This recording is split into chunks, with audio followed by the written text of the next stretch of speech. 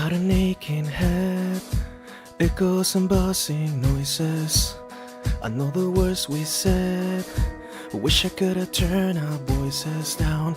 This is not black and white, only organized confusion. I'm just trying to get it right, and in spite of all I should have done, I was not mad at you. I was not trying to tear you down. The words that I could have used, I was too scared to say out loud. If I cannot break your fall, I'll pick you up right off the ground, 'cause you felt invisible. I won't let you feel that now. Invisible, invisible, invisible, invisible. You didn't get your way, and it's an empty feeling. You got a lot to say, you just wanna know you're being heard. This is not black and white, there are no clear solutions. I'm just trying to get it right, and in spite of all I should have done, I was not mad at you. I was not trying to tear you down. The words that I could have used, I was too scared to say out loud. If I cannot break your fall, I'll pick you up right off the ground. Did you felt invisible? I won't let you feel that now. Invisible, invisible, invisible, invisible. Welcome everybody. This is not black and white, there are no clear solutions. I'm just trying to get it right, and in spite of all I should have done, I was not mad at you. I was not trying to tear you down. The words that I could have used, I was too scared to say out loud. If I cannot break your fall, I'll pick you up right off the ground, 'cause you felt invisible. I won't let you feel that now. Invisible, invisible, invisible, invisible, invisible, invisible, invisible, invisible.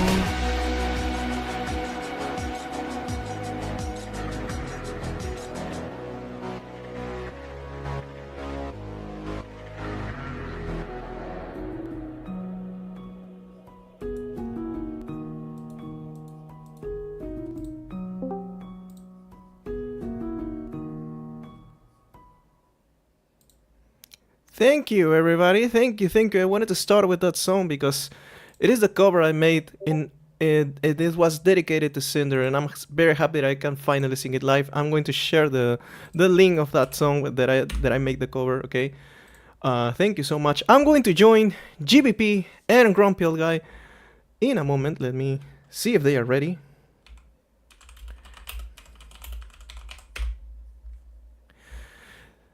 Thank you for the claps. Oh wait, where's the BGM? I'm missing the BGM. So, my name is Lobito. I am from Peru. I'm a PNG tuber. As you can see, I'm a wolf that plays video games. And today I'm going to discuss a big ass document posted by my Oshi, my Okami Oshi, which is Cinder, the VTuber. And I'm really happy that she's back. I am really happy that she is she's still safe. You have no idea how much I jumped on Tuesday when I think it was Tuesday. Yeah, it was Tuesday when the document released, and I was like, she's alive. Yes. I was so happy that she was. And by the way, this stream is going to be in English, obviously. Para toda la gente que me ve en español, este stream va a estar en inglés, obviamente, porque las personas con las que estoy colaborando son de habla inglés. So this stream is going to be in English, obviously. And I'm going to make a little Okay. Where is how is oh is this? Let me. It's just a yes or no question. Let me put it this. How many?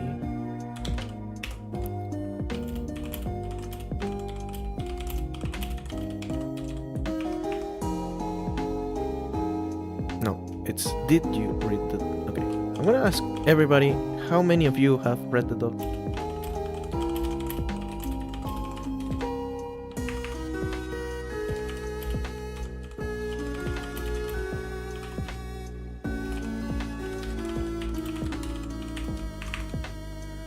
Okay, so let me modify. This is yes slash no. Yes slash C. N. No, obviously no. Okay. Let me see. I want to see how many of you have read the doc in full.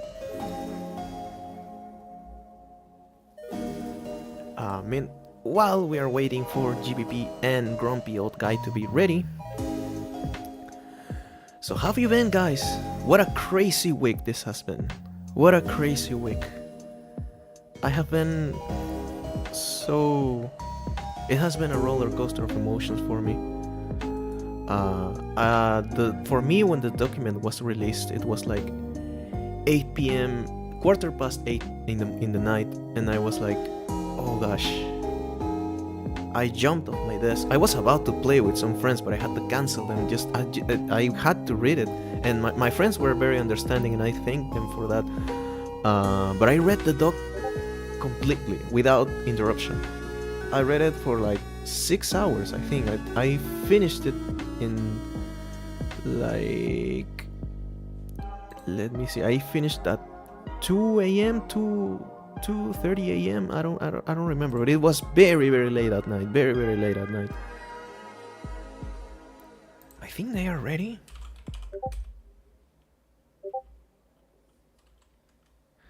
Let me see. Back. Hey, Lobito, Hey. Someone had a full bladder and left. Oh, what? Okay, Grumpy is. All right. GVP will be back in a minute. Okay.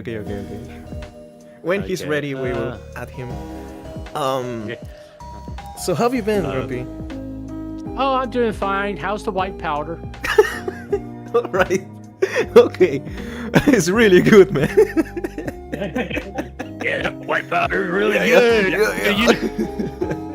I could use some of that white powder when I was going through this Google Doc, I can tell you that much. Oh my gosh. Actually, I don't know how you could read it under the effects of that. That would be impossible, man. That would be impossible. Well, it wouldn't be. I wouldn't have spent. I think my math is right. I spent. If you add all my streams up, it would be about 25 hours. Yeah, that's about the same time that Mama Oko took to read it completely. Okay, if I had some of that white powder, it would take me about 15 minutes. That Wolf said, I scared my mother from screaming when I saw the document. Oh my gosh. Sounds good. Yeah, I jumped too. I was like, I was like, bro, Cinder's back, and I was about to play with some friends, but I had to ask them if I could play with them another day because I wanted to read the document.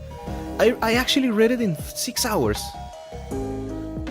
Because, well, I wasn't streaming. I wasn't like you or other streamers that.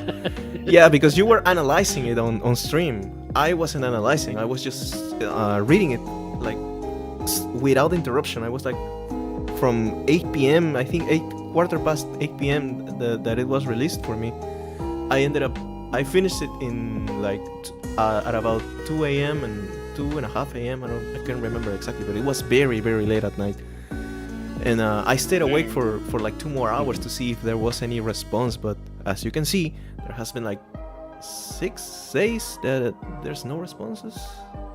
I mean... Okay, Lobito, do you have the Google Doc pulled up already? Yeah, I have it, but I have it at the start. If you need me to look for a specific section... Oh no, it's because on all our streams we're gonna have the Google Doc. Google yeah. Doc. Don't tell me we're going to read it again from the start. No. What we're gonna do is go section by section, Oh, give okay, our okay. thoughts, Yeah. and get like a little TDL, like a little Yeah, a little short. TLDR. Yeah, TLDR. Yeah. Is Just that. Is that GBP in the house? What? Yes, indeed. Hey, I'm in the alright. house. What's going on? Are you looking on my stream right now? Oh no, I'm going to look it. Okay. I'm going to look now. I was just like, I was literally doing, when I heard Lobato, when like Grumpy say that, I started doing like the Mr. Roboto on stream, and I was like, oh yeah, while Grumpy and you were talking, and when you said that, I was like, wait, no way, is Lobito actually seeing me do the robot? I didn't say Lobato. I said Loboto. Yeah, no, it was just the way you said that just reminded me of Mr. Roboto, and I was like, Mr. oh, Roboto. yes, the robot. The robot. Yeah, I'm totally down for that, though. I also want to put out there that, hi, Cinder fans, Pyropups, we are talking about this, like Grumpy said, but I would also like to reiterate the message that Cinder has put out on the Google Doc, which is, don't spread hate and harassment, and if you do, you are not a Pyropup to her. She says you're disgusting and deplorable and doesn't want anything to do with you. Exactly. Just putting it out there, and if you really want to put your effort into something, just go ahead and support Cinder. She has a card. You can go cinder.carrd.co, buy her merch, support her Twitch, YouTube. And again, if you decide to ignore Cinder's warning and what I'm saying to you right now, be civil, at least, just go dislike their videos, block their content, mark them as not as interested so they don't pop out your feed. We have tools as viewers and content creators to just not interact with people we don't like. So please respect Cinder's wishes and be the community that she wishes and deserves. All right. With that being said, if you guys are ready, we can go at it, Grumpy. You lead the charge. Yes. All right. Once again, I do this every time. Couple things real fast. This video / stream will not be monetized on my channel ever, because I do not want to profit off this misery. I am not really a fan of Cinder's content because I've hardly watched any of it. And I'm being honest, and I do not consider myself a Pyropup. So that means I can assault anybody I want. But we're going to keep it zero for this stream, okay? But no. but no. And be respectful. Okay, are we all ready? Yes. I've been ready, dude. Okay. I'm ready. We're here, right here. We are at like the very first page of the Google Doc, which is titled "An Overdue Response." I see this like more or less like reliving the mental part of why this all happened, the doc itself, not what the cancellation. This is her, what she's experienced since all this has happened. This isn't, and given like a short why she's doing this now, all that kind of stuff. And I like how she ends it with the burden of proof is on the accuser, not the accused. In other words, innocent before guilty. And everybody just automatically assumed Cinder was guilty of all the stuff that people are saying without really giving her a chance to respond to anything. We got to remember, none of the people who dropped documents before refused to talk to Cinder. Yes. So I find that this section here really helped, set the stage for what we're going to experience here. Yeah, it's kind of like a preparation for you. What are you going to where you're about to read? Yeah. PvP? Yeah, I didn't want to interrupt. I'm trying to find the part where she says he has a dog. I think I know it's serious, but she does say that in here somewhere. I think it was in redacted section. Actually. Yeah, I think it was there. It's not here. Was it? Wait, was there a section for that? There was. Yeah. Oh man, I'm on fumes, guys. But I do. No, I agree with I cannot Lobito blame you. It's and a very long yeah. document. Yeah, it's. But like just to reinforce Grumpy's point, I do like how this is like what's going on, and I do like that she addressed the fact that because of this, the Cinder slander, she had to receive 5 months of all of this hate, rape, dox, and death threats over these accusations. She didn't get a chance to defend herself properly, so this just really just proves it. And I do appreciate that she puts a list for the purpose of this document. It's a list like by number points. It's really nice to present the full story, take accountability, dispel rumors. And I do appreciate the fact that she also here says, guys, I'm human. I also make speculations like these three stooges here. Yeah. But like she also says like this document is not to fuel harassment or spread. So she clearly states it, and I do appreciate that. And I do like that she stands up for herself. She's like, you were lied to. Let's get that out of the way. You were lied to, and I'm here to prove them wrong, as well as to admit my wrongdoing. So I do like that. And I agree with Grumpy. That last part is nice. Yeah. The burden of proof is on the accuser. So, Not yeah. the accused. Yes, it's a very. Okay. I don't know where is that quote from. It's familiar, but I don't remember. Or maybe she came up with it, but I know where it's from. Oh, you know it? It's from her tweet. Yeah, it's from her tweet. No. Okay. Hey! Hey! Oh, Grumpy's right! Oh my gosh! We cracked the code, guys. We've cracked the code. Dude, you have a Go XLR? No way! I need to get that. No, it's I need that. I don't have one. It's the soundboard from Discord. Okay, I'm broke. Discord has a soundboard? Yes. No! It has. I have been given knowledge, guys. I need to. How do I do that? Oh, Jesus. Oh wait, no way! Oh, There you go. Bro, that's great. I need to use this. How have I not been using that? Okay, anyway, sorry. Children have found a new toy to play with. Exactly. I'm just like, no freaking way. We could do that, guys. Oh my I have gosh. been- Chat, everyone, Pyropup Cinder fans, I have been given knowledge. I shall now use it. What do you call someone that's stealing from a store? Nautilus. Oh my god. Close. Sin. Durr. Yo! I'm gonna use that. I love this. Wait, where's the dunce? There Okay, it good. goes. Okay, there it is. Okay. Sorry. Okay, so Yeah. as I was saying, Did you get that out of your system? No, you're gonna have to deal with it. All right, nonetheless. Lobito, as you were saying.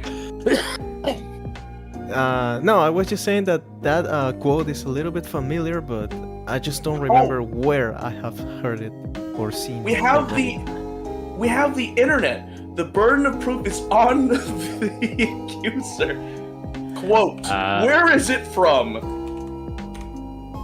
The phrase "the burden of proof is on the accuser" is a common legal and philosophical principle, often summarized by the Latin maxim "e incumbent probatio qui ducit, non qui negat." It's not from Okay. a movie or a Yep, film. it's not from a movie. It's It's actually a literally- legal quote. It's actually a legal Yeah. quote. Yeah, and you probably seen it on Twitter. Anytime drama comes up, people say something along that line.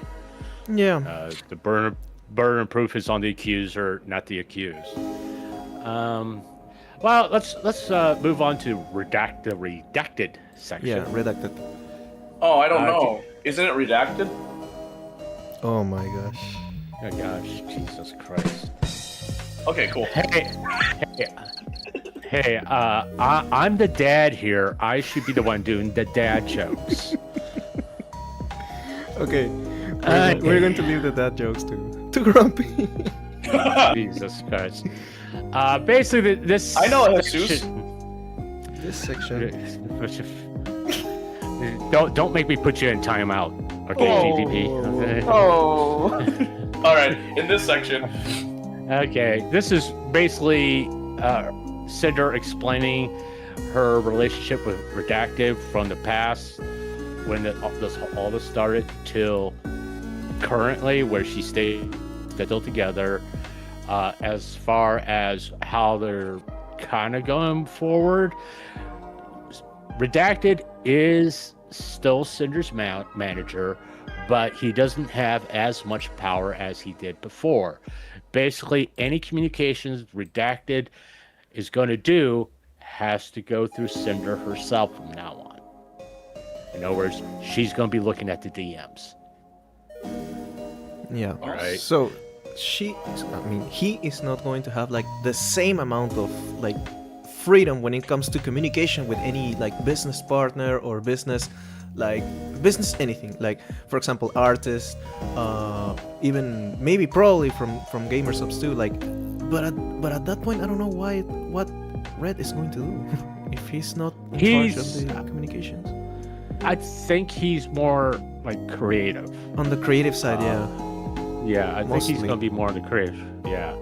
And I still think he's going to do some type of manager stuff, but since his DMs was basically the catalyst of all this, she's going to, like, don't fucking talk about anybody else. Yeah. You just stick with me, okay? One thing I do want to take out of this, and I've said this when we got to this, I think it was a fucking mistake for him to be her manager. Again. Yeah. I mean, I would definitely hire a professional manager, someone who has experience managing talent and knows how to like treat vendors. It's like, hey, I'm friendly to you, but we're not friends. We're not going to sit here and drop tea or any of that stuff, because that was Red's bad habit, which led to all this. And there is a little thing here from Red, which, you know, if you want to know what it says, read the damn thing yourself. What I want to say, well, I've read it, and I'm not going to read it again, okay? Don't worry, let me speed run it for you. I don't even know where it is. Okay. It's right there at the beginning, buddy. Oh! Okay, I got you, Grumpy. Hello, I'm Red, Cinder's long-time partner. I've worked alongside her since she started in his career. I helped her put this idea together that I considered over the past few months. I had to come to terms with that being the reason why Cinder's image, her relationship, and career were all ruined. Her people who were our friends, I fucked up, and she had to answer to the world for by her actions. My actions ruined everything for her, to take it to responsibility and helping her pick up the pieces. I don't want to put something on Cinder without her, and that could have made things clear. I ask that you don't know what I did against her. You're welcome. Okay, anyway, now that I've read that for everyone, they clearly have a clear understanding of what's going on now. Yeah, and this is what I want to say about this is what I want to say about that statement. It's about fucking time, Red. You should have done that shit back in April. But let's remember what Cinder says a little bit further in the document is that she started to panic, and he threw him out. Basically, she was angry at him, obviously, for obvious reasons, and when the document fell, when Nano's document dropped, she just she had a fallout with him, and the first thing Cinder does is contacting a close friend that is supposedly close friends with Bao at the same time. And well, people kind of speculate because, I mean, further into the doc we're going to reach a point where Cinder says that there's one person that actually reached out to her. We can speculate that it could have been someone related to that friend, but we cannot say anything yet because Cinder hasn't mentioned any names, so we cannot assume anything. But we know that Red couldn't do actually anything because Cinder exploded at him, and they were apart for like 1 month after they got in contact again so that they could start this document. Yeah, exactly. So Redacted couldn't really do much about it, even though he's her manager, because Cinder literally was like, no more, and then they had a falling out, so couldn't do much. And I can imagine how he felt at that moment, because I mean, imagine you just ruined the reputation of the person you're supposed to take care of. Guys, I do appreciate you trying to be very understanding and compassionate, and I'm not. Yeah, no, it's cool. I mean, we have different points of view here, okay? Yeah, and we're just here to talk about it, so. This is how I look at it and why I said what I said. Okay, Red still had the internet. he could have gone to Twitter anytime he felt like it, regardless if he was still, whether he was Cinder's manager or not at the time, and literally did the adult thing and just put out a tweet. I said all that stuff. Cinder didn't. I overstepped my authority. Half the stuff that was in those DMs, Cinder didn't know about, especially about Bao. Well, okay. You could. I mean, he could. I did say that. Yeah, but, you I say know, that. but The thing is that like, go ahead, Lobito. Go ahead. We cannot understand anything unless we live through it. Okay, these two have known each other for like since college, if I'm not mistaken. They have been through a lot of stuff. They have been through a lot of different stuff. And Cinder admits a lot of things that any other relationship could have ended, but they have powered through everything. I will tell you this, okay? I mean, when she was talking about people theorizing toxic, their relationship being toxic, she was kind of like talking about people like me, because I theorize that too. But I will say this, as someone that's been in a long-term relationship that ended badly, there's plenty of times in that relationship I did, lack of a better way to put it, fucked up. And I literally said during that relationship to the person I was involved with, the Lord of the seventh plane of hell, I fucked up. Now, if it was like a public thing, I would say it publicly, because how bad this nothing burger blew up to be. He should. My point is, regardless if they were still in a relationship or not, he had to take ownership of his mistake publicly, because it would have been better that he did that back in April. So I'm not saying it would take all the heat off of Cinder, but it would have taken some of it. Okay. And maybe it will help with the healing process faster, as far as relationships that she had with other people, other VTubers and stuff.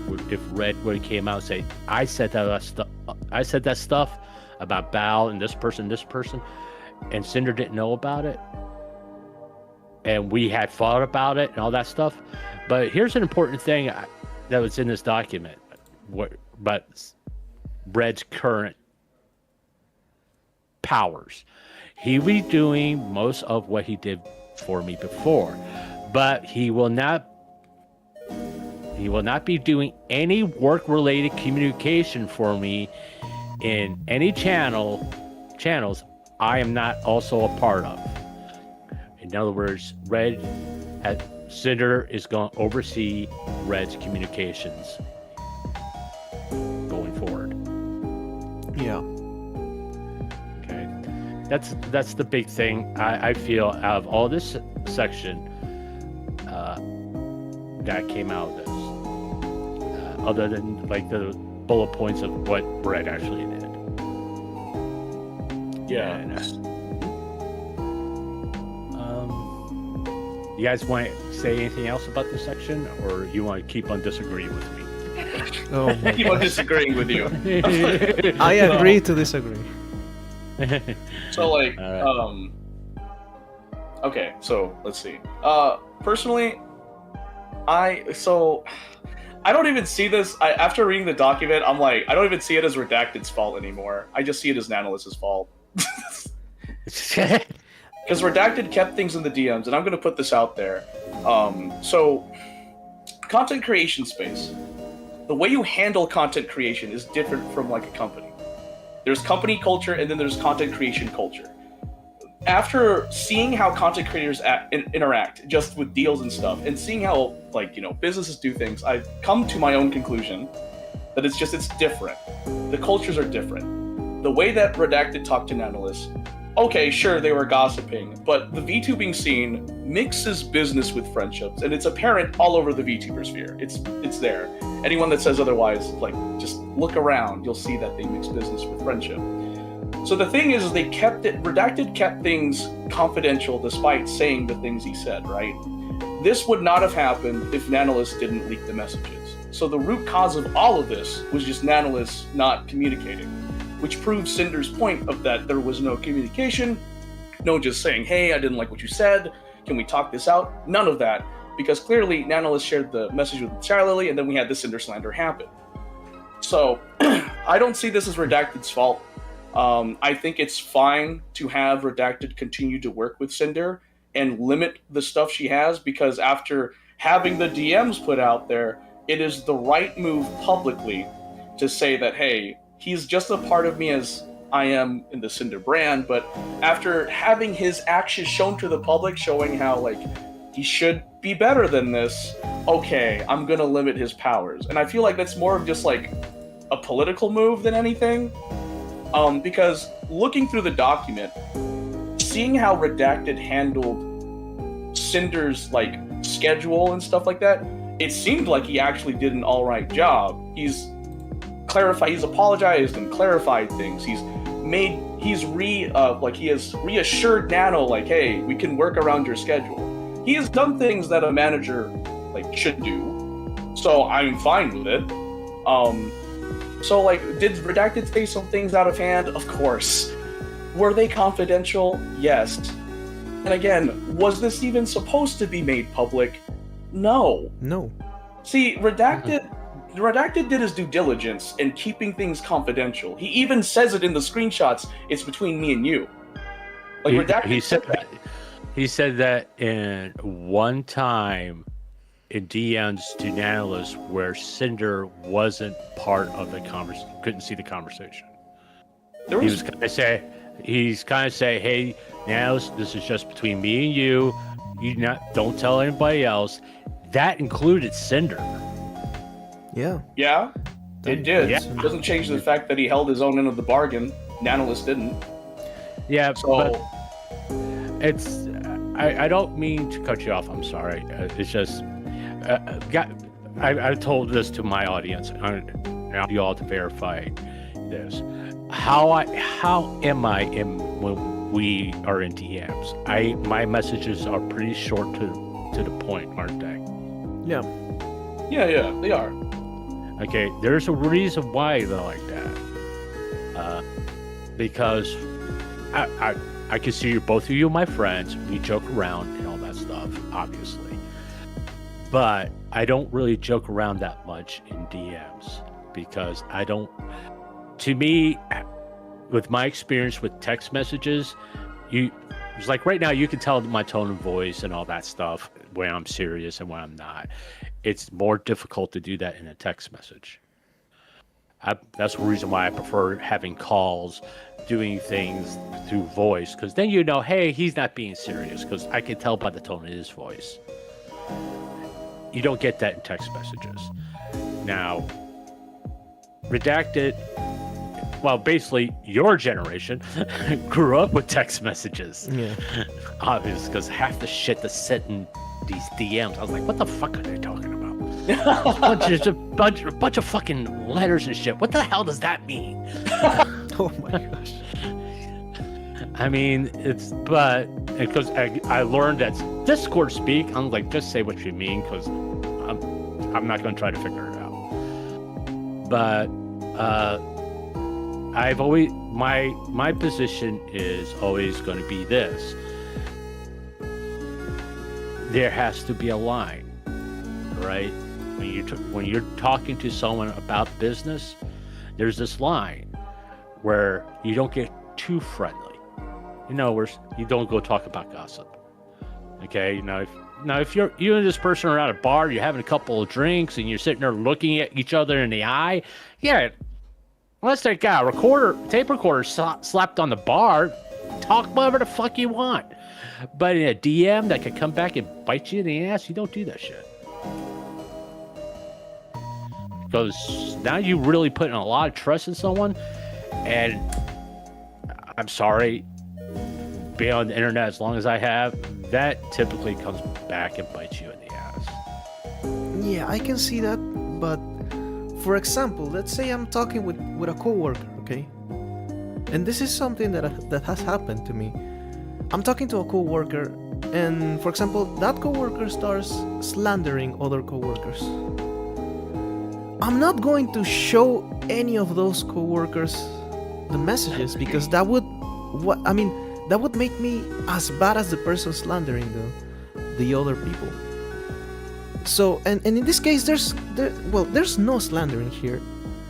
Red and Nanoless, they were just like gossiping like friends. Like if you read all of the DMs, this is like 100 pages of full screen captures, you will realize that they were actually very good friends. And the fact that only Nanoless was the one that released a dog, it truly means that Red didn't talk like this with any other person that wasn't Nano.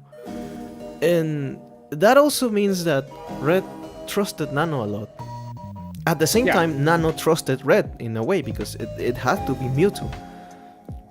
It was only after Nano somehow, which until this day I will never know why she did it, or she just leaked the DMs to a certain party, we know who, and everything started. Yeah, I'll get more into what I think of Nanoless when we get into the Nanoless section. Yeah, but like to your point, Grumpy, I feel like just piggybacking off that point, the way that by the way, GVP, I give you permission to call me Grumps. You don't have to call me Grumpy. Okay.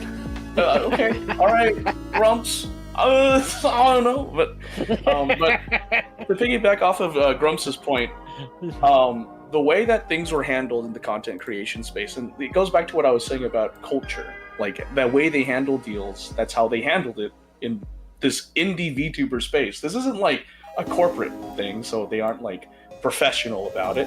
They're just somewhat casually professional about it. And like to Lobito's point, they were friendly. Redacted trusted them, and this was purely on a trust basis. There wasn't any contract signed or anything. Sure, you can argue that there were non-verbal contracts said in that DMs if you said so, like when Redacted said, "Oh, this is between me and you.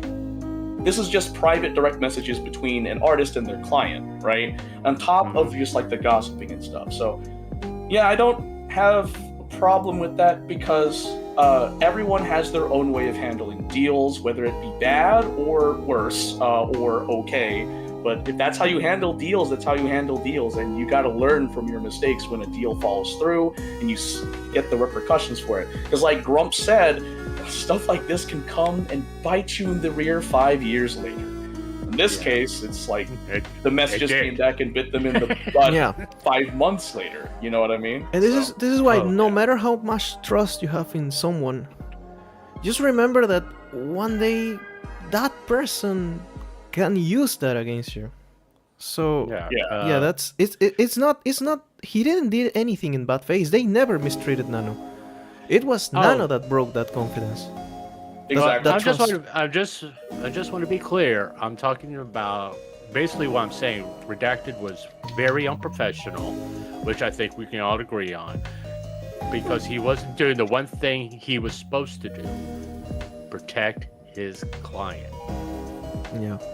Because even Cinder admitted, and Red admitted, he told Nanoless things that Cinder wasn't aware of. That's the one person that needed to be aware of what Redacted was saying in those messages. Cinder. Because a few times Red said something and told Cinder, "Hey, I said this. Don't you do that. Take it back." So the thing I would disagree with is Redacted did it in the interest of Cinder. Like, he did his job in protecting Cinder. But his thing that he did wrong was not properly communicate things beforehand with the whole exclusivity deal, which we will get into. Yeah. Redacted still had Cinder's interest in mind. He just did things without Cinder's consent, and like you said, Grumps, like when he eventually told Cinder about it, Cinder would say, take it back, and then Redacted would walk it back. But that's something that's Redacted's fault, is not telling Cinder before doing the decision on behalf of the Cinder brand. So... Okay, you guys ready to move on? Yeah. Okay. The next section is about Cinder's apology. Okay, where she freely admits in this section that she over apologized, basically. But she did take accountability, which is something that a lot of people said that she didn't do. And obviously, you didn't read the fucking apology, you dumbasses. Because even when I read the apology, on my stream, you can go to when I covered the apology in my stream, I said she took accountability for this, and this.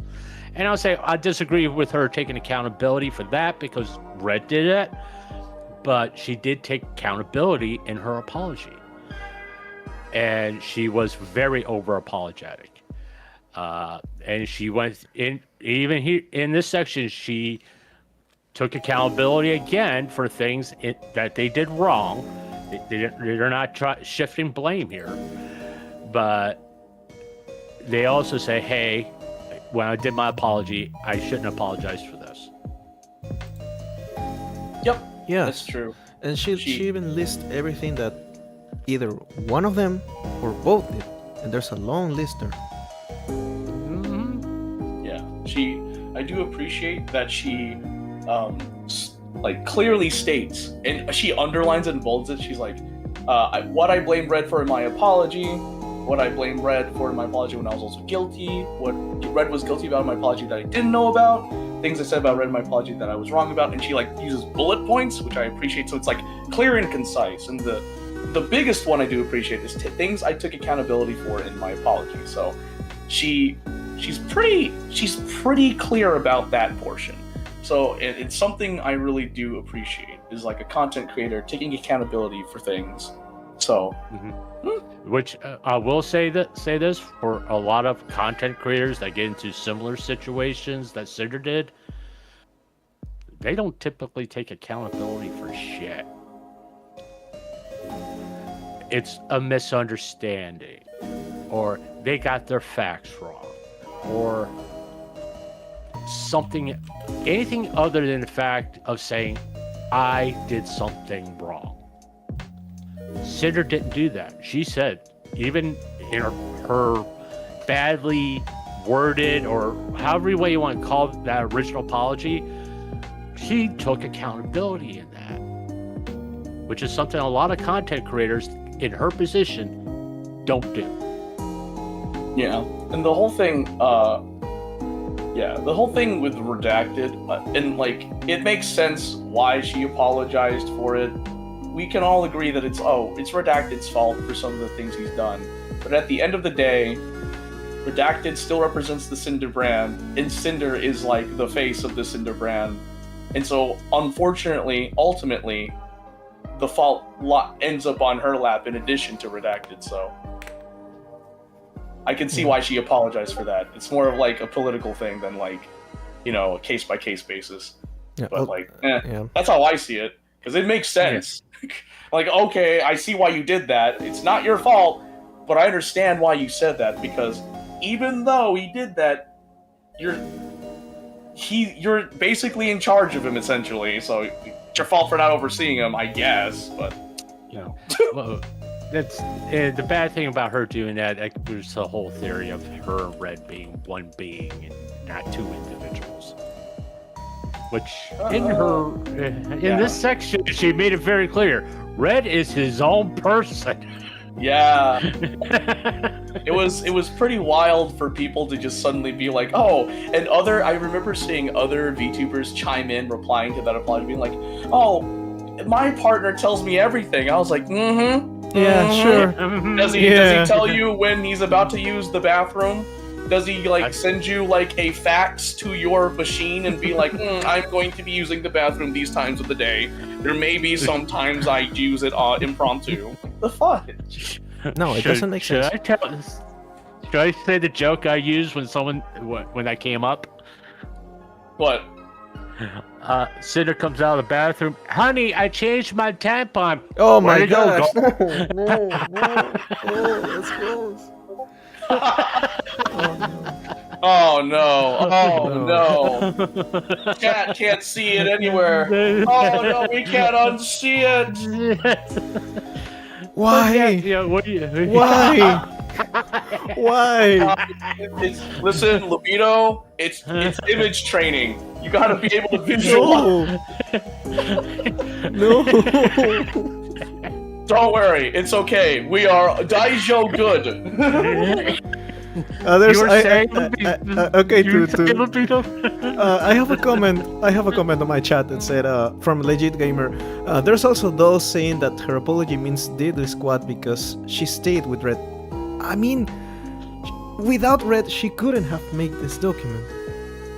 Yeah, this document was made in tandem with Redacted. Cinder and Redacted worked together literally a month after. Like after they made up, they worked on it together. And I will put this out there because Cinder says it herself. Redacted is part of like the Cinder icon. If it wasn't for Redacted, Cinder wouldn't be here. Yeah. Like legit. They worked together for such a long time. So of course they're going to be together. They have to be together, and Yeah, no, and also I that's so want to point this out there. It is romantic, and I'm glad that they got together. I'm glad that they fixed they things. fixed things. Got together and they set boundaries. I appreciate that. In my opinion, now I want to say this for after everyone this else. It's not going to be broken after this. They are not Yeah. going to be separated after this. Yeah, because like that's what I was saying. 'Cause first off, the fact that they had a falling out, right, and then a month later they made up. They got back guys, together. 1 second, guys. Okay, all right. I'm not going to ban you, but we're not going to use the term clout covenant in my chat. Oh. Okay. I find that disrespectful. We're not going to use clout covenant in my chat.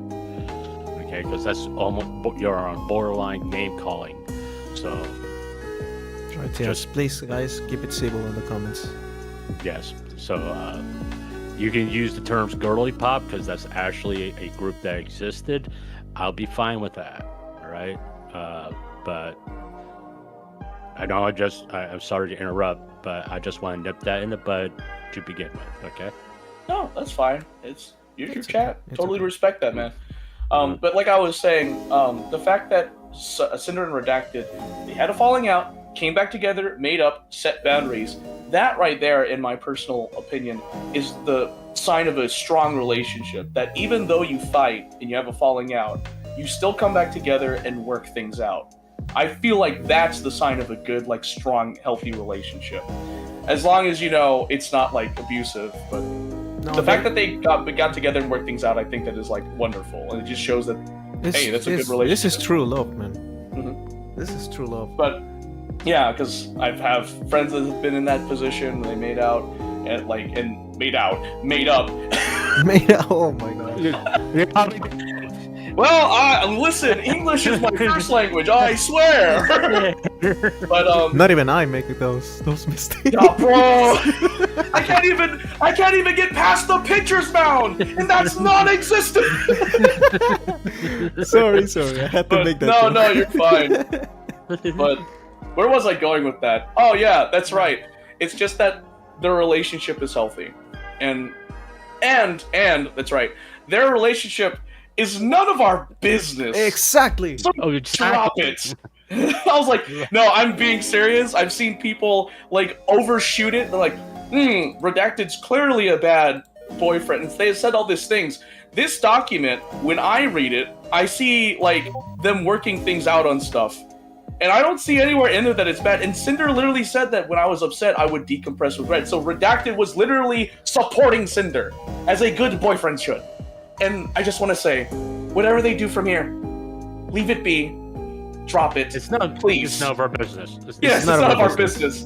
I remember someone reached out to me about that, like before stream started, and they were like, "What do you think of this?" And it was like a Google Doc, and it said something, and I was like, "Listen, I appreciate you supporting it, and I understand your thoughts about Redacted and Cinder, but I heavily suggest that you delete whatever that, like, what your doc, because that's none of our business. And it was just basically their opinion about Redacted working with Cinder again. And I was like, guys, no. Listen, it's their life. Leave it alone. If it works for them, it's fine. Okay? Like, it's...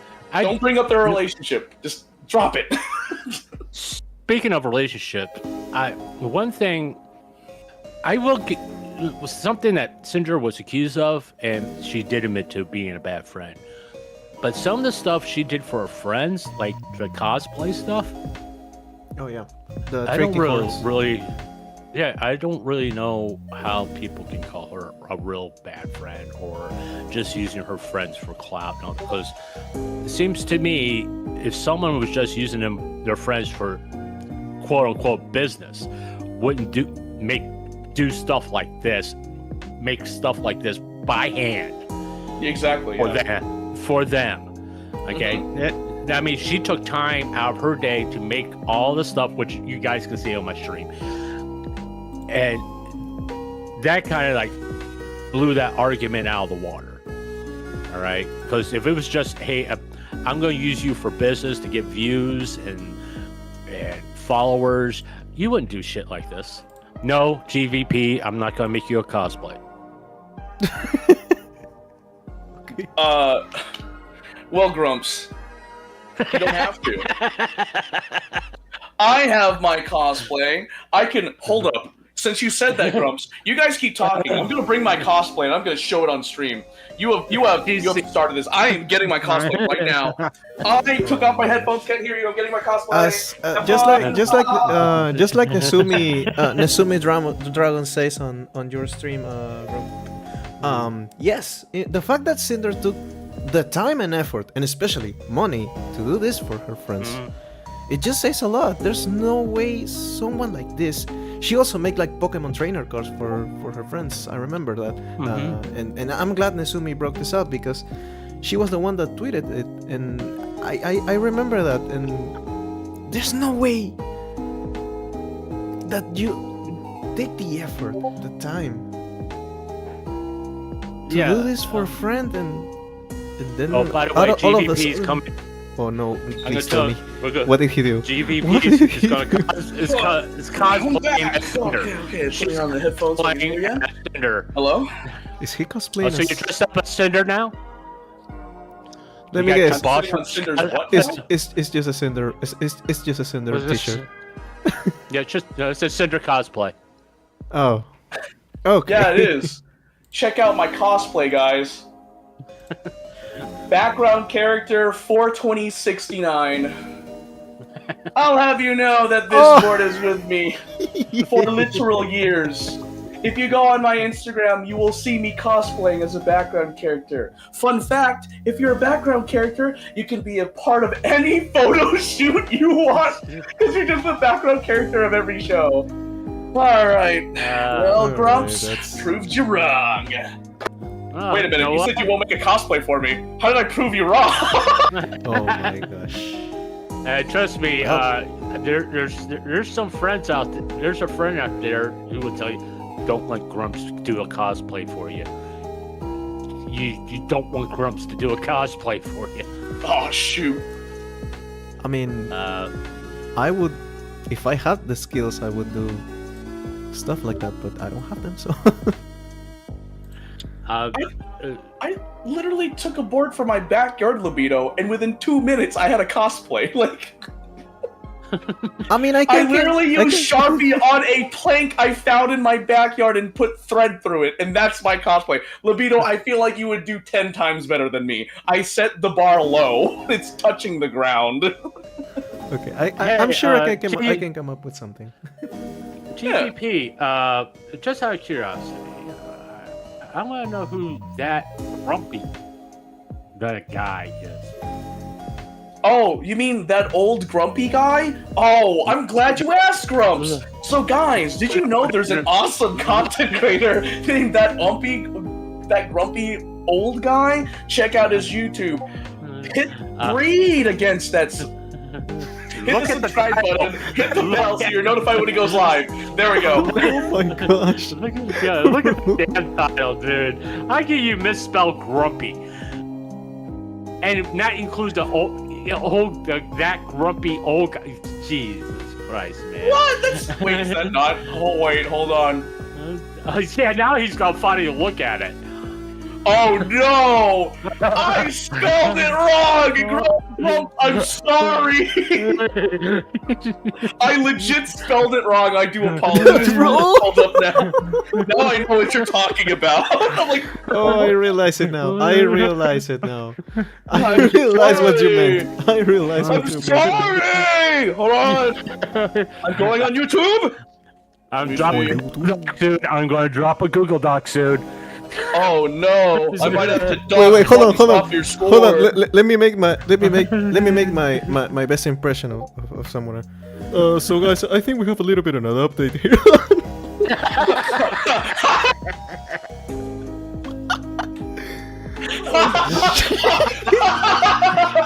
Okay, that was a good one.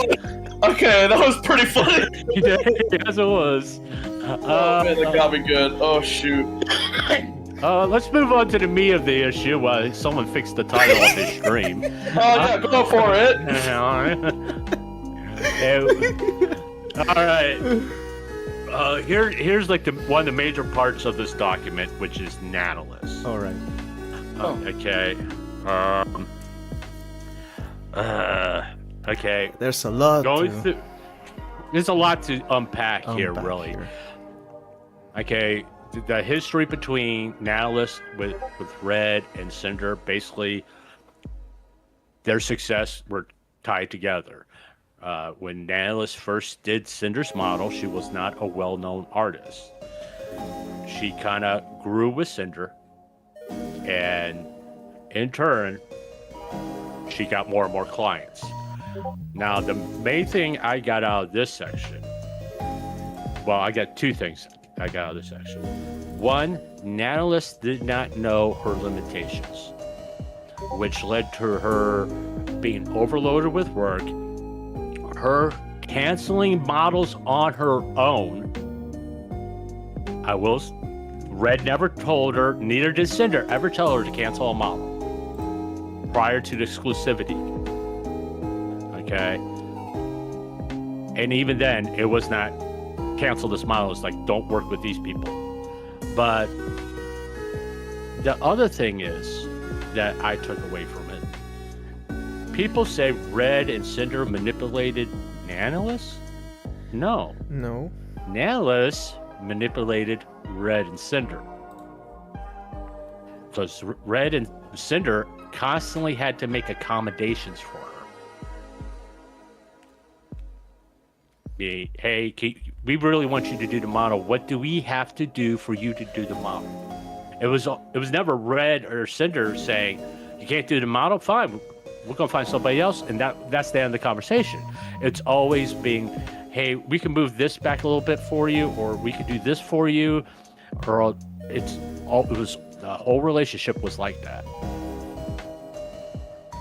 And like I said, Nautilus manipulated Red and Cinder, not the other way around. Now, was there a little bit of manipulation? You can say that when you talk, and we'll get into that with the exclusivity deal. Red's headcanon about Bow and Cotton. That's him manipulating. Okay. The Silverveil stuff in here, Cinder was aware of, and them talking bad about Silverveil, or Red talking bad about Silverveil with full knowledge of Cinder, that's kind of bad, to be honest with you. All right, but when we gotta remember this, Nautilus was the one that brought up exclusivity first. Back in 2023, I believe. I think it was like in August of 2023. Yeah. I'm trying to find it. Let me scroll down. My fingers gonna hurt after this. Yeah, but I do remember she was the first one to bring it up. She was. It was in 2023. Late 2023. And it was, yeah, it was at the end. And I think she initially turned that down. And then there was the exclusivity deal that happened in January this year. And it was her that came up to Redacted. Like, she's the one that did it first. Yeah. Also, in these DMs, we got her true feelings about Bao. She never cared to work with Bao. She didn't care, yeah. She said, like, I didn't care. I'm like, oh! Both Bao okay. and Cotton. Bao and Cotton. Yeah. Yeah. Yeah, and then that 7 model list that she canceled with Redacted going, if that's what you want to do. Yeah. Sir, if we can this is the reason why I don't like text messages, because you don't hear the tone of voice. Because if I was to say that phrase, it would be exactly how I said it. If that's what you want to do, okay. So like, it's on you. I'm not telling you to do it. It's like, if that's what you want to do, go for it. I feel like even through text, it was kind of implied that he was like, if you want to do that. Yeah. But that's just me. Yeah. I mean, I think if people actually read this fucking document, this war and peace document, yeah, right. they will come, I'm pretty sure a reasonable person that's not a Cinder fan will come to that conclusion too. You know, it's just something that's said every day. And you can, by the way, Nano's going, by the way, I love gossip. To me, that's a fucking red flag right there. Because, I mean, like I said, Nano's manipulated Red and Cinder all the freaking time. All the freaking time. Especially when Nanolist got Cinder and Redacted to pay for our home. And then, like, Nanolist accepted the exclusivity deal, got the payment, and then was like, I'm backing out. I'm gonna get that commission from Silvervale. No one knows if she refunded Cinder and Redacted that over $3,000 payment on PayPal. Almost 4K. Oh, yeah. Nanolist came out on her Discord server. She made an announcement. She's like, "Oh yeah, it was like 3,951 USD or something like that." And I'm like, "Yeah, that's still a lot of money." Like, dang. That's a lot. It's like $4,000. That's $4,000. That's essentially $4,000. Like, you can see, like, people have sent me the screenshot, and I'm like, "Dang, really? That's wild." I mean, of course I'm gonna cover it, but like, wow. I mean, throughout this whole section here, basically all the stuff that's going to come afterwards was said in these DMs. The Spite stuff, Silvervale stuff, Bow stuff, the Shy Lily stuff are all in here. And this is, unlike Nanolist's document, we have full context of it. None of it's been clipped to make one person look worse than another person. So... yeah. I'm just replying to my chat. Hi JP. Hi JP. Japanese? Where? No, I mean. Why is JP? No, it's in your chat. It's in your chat, Rumps. Okay. Lobito, I know what you're talking about, but I was like, JP, Japanese? Japanese. Nihongo, nai. Jabe. Okay. Yeah, because I'm looking at the document. I can't. Thank God JP's there. He can keep an eye on my chat for me, so I don't really have to pay attention to it. Okay. But I am paying. JP's my moderator. Yeah, no, like, I know. that's the job of a mod. Grumps was right in his assessment. Like, what? I am an honorary mod of his channel as well. Oh yeah? Well, I'm an honorary mod of a channel. Oh. A channel. Okay. Yes. Where did she bring up this exclusivity thing first? Jesus Christ, I'm trying to find it too. It was it's late. Was it in November 2023? It was around that time. Because I'm in July right now. Yeah, I'm trying to find the one where Nanolist accepted it, and that's in 2025, and that's like all the way down. I think it was either like in. I'm in November right now. I think it was November. It had to be, because that's the whole thing where Silverveil canceled, Nanolis canceled Silverveil model in November of 2023. Of her own volition, mind you. Yeah. She just did it because she was like, I want to work on Cinder stuff. Literally, I have been scrolling to find it. Man, I cannot remember what it was, yeah. Yeah, okay, okay. This was when Nano and Red made their exclusivity deal. This is the one in 2025, not the one in 2023. Second at 4 total times with the 3 different artists. I never specifically asked anyone to not work with someone else. Okay. And then... Or does she say it's a deal? It was like, that was in January also. I think it's like the same day as that. Oh yeah. Nanolyssa's message. I'd rather work with Cinder than Bao. Don't worry, being Cinder's mom means a lot to me. She says that. Has the edited screenshot. I don't know why. I don't think she highlighted it like she did with other things. No, I'm pretty sure she did. Now, something I want to point out now, to all the people that say that 1,000 pages is a lot, I'm literally just one motion of my mouse wheel, it just changes the pages, because some pages are smaller than others. So this is not hard to read. Come on. Yeah. Yeah, so to Lobito's point, most of this doc is filled with screenshots. Like, it was not as long as I thought it would take to read. But I will say, it took a while though. Unless you're me. It is 1,000 pages, but not full pages. Unless you're me and it has to comment on everything that pisses you off. Nano said, "Oh, we can do a deal. I'll cancel my model with Bao like forever." Wait, what page are you right now? Well, what? Oh, this is the 2025 one. I'm still talking about 2025. I'm not talking about 2023. Yeah. So, yeah. Okay, I'm gonna give up. I'm not gonna sit here and do this because one, I did this during my stream. And we understand. Yeah. Nanolist did say that there were going to be 2 separate deals. About new babies, that would be another deal. So she said that. So there were 2 deals being made. The exclusivity deal was excluding what was it? It was like a deal about new babies, like new clients, and then a deal for existing clients, basically. And like the existing clients exclude Bao, Khan, and Silverveil, from what I understand. And then, by the way, guys, we caught her in 4K. It do be fair, but okay, can I ask for Demon Cinder figure? Yay, deal. Yeah. No, the funny part was, she cropped that in her document, but you can see it in Bao's. Yes. Yeah. No, the funny thing is we don't see the yay deal part. But no, you're right, Grumps. You are right, because the thing that was cropped out was, it do be fair. Also, no, the yay deal thing was in Bao's. That refers to the it was.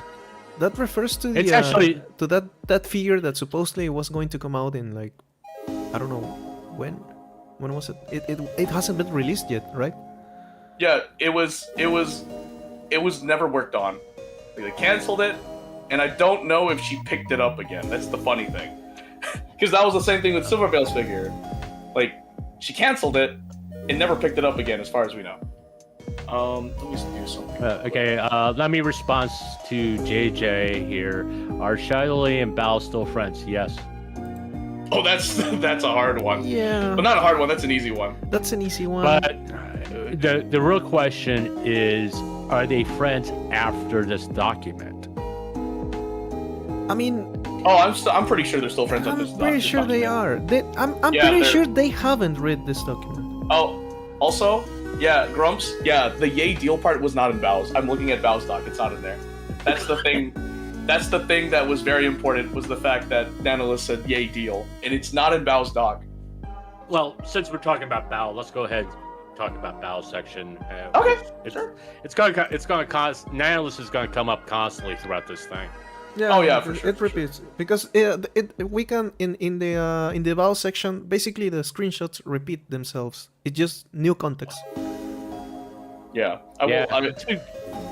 No, the funny part is I was so tired in my stream, it took me a little while to notice it. Yeah, no, it took me a bit to notice it too, and once I did, I was like, "Cool! I can skip literally 20% of this." I mean, in cool, because I already read it already. I mean, when you read the nanoless section first, Yeah. when you go to the bow section, you can focus more on the little text parts. Yeah, because a lot of the stuff from the analysis section is reused literally everywhere else. So Yeah. The you save a context. lot It's of just the reading context time. that changes. It's just the context. Yeah, exactly. It's there to provide context. But anyway, Bao's section. What do you got to say for us, Crumps? Well, I'm going to say this again, and I don't care if people get upset with me. Besides Cinder and Red, the real victim here out of all this is Bao. True. Because she was made the sympathetic figurehead of all of us. You know, because Bao and Cinder were really close, and it was all, look what Cinder did to her best friend Bao, who's just went through surgery. They don't give her time to recover. She's 24 hours after their surgery. They come to her with Bao's own admission, which you can find there's a link in the Google Doc, by the way, where she admits she was not good mentally. And still wasn't when she made that fucking video. She was still on pain medication. In her own words, she was having the worst period of her life. She was cramping real bad. She was in a lot of pain. And Shy Lily and Analyst went to her when she was in a weakened state. My theory about Bao, if she wasn't in that state, I'm pretty sure she would have went to Cinder and said, did Red really say this stuff about me? Yeah. It would have. She would have gone to us, Cinder. What happened? What happened here? What is this? And Cinder would have come up with everything that is showing us right now. So everything would have been solved like in a week, maximum. In a week. Yeah. I mean, real quick about the exclusivity deal, the quote-unquote blacklist. Bite me. Was Silvervale, which is what Cinder was pointing to, and when we get to Silvervale's section, we'll explain why Silvervale was the main one that Cinder didn't want Nautilus to work with anymore. Red, on his own, without Cinder's knowledge, added Bao and Cottontail. Because his headcanon about Bao being a bad person and something about Cotton hurting one of their friends,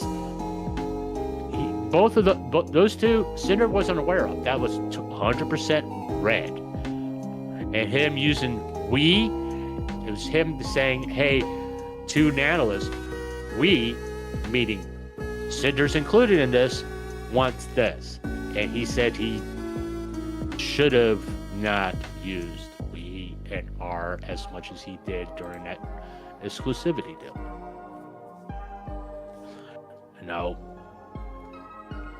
And the crux of the whole exclusivity deal, excluding Bao and Cotton, and to a lesser extent, Silvervale, was seen as trying to sabotage their careers. I don't know how, but Daryl was the only artist in the VTuber sphere, for Christ's sake. Well, only VTuber artists that they wanted to work with, because Nautilus makes amazing art. Yeah, we gotta be true about that. But we can't. I like, mean, Nautilus' skill is pretty freaking good. Okay, everyone loves good. her art. I'm not denying that. Okay, but my point is, there are other people out there that are just as good as Nautilus.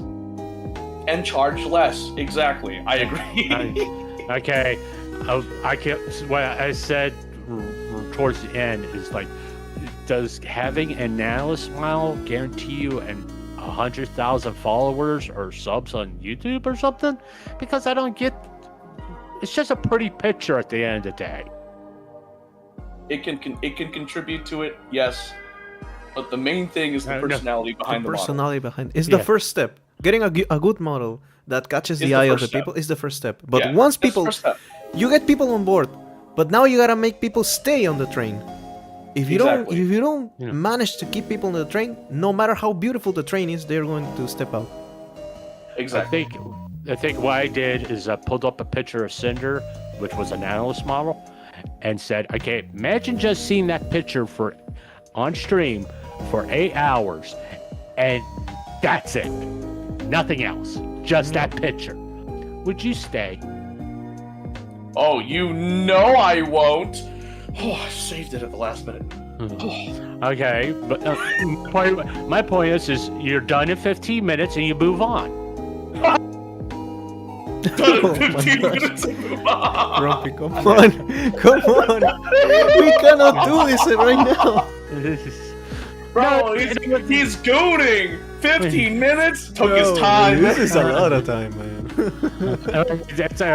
I'm just let's be honest, because what does people say about models like Cinder, like Shy Lily, all of them?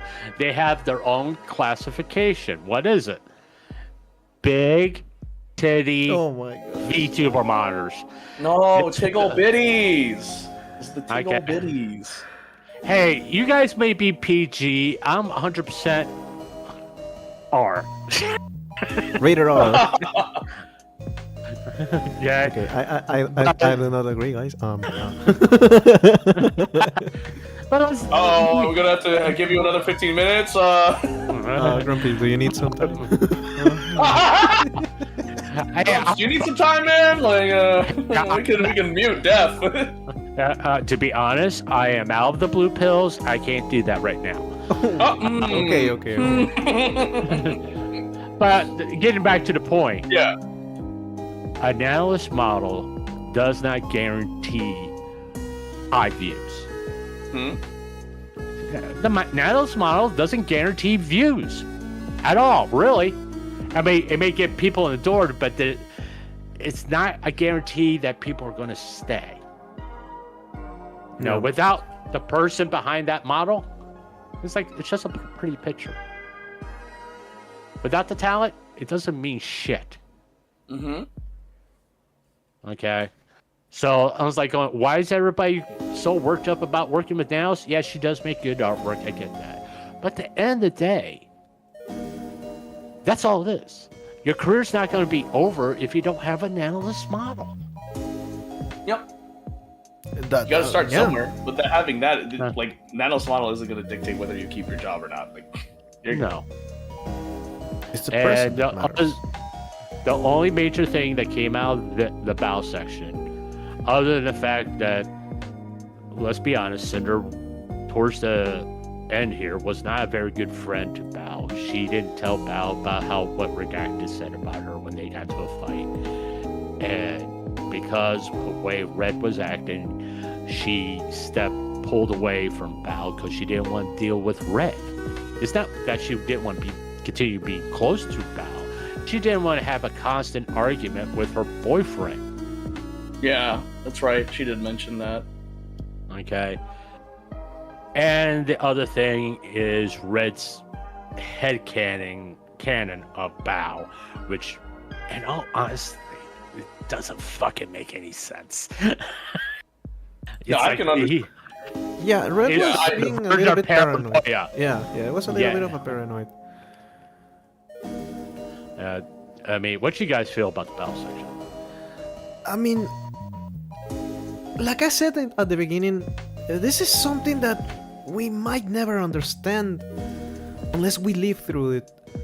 Like, maybe, like I said, Red was paranoid when it came to Bao, but we might never know what they experienced by, putting ourselves on their shoes.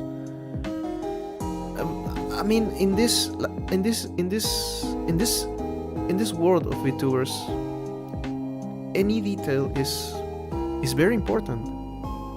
it's not like we're talking about just streaming like nothing else matters. Everything, every detail, every communication, every message is important here. And to a certain point, like Sarge is saying on the chat rooms, Red was right in a way, but it was the way he worded his messages. He was careless. He thought nothing was. He thought the privacy breach wasn't going to be broken. But at the end of the day, the one that agreed to cancel Bao, the one who didn't care about Bao and Cotton to an extent, was Nano herself. And it wasn't because Red was, manipulating her. It was because Red had some stuff that was worried about Bao. But I think it was a development from what Nano was talking about. They were like, Bao contacted me, that's suspicious, and Red was like, that's suspicious, and blah blah blah. And at the end of the day, that led Nano to take that decision. But well, it is something that I personally would never understand why it happened. I think, like I said, it could have been something like in a week and that's it. But VTuber relationships are very complex. I would agree. Real quick, does my chat want me to play that horse song again? Oh my gosh.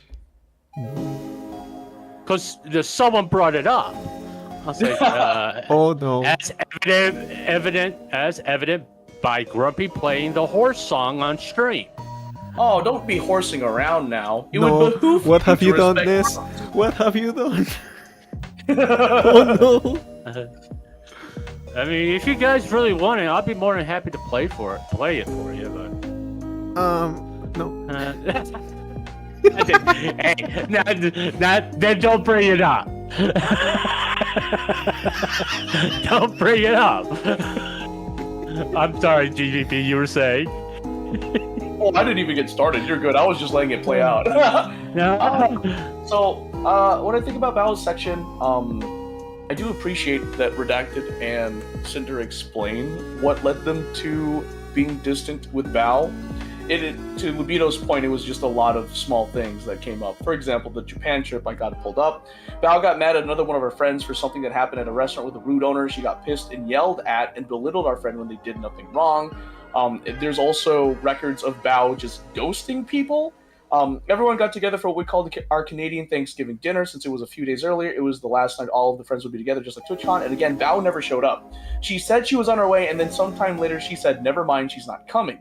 So Bao does stuff that's not what a friend should do to their friend. So it was like it was an accumulation of all these small things towards Red and Cinder that Redacted then had this headcanon because of Bao's actions towards like the group. And it was like, what is it called? A confirmation bias that Cinder and Redacted post later on. And it's like, confirmation bias is the bias that a person has based on their personal experience with someone without, considering the truth of the matter, or something along those lines. So I do appreciate why they did that. And I can see where they even got to that point. Because in the VTubing sphere, people are parasocial. We're not even gonna beat around the bush. Yeah. We're parasocial people. Especially on if you're chronically online, you become parasocial with VTubers and stuff like that. Especially with people that aren't really good with communicating, like Cinder has said. And it's apparent with all the other VTubers, apparently. But yeah, I do appreciate that they take the time to explain that. Now, for Bao's section, I want to point out that I feel for Cinder when she said she chooses to believe what Bao said was a mistake. On Bao's stream, Bao says that Numi forgave her for not going to the concert, but as we've seen, Cinder was of course at the concert, but Bao on her stream publicly said, Numi forgave you when you didn't show up at the concert. Cinder didn't perform. Cinder was there supporting her friends, and there's evidence of that. So Cinder said she's choosing to believe this was a mistake, and I felt bad. I was like, I don't know. Even if you're under the influence of surgery, okay, fine. I'll be lenient with Bao because she's been through a lot. But the fact that she said that, and then later on she's recovered, and didn't walk it back after thinking about it, I just think at that point that she's a fake friend. Like, there's no two ways about that. I disagree with you. Okay. There's a lot of factors that come to that. Yeah, because one, trust me, I misremember a lot of things. And it's just not because I'm old. All right. It happens to everyone. Yeah, I would talk up with Bao saying that Cinder wasn't at Numi's concert as an honest mistake. All right. That's all I can see that as. As far as being a quote unquote fake friend and not taking things back, let's gotta remember this was a colossal shit. And if anybody, a VTuber of Bao status came out and say, "Oh, I was 100% wrong about Cinder," and going against, well, the queen of the indie VTubers, it is very dangerous. Yeah. Yeah, how much hate she would have gotten. Not walking it back was more of a, I gotta protect myself now. I mean, we don't know if Bao's reaching out to Cinder right now. We don't. And quite frankly, we don't need to know.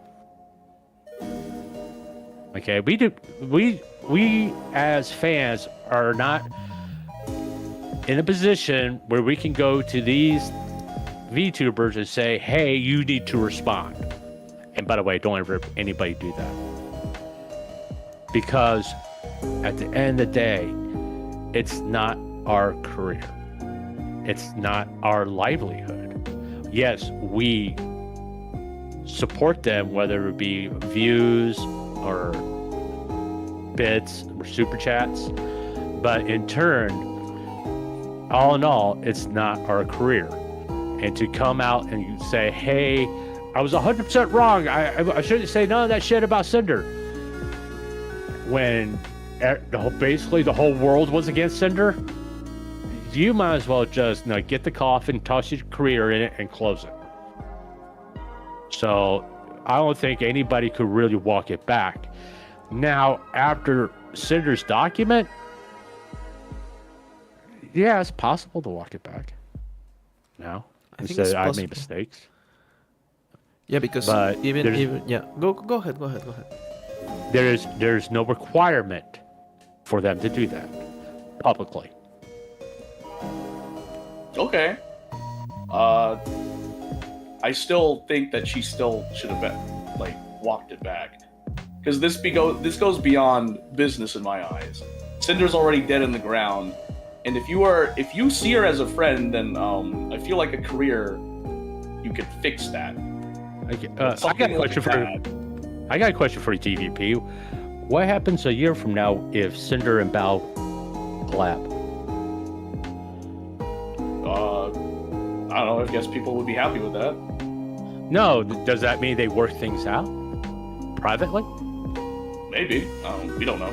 Oh, do you expect them to collab next week? No. I don't expect them to collab next week. I mean, okay. My point is they're going to work things out in order for it to collab. You were saying, Lobito? it's like when we saw Silverveil collabing with Centrea. Like, yeah, it happened. It just happened. We have to assume that they work things out in the background. I mean, we all agree on this, that this whole situation here, that all these fucking Google Docs, should have been a conversation that we shouldn't have seen at all. No, we all agree on that. Okay.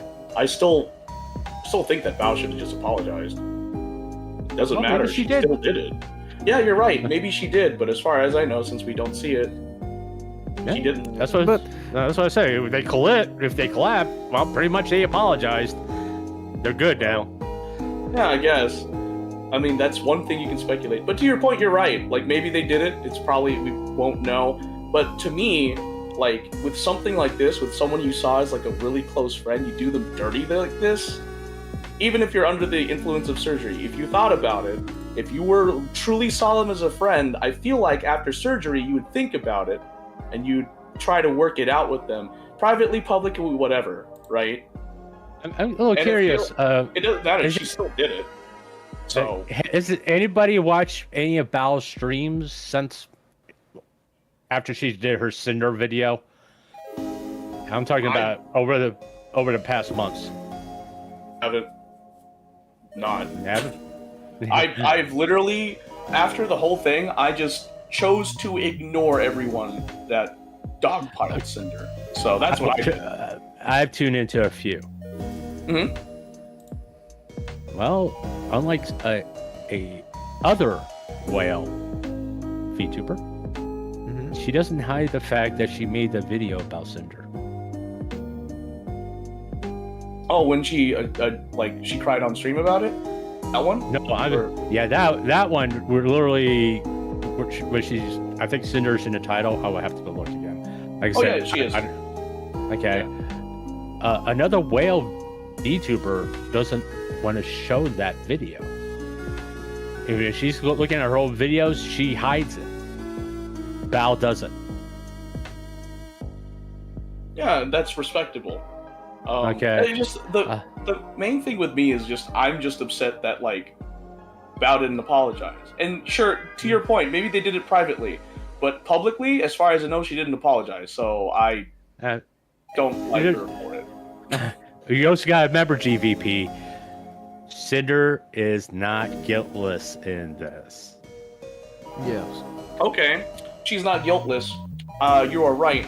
But what Bao did to Cinder was horrible and worse than what Cinder did to Bao. Well, put it this way. The Bao section is the most tame section in this whole document. Oh, yeah, no, it is. It is. Yeah, I agree. Yeah. I mean, it's the most tame section in this whole document. The most apologetic section in this whole document, by the way. Oh, yeah, and it was a fault from both sides.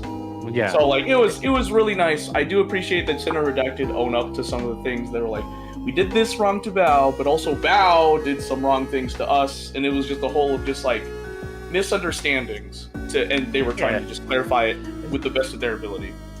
Yeah, I mean, out of the major players, let's put it that way, because there's minor players that we're going to get to here in a minute. Out of all the major players in this document, those being Nanolis, Shiloli, and Bao, I can see Bao and Cinder's relationship being repaired over a year or year and a half when they start talking to each other again. And will we ever see them collab on stream? I don't know. But if they become friends behind the scenes, I think that'd be a good thing for Cinder. Because that'd be a little bit of a victory for her over Nanolis and Shiloli. Yeah, true. I guess so. That would be great. Yeah. Okay, you guys ready to move on V-Card and Numi's concert? Oh, yeah, sure. Okay. Yeah. You want to cover it, Lobito? I don't want to hog the spotlight. I mean, the V card, the V card is for me was like kind of like the most confusing part because there's a lot of stuff there in the part of the V card. Even though this section is only 19 pages, it was easier to understand the Numi part of this section. But the B card for me was kind of confusing. Like I don't know how B card manages the stuff, but in the end, everything goes back to miscommunication, in my opinion. Yeah. And I also want to add that the V-Card one made me very angry. And I say that because I'm a trading card game player and seeing the horrible logistics of it makes me angry. Because Cinder redacted, well, Cinder went on stream, said the information that a V-Card employee tells her. She says it on stream. Literally after stream, they're like, "Oh, there's a correction. It's not $84.99. It's $89.99." I just was told this as well. And I was like, "Are you kidding me? Why didn't you solidify that?" And not only that, there's all the Reddit threads I've read already about like how people are complaining about the logistics of V-Card. I was like, dude, this game doesn't look. This game has amazing art, but I do not like the logistical aspect of it. And the information that V-Card communicates to its fan base is dog water. Because, like, oh, guess what? V-Card release January 16th. That was the initial date. Then they pushed it back without telling anyone. And that's what makes me furious. I'm like, as a card gamer, I would hate that. And then, like, the first set had misprints. I was like, how do you screw that up? I was like, oh my god. I was like, I understand they put like notices for it, but I was just like, why? It's the first set. How? How did you? And then like people are still waiting months and months to get their stuff from V-Card. And I'm like, dude, why? I feel like this wasn't. You didn't have the bandwidth. Oh my gosh! Like, people were complaining about it, and it was justified. It was freaking justified. If I was a card gamer, which I am, and I hear that stuff, dude, I order my cases, and I get my cases, I don't know, a week later. Meanwhile, these people are, like, waiting, like, more than a month, and I'm like, dude, this is dog water. No excuse. I don't want to hear you say, oh, but it's a new card game. I don't care. The new Gundam card game got out, and they still got their stuff fixed. Excuse me? GVP? No, I'm actually sorry. GVP? Have you taken your blood pressure medicine today? Nah, I had too much sugar. I had Coke Zero. No, but as you can tell, the V-Card section really made me angry because it confirms that they are not good at conveying information. My chat is totally shocked that you got angry. We wouldn't have guessed that from the past 5-10 minutes of you going off.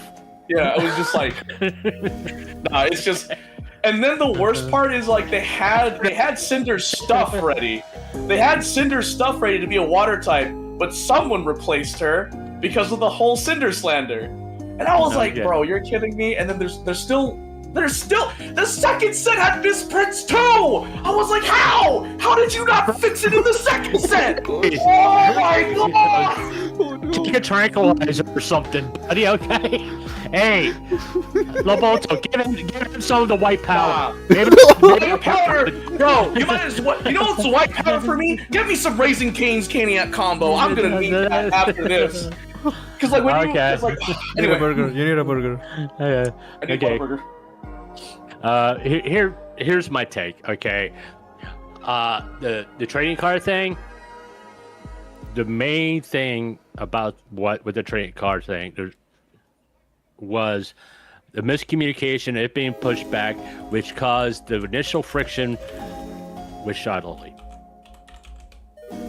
Because Cinder put out information prior to the launch, which apparently pissed Shadowly off, because apparently Cinder wasn't supposed to, even though she is part owner of Gamer Subs. V-Cards is under Gamer Subs, but it's Shadowly's baby, and Cinder hurt Shadowly's ego a little bit. Which, I will say, Cinder did apologize to Shadowly too. Mm-hmm. She did. She took. Okay. She did. Sure. Yeah. Sure. Okay. But because of that stuff being pushed back, and that means the collab that was planned with Shadowly to promote Shy Lily's product, mind you, About it. caused the initial response from Cinder to Numi that she wasn't going to be at the concert.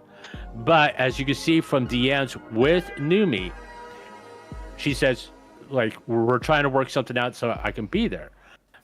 Granted, it was after she said, I'm not coming, but it was, hey, I got this thing, gotta do this business thing with Shy Lily, which that's being a bad friend, putting business before your friends.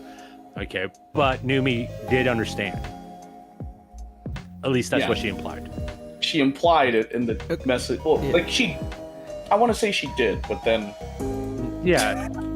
But it wasn't really her.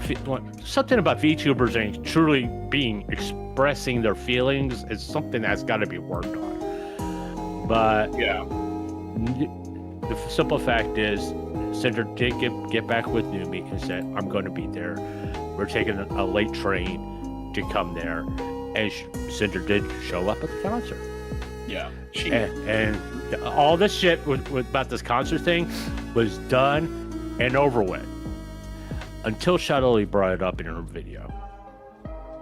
Yeah, like, oh my gosh, before I rant again. Okay, please. We gotta let Lobito go. Okay, well, you calm down. Go. I want to answer a question, or more like something that is bothering a user in your chat, Grumps. To the user, I'm not crazy, who says that the person who replaced Cinder was Spite. I believe it wasn't Spite. Okay? Because he's talking about the girl group type thing. No, what I meant is when it comes to the B cards, to the water types, I believe that it wasn't Spite the one that replaced Cinder. Because when we reach that part in the document, which is a little bit further, Cinder says that her set of cards was ready, but she said that she was replaced last minute by a VTuber she didn't know about. And by that point, we know that Cinder knew about Spite. In that case, if Cinder knew it was Spite, she would have said it, that they replaced me with Spite. But no, she said they replaced me with a VTuber I didn't know about. So Spite and Cinder were going to be on the same set. So, okay, that actually makes sense, Lobito. That does. Except for the fact that apparently V-Card employees sometimes are communicated the wrong information, as shown in the Reddit threads. So for that employee to tell Cinder that I'm holding their words with a grain of salt, because of the whole thing where Cinder had to apologize to Shy Lily because of information not properly communicated. Like, legit. Lobito, what you says makes sense with what we have. It does. But I am holding it with a grain of salt because they are bad at communicating with their fan base. True, like, literally, someone, remember, like, that one person pointed out, like, hey, V-Card, when did you push it back to January 31st? Like, when did that? They didn't say anything about that. Especially for pre-orders. Like, there has been instances where, like, Cinder said something about, like, V-Cards, you know, like, the reason why there was a whole thing with V-Cards being pushed back or something. Turns out the information was true or something like that. And that's what makes me mad. Now, okay, I'm gonna make this short. V-Card, Shy Lily. She is the gosh darn owner of the card game. She's the owner. She needs to address the logistical issues. Just saying. Because it's really infuriating that she's angry at Cinder for saying the wrong information when she's the owner of V-Cards and she's the one that probably works with the team to make up these prices and stuff. Okay, I'm gonna leave it there. I was about to go really into it. Just like, in your chat, GBP, someone says, Golden Josh Star says that V-Card basically, this is true. V-Card lied that Cinder didn't have a card because she wasn't available. Because the card was ready. They didn't say that. They didn't say that because she wasn't streaming. That's what they said. That she wasn't streaming. Yeah, that she wasn't streaming. Yeah. So she wasn't making content. If she makes content, they'll probably have that discussion. Will that happen? I feel like probably not. No, the card was ready. The card was ready. The card was ready, but will Cinder give the okay to push it? I don't know if it's in her jurisdiction because it's V-Card. They really need the confirmation. Yeah, because the V-Cards don't own Cinder's IP. Okay, they need her. That's true. They need her permission. Yeah. And you think Cinder's gonna do anything for a company that Shadowly started? Yeah, and it's just people. I will say this I've also, because I play different card games, I've also heard on the rumor mill by people that play V cards that like it's a bad card game. Oh my God. I know that V card has announced that they fixed some mechanics. Okay, cool. But the last I heard about V cards is that people complained about it, like it's like playability, where because like, apparently you can play a deck and then you can just burn out the other opponent before they can do anything. Are you pushing up your glasses right now? Now I am. Okay, you're gone into full nerd rage here. Yeah, yes, Scrumps. I'm a card fight Vanguard player. I used to play Yu-Gi-Oh. I've played Magic the Gathering. I played Future Card Buddy. Yes, I am naming card games. Seeing this horrible logistical mess with V cards. Breathe, boy, breathe. Okay. Come on, breathe. Like a SpongeBob bean. Breathe, darn you! I do want to touch upon gamer subs real fast. All right. Okay. I think something prior to all this shit coming down, something was going on at gamer subs. I was going to save this for the Silver Veil stuff, but even when gamer subs made the offer to Cinder to get the title a part owner, which 10% doesn't mean shit, people. Okay. Take that back. Don't say that about our Oshi, Okami Oshi. Take that back. Well, I'm getting at 10%, you don't get to dictate how the company's run. Oh, no, for sure. Okay. You can suggest. But don't, you can suggest and then go, oh, a suggestion. Critical. Okay. Moving on. But okay, basically, she had a 10% vote. That's it. yeah, Okay, that's it. At the end of the day, that's all she had. All right, that's the same true with. I'm assuming Shiloh still has 5%. 5% hasn't gone up. She has a 5% vote, which don't mean jack shit. All right. What happened with gamer subs when they gave her that title? Cinder put way too much pressure on herself to live up to the image that Shiloh put forth about being a partial owner of gamer subs. she took it seriously, Yeah. Okay. and that's not a bad thing. Yeah. Well, I'm not saying it's a bad thing. What I'm saying is it led to a lot of stuff that we're going to go through in the Shy Lily section. See, hey. Nice segue. Okay, Yeah. so first of all, before we enter into the Shy Lily section, I don't see him commenting. I saw him commenting a little bit on Grum's channel, but I know Nikki is here. It's Nikki. I know he's here. I know his Oshi is Shy Lily. We are not going to. We are not going to like. We're not attacking Lily here. We are not throwing harsh comments. We're going to be as neutral as possible. Okay. I said it. I said this because Nikki is the first shrimpy that me as a Pyropop. We became friends on Twitter, and we kind of set the path for everything to calm down. So, yeah. There he is. There he is. Yeah. It's Nikki is cool because he listened to me going through the Cinder Doc. And comparative speaking between me and GVP, GVP's the nice one. I'm not. Okay. Okay, Nikki listened to me. I swore a lot going through this Google Doc. A lot. Okay, like I said, you guys are, GVP is G-rated. I'm a hard R. G-rated? What do you mean by G-rated? Dude, you said we're gonna kick their butt. I go, we're gonna kick their fucking asses. Okay. That's I gotta say that sounded very American. I mean, we're both American. No, but like I said, the way he said it. So... Oh no, that is so American. Yeah, that is more American than me. Okay, let's move on to Shy Lily. Okay. We're going through the Shy Lily section. Okay, this is the first appearance of Clapback Cinder. which I love so much. I love Clapback. She is so much fun. Clapback Cinder is so much fun. Yeah, it's so much fun. Okay, but this is probably. I mean, I thought like the Nanalis section was angry. This is full blown rage from Cinder. Okay, She this didn't hold section back, here.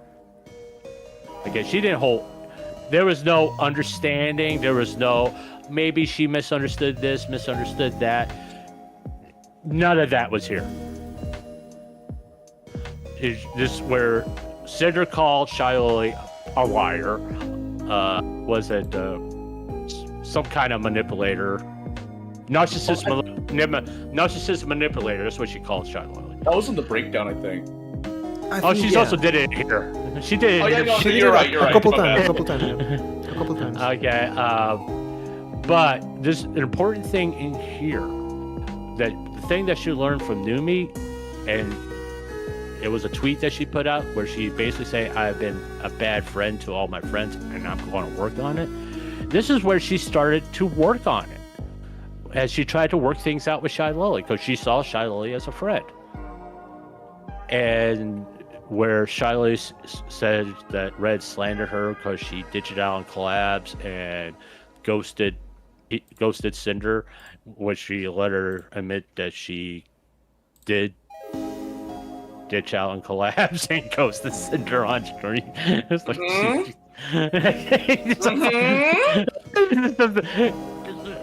Shy Lily. I know that Nikki. I like Shy Lily. Okay, I like her. All right, but you will admit but prior to this, there's been a few times where Shy Lily literally flew off the handle on her streams. Over minor stuff. Okay. I would actually agree with that, because I remember there was a stream where she talked about non-competes or something like that. Yeah. She was going into town about that, and I was like, why? Yeah, it's okay. And she got very angry. She has a fiery personality. She doesn't try to show it that often, but it's there. Yeah. Okay. And okay, and she's sorry, Nikki. She says she's a mean bitch. She has called herself that. All right. And I'm not calling her name. I'm not saying anything she hasn't said about herself. All right.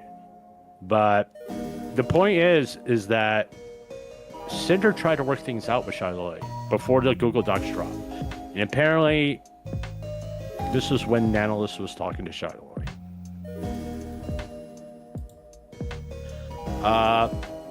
The thing I want to say is, and you all can really disagree with me if you wish, and I'll understand why.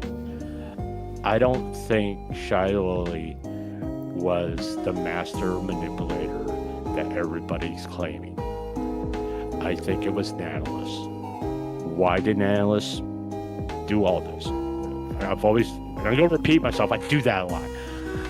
Where did all this start? It wasn't Shy Lily. It was Nanalis. Why did Nanalis do this? Why did she go to Shy Lily and show DMs? To get out of Cinder's shadow. So she can be a VTuber. So she can get big contracts like with HoloLive to do the model for Morning Calliope for the fifth anniversary. that is true, yeah. I was like, okay. Oh, I don't know if you saw, Grumps, but someone made a comment on X, and they're like, so you think HoloLive's gonna cancel with Daryl?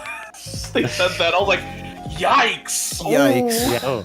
Yeah. Like, that was the whole thing. I was like, oh. It was from. I don't know if I should say who's the one that made that tweet, because it is something that is. It is someone that is very. That is very big in the VTuber community. Here's the thing. As someone that was heavily into HoloLive, I wouldn't be surprised if they did. Yeah, because there was that one time where I remember this, and it was Fuumoko. So Fuumoko, they put out like on social media, they're like, hey, so we're gonna do this fun thing. We would like the artist to help us with this. Just submit it with this hashtag, and that's all good. And then an artist that helped make Mori Calliope's opening started bashing Fuumoco, saying like, you shouldn't do this, because if you do this, artists will do this for free. They should be paid for their work. And they were bashing Fuumoco, right? Later on, after that X post that drummer or musician said, Mori removed their work from their opening. Holy I remember. shit. Yeah, she removed it and like unfollowed that musician for their comments towards Fuumoco. And that was really an online serious. they're first off, yes, they're corporate, but second of all, like, don't mess with Hololive. Like, don't think you can say that. More to the point, you don't fuck with Mori Calliope's friends. Exactly. Yeah. No, 100%. She stood up for her friends by doing that. So I'm like, oh, Yeah. okay. Bow bow. Respect. Okay. Yeah, bow bow. Gotta love Fuumoco. They're so sweet.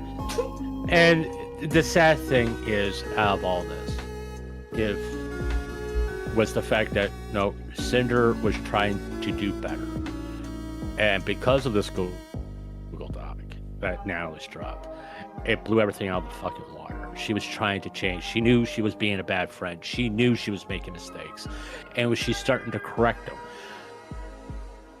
95% about this drama would have gone away if she could have continued on down that path. All right, but like I said, Nanolus. I'm going to say something. I'm sorry. Nanolus, the puppet master, destroyed that for her. Everybody danced to Nanolus too, because she had control of the information and how it was presented. Oh yeah, and actually, Cinder does say that, like, oh, Nanolus Nano may have manipulated Shylily, and then Shylily manipulated everything. So it was kind of like it was like a manipulator inception thing. And I know Cinder said that in this Google Doc. She believes that Nanolus didn't initially do it out of malicious intent. But then when it hit the point of no return, Cinder speculates that, like, speculates that Nano's like, oh, I kind of have to commit. Like, yeah, she couldn't back out. She literally could not back out. And she was like, oh, because Shylily did manipulate things. And to Grump's point, you can say that Nanolus was the puppet master. You can say that, because if you think about it, at the end of the day, Nanolus and Shylily worked together to get this out there and cancel Cinder. They still did. Whether you think Shylily's the person that did it or Nanolus did it, the fact of the matter is the result is plain for all to see. They worked together to cancel Cinder. So I would say that Grumps' take on that is credible, especially with what Cinder says here in her Google Doc, actually. Yeah. So I personally think Shylily's the one that did it, but Grumps' theory is still pretty valid. My brothers are cops. You always go look for who gained the most. Nanolus gained the most, and everybody's going to bring up numbers about how the growth of Shylily, Bao, and all that. People, that was going to happen anyway. It just happened a little bit faster. It could have been. It could have been through Lily. It could have been directly through Bao. It could have been through anyone. Yeah, but who controlled all the information? In other words, who controlled all the DMs? It was Nanolus. Yeah. Yes.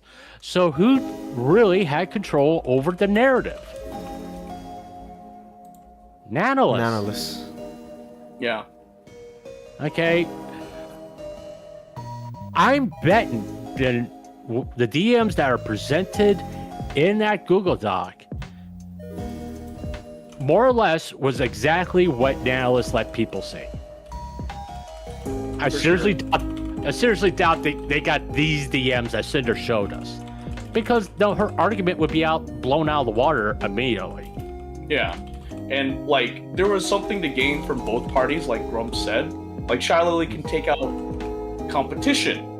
You know, since Cinder's a partial owner with twice the amount of shares she had of Gamer Subs.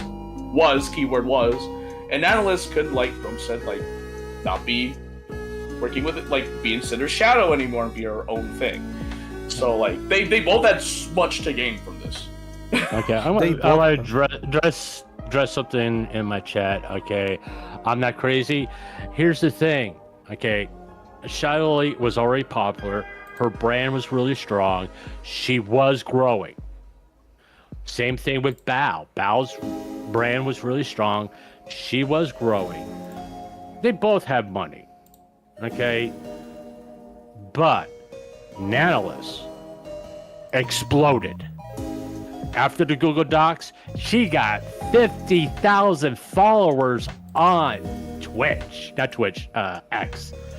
I don't know exactly how much she gained on Twitch, but it was a significant amount, big enough for her to get her own YouTube's plushie.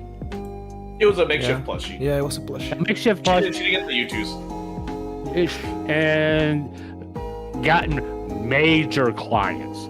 Hololive. Okay, I'm going to tell you the truth.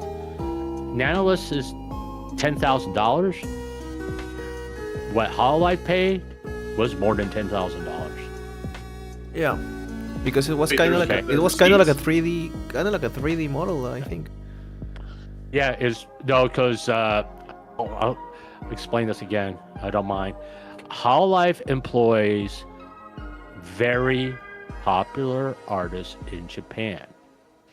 What I mean by that, I know, like here in America, we don't pay attention to VTuber artists really. The names go in one ear and out the other after debut. We're just there to see the VTuber. In Japan, artists are like rock stars. Yeah. People will buy mangas. The people will watch animes just for the artist. Even if the manga sucks and anime sucks, they'll still buy it for the artist. Okay, so when a corporation like Hololive, like Nijisaji, approach these artists, they say how much to do a model for us. They're going to say this amount, which is probably significantly more than 10,000, and that's how they create their flat fee. So they won't be no disparaging when they go, okay, we paid this popular artist of, I'm just going to say anime, I don't know, from Sword Art Online to do one of our models. This is our base rate. This is what we're going to pay you. Yes or no? Yeah, that's probably what happened. Probably that's what Nanolis got. Nanolis got an offer from Hololive. We want you to do a model for Mori Calliope for the 5th anniversary. We're going to pay you this much. They probably didn't even look at our rates. Yeah. Yeah. Okay. And they probably said there's an NDA with all our artists. There's an NDA. And Nanolis wouldn't say, "Oh, you're gonna have to pay me more." That'd be fucking stupid, because then Hololive would go, "You're funny." Yeah. Bye. Have a great time. Okay, and look at who else she has done models for. Some very large VTubers. Centrea, Buff Bob, Silverbell. Yeah, a lot of VTubers. Even Iron Mouse.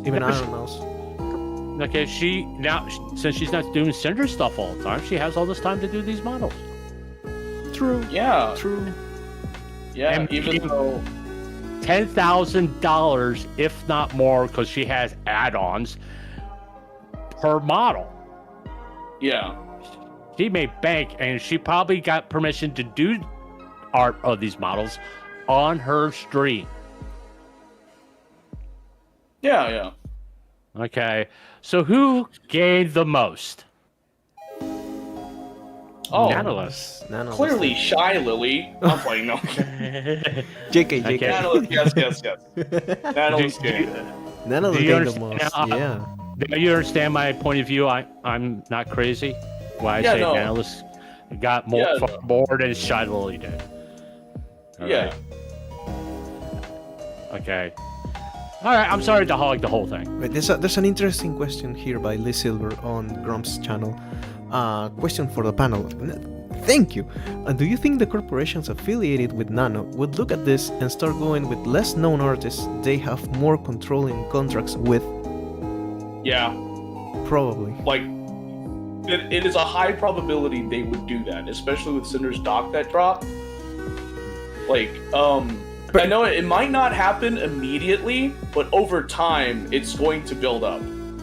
Yeah. Like, people like us bringing it out there, they're going to look at that because, of course, they're going to be wary of who they hire to do these things for them. You may think that corporations like that. Yeah, you may think that corporations are not going to go to the effort to read 1,000 pages. No, they will. They are going to read that. They are going to read that. Trust me. Especially Japanese corporations. Especially Japanese. Oh yeah, Japanese corporations, bro, they're hardcore. Like, oh my gosh, they're hardcore. Like, okay, Japanese corporations don't like drama Exactly. at all, and don't want to be associated with them.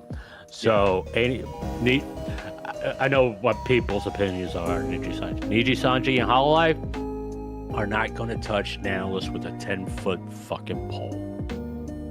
yeah, I mean, like, wait, Mori's model was already done, and I will say that they probably corporate entertainment groups will probably look at this and be like, no, we won't. Okay, will Mori Calliope still use that model? Yes, because it belongs to Hololive. Yeah, it belongs to Hololive. Hololive owns all those models, the IP. Yes. Okay. Cover Corp. Yeah, Cover Corp owns those models. Nanolis had to give up all rights that she has an art as a quote-unquote artist. You know how some artists, hey, you have to pay me for the merch and if you use my artwork. No, Hololive owns it now, not Nanolis. It's 100% a Hololive thing now. She got her money, so shut up. That's pretty much what they're going to say. Yeah, that's pretty much. I mean, like, with corporations like that, you bet they got the legal team to argue that. Just saying. Like, Yeah. So, yeah, who's going to have the most damage from this? And I'm not talking about canceling. I'm talking about as far as opportunities going forward, Nanolis is going to lose a lot of opportunities. Yeah. Definitely. Yeah. I would guess that it would happen, not immediately, but it will happen over time. Go ahead. Go ahead. Oh, by the way, go ahead. a certain horse VTuber is covering the doc right now. Oh yeah, no, I received the notif, and I'm like, oh, okay, none of my business. Yeah. Hey. I will wait to see if Mamaoko was right or not. That's right. I saw that X post. I was like, suspicious. Okay, hold on. I'm going to be brutally honest. I don't like her new model.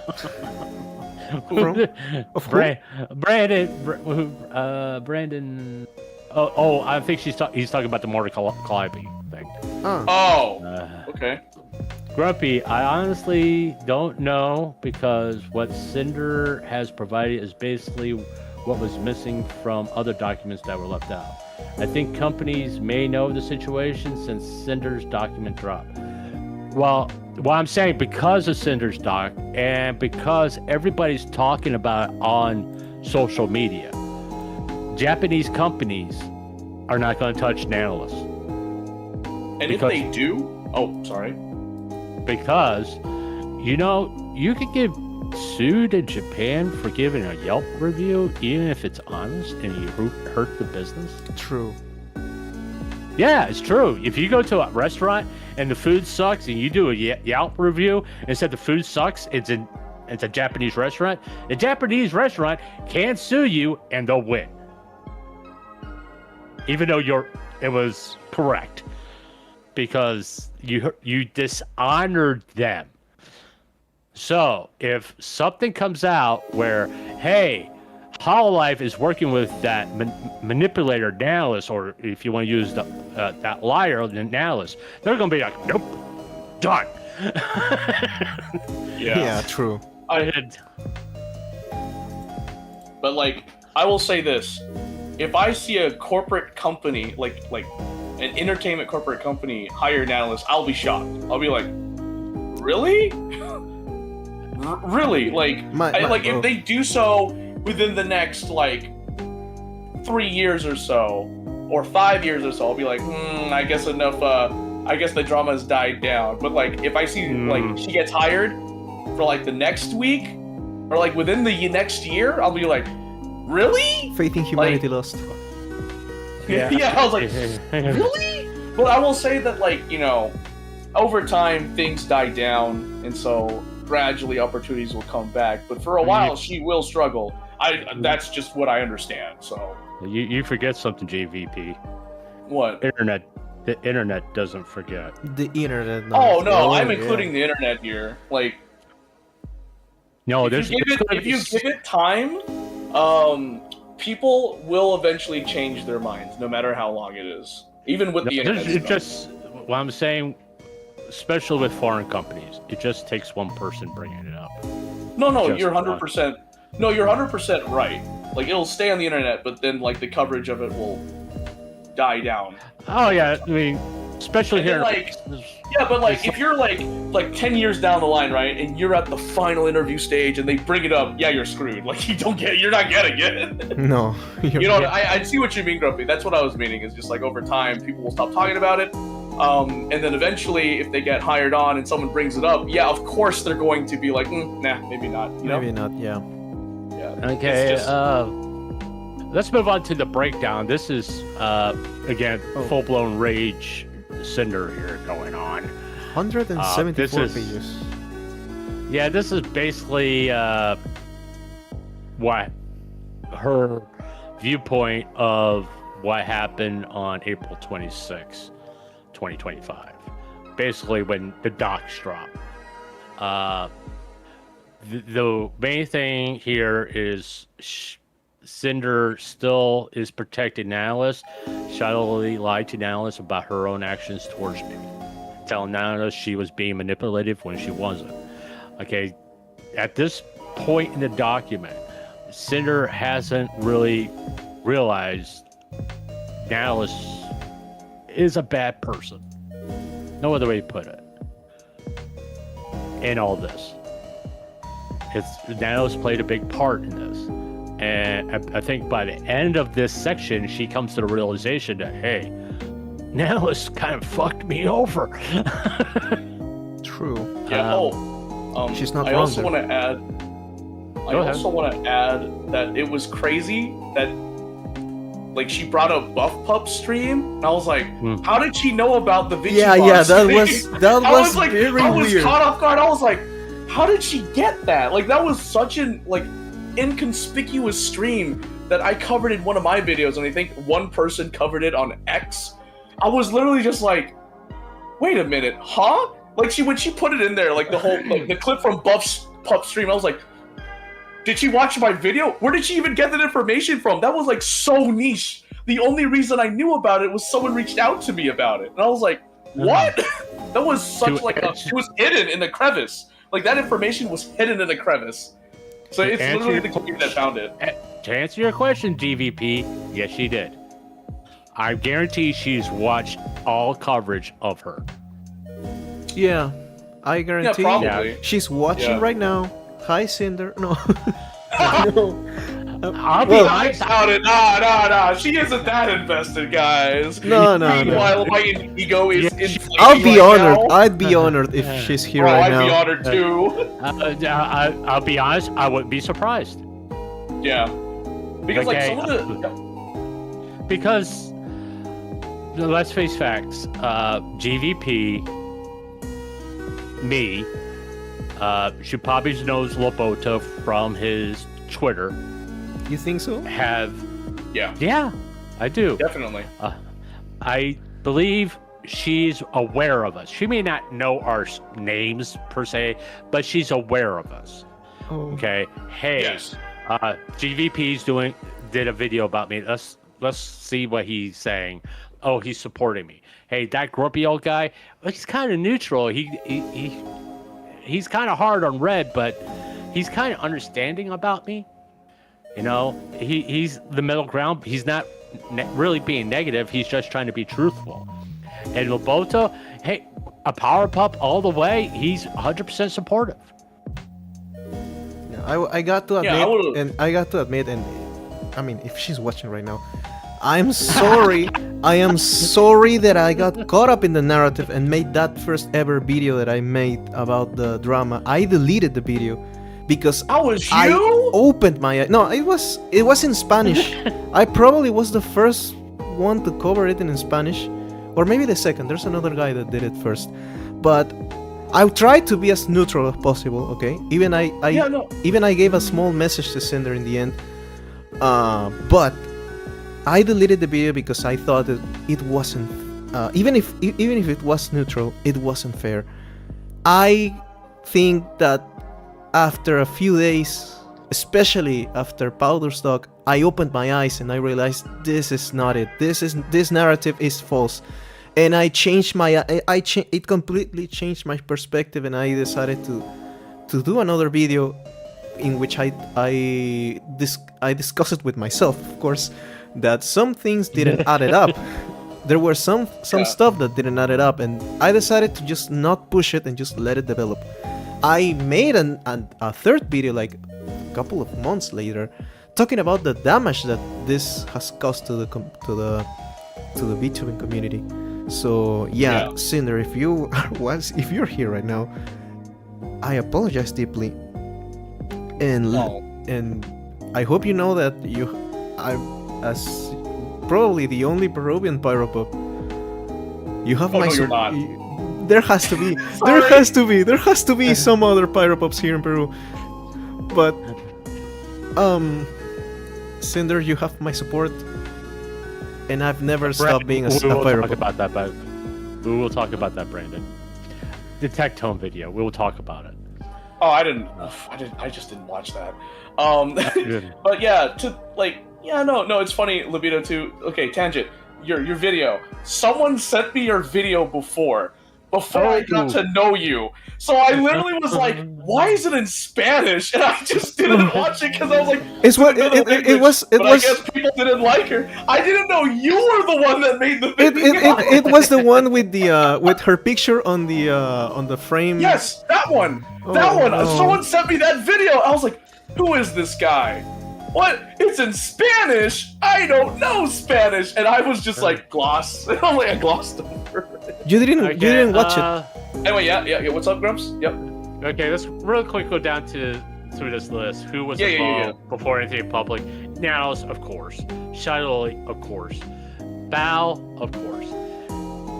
Numi I don't think was really involved with this going public, because Numi kind of was like, I don't want nothing to do with this, and was trying to stay out of it until Shadow dragged her in during her video when she was going off. I think it's either an apology video or the video prior to when Cinder dropped her apology. There's two Shadow videos, by the way. There's one right after the document, and then there's another one when she goes off on Cinder's apology. Yeah, it was back-to-back streams. Yeah, so it's 29th or 30th. Yeah, so Numi got dragged into because of Shiloh. Numi didn't really have a section in Nautilus's document. Yeah, because it was separate. So all of a sudden she got dragged into it because of Shiloh. I don't think Numi. The other three girly pops, I don't know who they are. I'll be honest, I really don't care. Yusu, Tricky, and Vienna. Yeah, so I do want to address the three girly pops part. I've said this before, but when I looked at the people reacting to the narrative, right? Shy Lily, Silverveil, Buff Pup, and Cottontail VA repeated the same thing, which was she took no accountability. They said that, something along those lines, and then after that, they would say something similar in lines of she threw Redacted under the bus. Now, for Yuzu, Tricky, and Vienna, when I listened to their apology, they never mentioned that. They just mentioned how they were hurt because of all this. In fact, I don't even think they were even involved, but like to Cinder's point, they were only brought into this to help corroborate things the rest of them talked about. Like, I feel like that's the only point. Like, to Grumps' point with Numi, like, Cinder and Numi kind of like fixed it together. You know, they resolved it privately, like you should, but it was just, they kind of got dragged into it to add more weight, you know, to the whole accusations and stuff. That's why. I mean, I think Shiley, to the point of now, says something, hey, Numi's stuff about Numi's concert, and Shiley went to Numi, hey, what's this about your concert? And she's like, oh yeah, it was about the V card thing, blah blah blah. And it's like, oh, okay. I don't think Numi had the intention bringing for the concert to become a big fucking deal, which it became a big fucking deal. Yeah, I would agree with that too. Like, she was just chilling. She was like, I have privately solved this. Meanwhile, Shallowly, the Numi on stream just like, well, I guess I'll talk about it. Yeah, I was like, I gotta talk about it because some whale brought it up. Buff Pup and the other, whatever that fucking name is, I don't care. Vichiban. Buff Pup is a moron. Okay, I'm freely saying that. I don't care if it's insulting. Buff Pup is a moron. All right. Yeah, no, that's fair. I know that Cinder and Red talk about everything. How the hell would you know? That's true. That's true. Yeah. No, because Buff Pup said that, like, she was berating Cinder's apology, like, it was the most disgusting thing ever.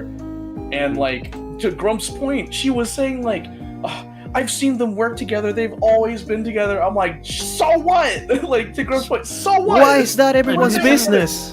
Why is that everyone's business? That's not anyone's business. And also, like, it's like, I feel bad for Cinder and Redacted, because Cinder had to literally say, alright guys, no one knew this, not even Buff Pup knew. She basically said that me and Redacted were living together for a time, no one knew, haha, tee-hee, it's our business. Like, that was the whole thing. I was like, seriously? Like, you guys are so... okay, fine. Like, anyway. I gotta remember, everybody's opinion on Cinder's and Red's relationship is based on being around them for 2 weeks on vacation. Like, the very small amount of window they were ever together, you know? Like, I was like, it's like, how can you be a fucking expert at that point? Bro, you might as well be the boogeyman under her bed at that point. I don't know what to tell you. Like, how? I mean, did you put cameras and microphones? I said, I can't believe she moans that loud every. Oh my gosh! Like, I know what you mean. Just like, oh dang, now that's a hellhound howl. Oh my gosh! You guys are... Just saying. Just saying.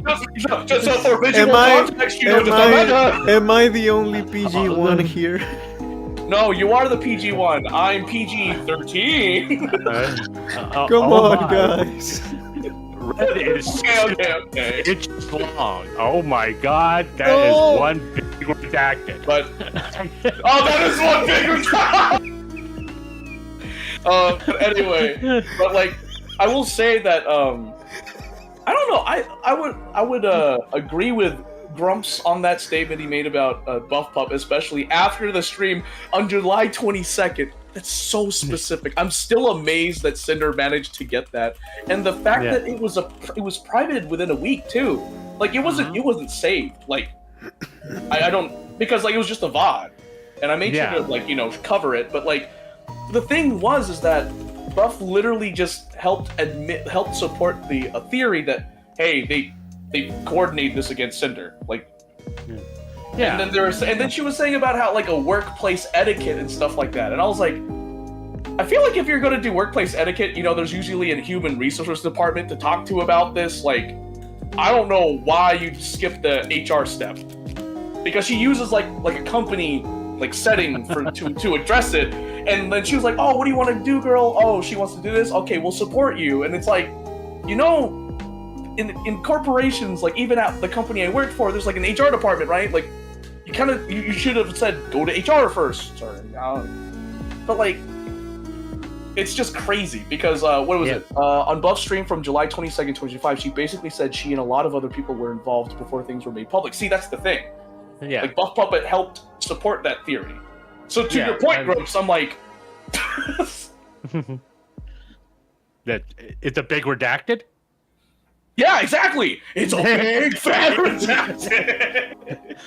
No, I just said big redacted. I didn't say a big fat redacted. Yeah, I'm talking about the fat lies we're talking about here. Grumps, this old grumpy guy. Oh, wait, that old grumpy guy. I did the thing, guys. I said the name. That old grumpy guy. And he goes wild. And the last person on this name is Sakamore. This is that video editor that did the music video for Boss Rush, My Name, if for those who are not aware. I believe he was involved in a very minor way, but I would say out of all the groups, he's the one that is a non-issue. It's his business. If he wants to be exclusive with Val, fine. And Redacted going to paranoid mode with him with his Val headcanon stuff. Yes. That's pretty much Sakamore. It is what it is. Okay. Yeah. Other than that, I mean, she goes through her theory of a timeline of this stuff. And talks about this mystery manager, Akira. That should have been a red fucking flag right there, by the way. Yeah. Oh, yeah, the whole thing with that, I'm like, hey, yo? Well, just the name. Just the name, Akira. If you know the anime... Yeah, no, of course. You're kind of like, what? Leave me alone! Akira! Let's say that Akira is just basically a name as well, so... Yeah. It's just a name. Yeah, it's just a name of an anime where the main character is screaming, "Leave me alone!" And this is how Nihilus got away from Red and Cinder. So, actually, what is it? So, Sack really shouldn't have gotten involved. Truthfully, just reading my chat, and I'm like, well, yeah. Why did it have to do anything with Sakamore? I mean, I guess because he didn't need it it to was because release Shy it, Lily said. Yeah, Sakamore didn't really need to be in there, but I'm pretty sure he was involved because of the DMs between Nano and Redacted, and that Redacted mentioned him in the DMs, which is why Sakamore was added. But I think you said something about this, Grumps. Like, it was a business thing. Redacted paid him for the thing, paid him to do his job. He got the money. And here's the thing. Here's the funny thing. They cover it, Cinder covers it in the breakdown, like, later on. Because the conversations between Redacted and Sakamore sounded very positive. There was no back and forth. It was like working. They were compromising on things. So the fact that Sakamore was complaining about that, even though like they already agreed, and then like Redacted worked with Sakamore and Sakamore worked with Redacted, like. And Redacted was much more professional with him. And Redacted was even much more professional with Sakamore than with Nano. Oh yeah. Oh yeah, 100%. Yeah, he was. Like, you look at the DMs, he was way more professional. But analysts, gossip and stuff. Yeah, I mean, but the rest of this is basically, her talking about Akira, this mystery manager that disappeared. Actually, continue. And then basically still working the timeline here. And like I said, this is a theory of how all this came to be. All right. But the main thing out of this, Jesus, this is 190 pages long, by the way. Okay. And she, towards the end, become a realization that Nihilus really was like the one that instigated all this. That's the whole. If we boil it down to what's the point of this section, other than getting like her theory of how all this happened, is her realization Nihilus was not this kind, sweet girl that she thought she was. that needed to be protected from these evil entities. I think she even called Shiloh a comic book villain in this thing. Yep. And realized maybe the comic book villain is Natalis. Yeah, true. Yeah. So True. pretty much the breakdown. What's you guys' take on it? Okay, going back to the first part when Cinder talks about the people involved. Okay, so we know Nanos was involved because of course she's like the center of everything. Excuse me for a minute. I gotta go do old man stuff. I'll be right back. I'm not gonna have my headphones Okay. on. You know what? Since Grumps is doing that, I'm gonna do young man stuff. I'll be right back. I'm going to do wolf stuff then. Okay, we're all gonna take a little bit of a break. All right, we'll be back. We'll take a break. Ah.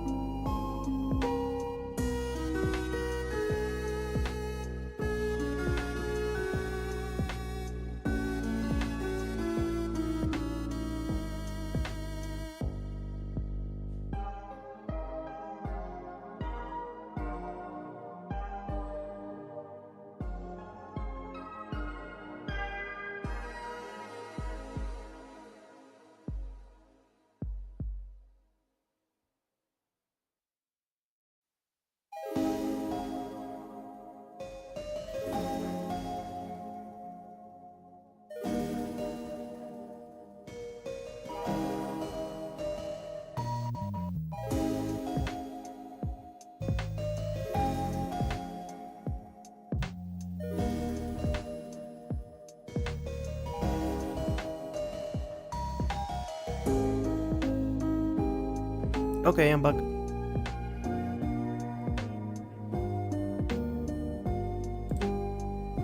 I got the headphones on so I can hear you. Alright. So if you want to expand on your point. Okay, I don't know if... Well, I think GVP can catch up to what I theorize right now. Okay, tinfoil hat on, okay. So, in the section where Cinder mentions the people that were involved, of course, Nano the Shy Lily, Bao, Numi, the other 3 Gatorly Pups, Buff Pup, and the other 3 Bitchman members, and Sakermore, she says that out of those 12 people, no one contacted her, okay? And only one of them reached out to her afterwards. So, you get what I understand, right? Yeah. Somebody out of these 12 people contacted Cinder after everything exploded. And My guess would be Numi. we share a brain cell. Because the easiest answer here would be any of boss rush, okay? Any of the other two boss rush. Some will argue Yuzu, but there's some keywords here. When you read the part that says Buff Buff and the other three Bichiban members, how this little paragraph starts. Numi said. To who? I'm sorry, I just saw GVP's message in Discord. Okay, I think we shouldn't. No, I'm not gonna bring it up. I'm not gonna bring it up. Okay. Sorry. Okay, but going back to my point, like I said, the easiest answer will be any of the other two boss rush members. But yes, this section that says Numi said, this actually, it is a small detail, but it could be expanded. Because how would Cinder know that the other Bichiban members knew? Well, yeah, remember this. A lot of this is speculation, by the way. Yes, of course. Okay. The reason why I've said Numi was most likely the one that reached out to Cinder is because she didn't want to be involved with this anyway. Right? She didn't want her name attached to it or anything that happened between her and Cinder because it's been resolved. If anything, Numi was like kind of pointing out to Cinder, you've been a bad friend. Which caused Cinder to realize, hey, my life balance is totally out of whack.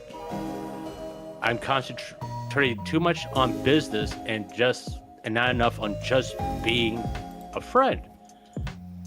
And she was trying to fix that. And that was thanks to Numi. Okay, because Numi was one of the very few VTubers in this whole thing to say what she felt like. True. You know? That's true. Okay, she's... All the other VTubers in this document, including Cinder herself and Brett, to a certain extent, never went to the person they were having a problem with and just say, hey, do we have a problem? Or why don't you want to talk to me? Why? All that stuff. And if they would have just done that, I'll be honest, this wouldn't exist at all. You know? But Newbie was the one that told Cinder, hey, you're being a bad friend. You're putting business before our friendship. You know, so much respect to Newbie for doing that. You know? As for who are the other three girly pops, by the way? It's Jusu, Vienna, and Tricky. Okay, I know Vienna and Tricky, who correct me if I'm wrong, are still on Cinder's server. Yeah, they are. They are the other two Boss Rush members, of course. Okay. Now, I know they all have collab with other people in this that are involved in this document, which I wouldn't make a big fucking deal about, by the way. To get to a point that we're going to talk about later on, and we have talked about a little bit, you do collab with your friends. It's like me, Loboto, and GVP are collabing. But there's also the business side of this. GVP and Loboto have a bigger channel than me. And collabing with them will help me grow a little bit, you know, get my name out there. Am I technically using them? Yeah.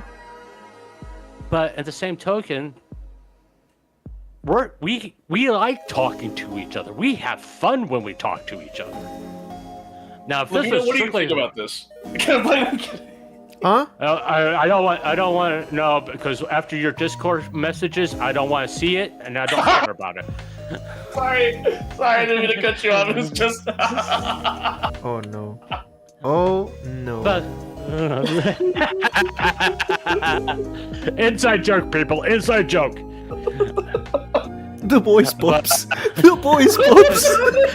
Voice pops. Because I have to take a dump doesn't mean you have to call me out! I did call you out. I didn't even let people know you were taking a dump for No, parties. when Mother Nature calls, you answer the call. I didn't want to hold you back from your content, so I was like, I'm taking a dump, Leon.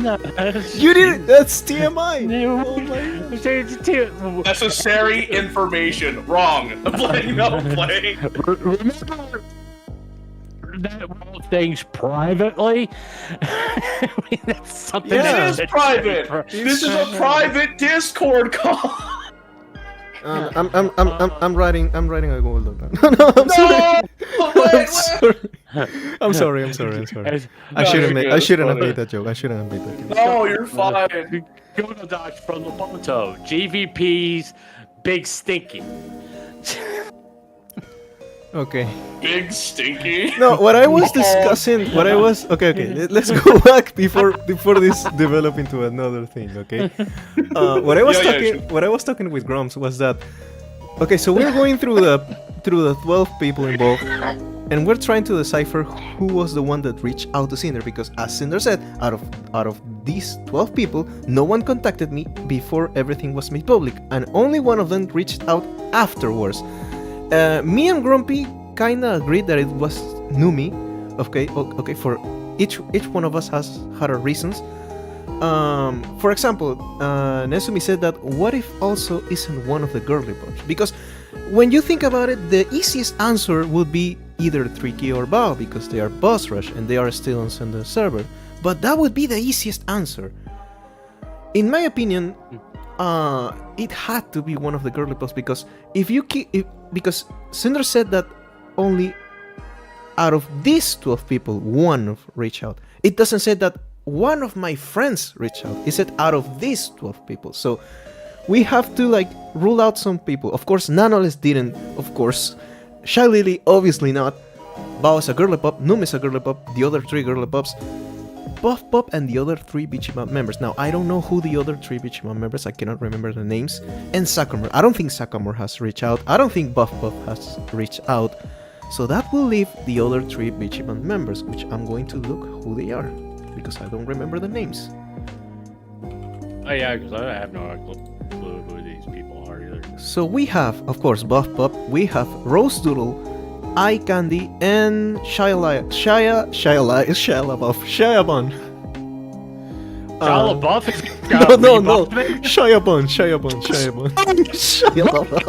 my god. Sorry, I didn't mean to do that. I don't think any of those three. I'm sorry, I'll say three. I don't think any of those 3 was the one that reached out. So I mean, first you can say that the person Cinder reached out to try to get to Bao after everything. Some people might say that maybe Bao was the one that reached out. But in my opinion, the one that fits, apart from Numi and Vienna, apart from Tricky and Vienna from being the easiest answers, I firmly believe that it was Numi. What do you think, GVP? Did he go take a shit again? No. What happened? What happened? I was catching up on some stuff. That's his game. Talk about Numi as being for what? The one that reached out. Oh, the one that reached out. My apologies. Maybe. For the person that reached out, it could be Numi or someone else, because Cinder has close friends outside of the girly pops. But I could believe that the possibility of Numi is there, because Cinder and Numi had a really deep one-on-one. Yeah. So I mean, that is a possibility. That's what I think. She's Cinder's lap cat, remember? Mm-hmm. So. Well, she said it was someone that was involved in. Out of these 12, out of these 12 people, Yeah. So it has to be one person from these 12 people, and that is. Well, I don't know. This is why I confusing. think what happened for me. Okay, the doc dropped. I'm going to say Numi reached out to Cinder because that's chances of Numi being the one is extremely high. They had their issues. She saw Cinder realizing what she was doing and was doing corrective actions for her. So that increases her likelihood of being the one reached out. Out of the girly pops, I would say a month or two later, Tricky and Vienna reached out to her and said, what happened? I mean, I think that's probably what the message is. What is this all about? Okay, and I think that's most likely how like a VTuber support group came for her friend support group that she has right now. Because out of all this document, I would get the sense that she has friends in the VTuber community now, and she's had them for a while. Okay? Oh, for sure. So if I was going to pick ones that are supporting, they're on Cinder's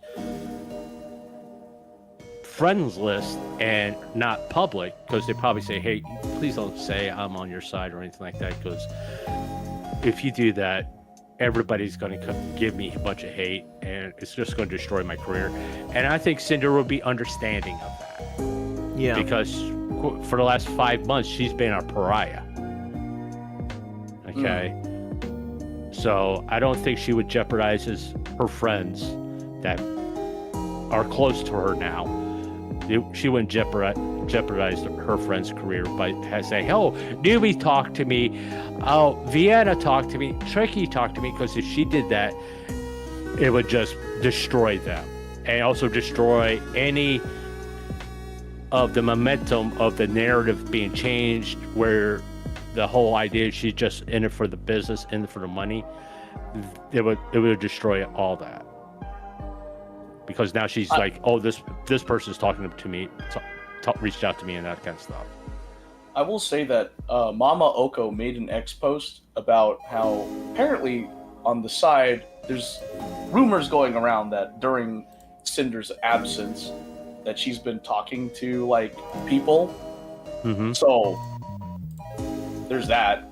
So which alludes to her coming back soon, which it may not be far off now because of the Google Doc, which I guess we'll get to that point later. Yeah. Let's move on. We're going to oh Jesus Christ. Oh, Silver Veil. Yeah. Okay, I'll be honest. This doesn't make Cinder look that good, but it also really, really doesn't make Silver Veil look good. Okay. Oh, There's enough blame in this section for both of them to be like, okay, it's a wash. We both fucked up. Just as bad as the other one. Okay. The main thing here is that the constant comparison between Cinder and Silver Veil. I gotta say Silver Veil. If I say Silver, I'll It's so hard to pronounce for me too. Yeah. And I'll switch their names around. But the main problem here, and all of this, I mean, this is 225 pages, is nobody was blunt with each other. I mean, this is what I mean, okay? One, this all started over something so fucking minor. A fan art that Cinder did of her and Silverveil. And with apparently ship tag, which I didn't even know what a ship tag was until I read the damn document. Oh, you mean like a dinker? No. Anyway. Ship tag. When you ship two characters. Hey, GVP, do you have to go back to the bathroom? Oh, wait. Oh, that's so funny. I'm going to use a tool that you taught me earlier. Yeah. Take that. Jeez. I wish my Nitro subscription didn't end it. I had a lot of good sounds that I could have used. What do you mean by that, Lobito? What good sounds, pray tell? I cannot answer that question. Sorry, GVP. Apparently something's coming through your mic. What? What the fuck did was you that? do, Grumps? What did you just do to your chair? I heard that through your end. It's not my end. Yeah, sure. Yeah, but a ship tag. That's why this all started there. And it's like Silvervale made a big fucking deal about it. And it's like, it's not that big of a fucking deal. You're right. It really wasn't. It wasn't. No. It truly wasn't. Okay. No.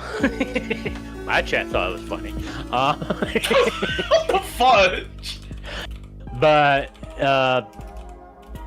it's, this all bull. This is two people that just started off on the wrong foot. That's all. That's all this is. And it just constantly escalated. For no reason whatsoever. But I will say during this time, I think when we get to around late 2022, early 2023 is when Silvervale left VShojo under an NDA, and VShojo management was talking bad about her to people she thought were true friends who stopped talking to her. Project Melody, Iron Mouse, Zentreya. These are people that she has known for years, and all of a sudden they just stopped talking to her. Which in turn created major league trust issues. Now that's not an excuse for the way she treated Cinder. Alright? Which, in my opinion, Cinder should say, hey, what's your fucking problem? And in response, Silvervale should have said, I just don't want to be a fucking friend to you or have any fucking collabs with you ever. And guess what? It's over. If those two would have just done that, it would have been over with. Now, as far as the harassment of being compared to her, once again, and this is something I done during my coverage of this. Hey, why are you a copy of Silvervale? Block. Hey, why are you a copy of Silvervale? Block. Why are you a copy of Block? Block. Block. Block. Block. Block. Block. Block. Block. Block. Block. Block. Block. Block. Block. Block. Block. Hey, I'm gonna be a chicken now. Block. Block. Block. Block. Block. Block. But hey, that's what you gotta do. Yeah, I would agree with Grumps on this. Like, they should have been really direct. Of course, like, I will say this though, they are very young. I feel like they were not as mature as they are now. Just based on what you said, Grumps. Because like when you said what you said, I was like, oh, that makes sense. Like, it would have been easy if they just had talked to each other and said like, what's your problem? You're my problem, you know, and just that would have been the end of it. It would have been easier. I would say that Silvervale here, like to Grump's point, has done more wrong than Cinder has. I mean, like, sure, like Cinder started doing planning drops around the same time with Silvervale, or vice versa? It was vice versa, right? No, well, this goes back to what I was going to bring up during the section about gamer subs. I don't think either one of them were doing that. I think someone in gamer subs, when the first time it happened, they probably saw the sales figures and say, hey, when these two drop close to each other, both of them skyrocket. Let's keep doing that. Oh, actually, that's a good point. Yeah, maybe they started doing. Well, actually, the thing that refutes that is that when drops, like the drop schedule comes around, people have a say in it. Like, some people have a say in when they want their drops to drop. Yeah, but do they see when other people do their drops? Nope. No. Okay. The gamer subs that never informed Cinder or Silvervale of each other's drops. Yeah. Yeah, again. So, What was it? I feel like Silver should have been like more honest from the start and just. I mean, it sounds bad. I know Cinder really looked up to Silver, but sometimes you gotta accept that your idols are not the greatest person, or they just don't want to do anything with no one else.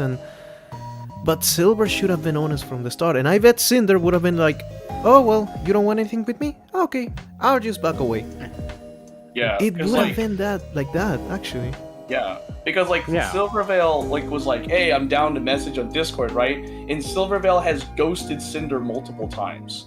Yeah. mhm. That's the thing. I was like, Silvervale said she was down to message, and Cinder would message her positive things like, "Sure, you can say that Cinder made mistakes, right?" But Mhm. like she was more like Persistent.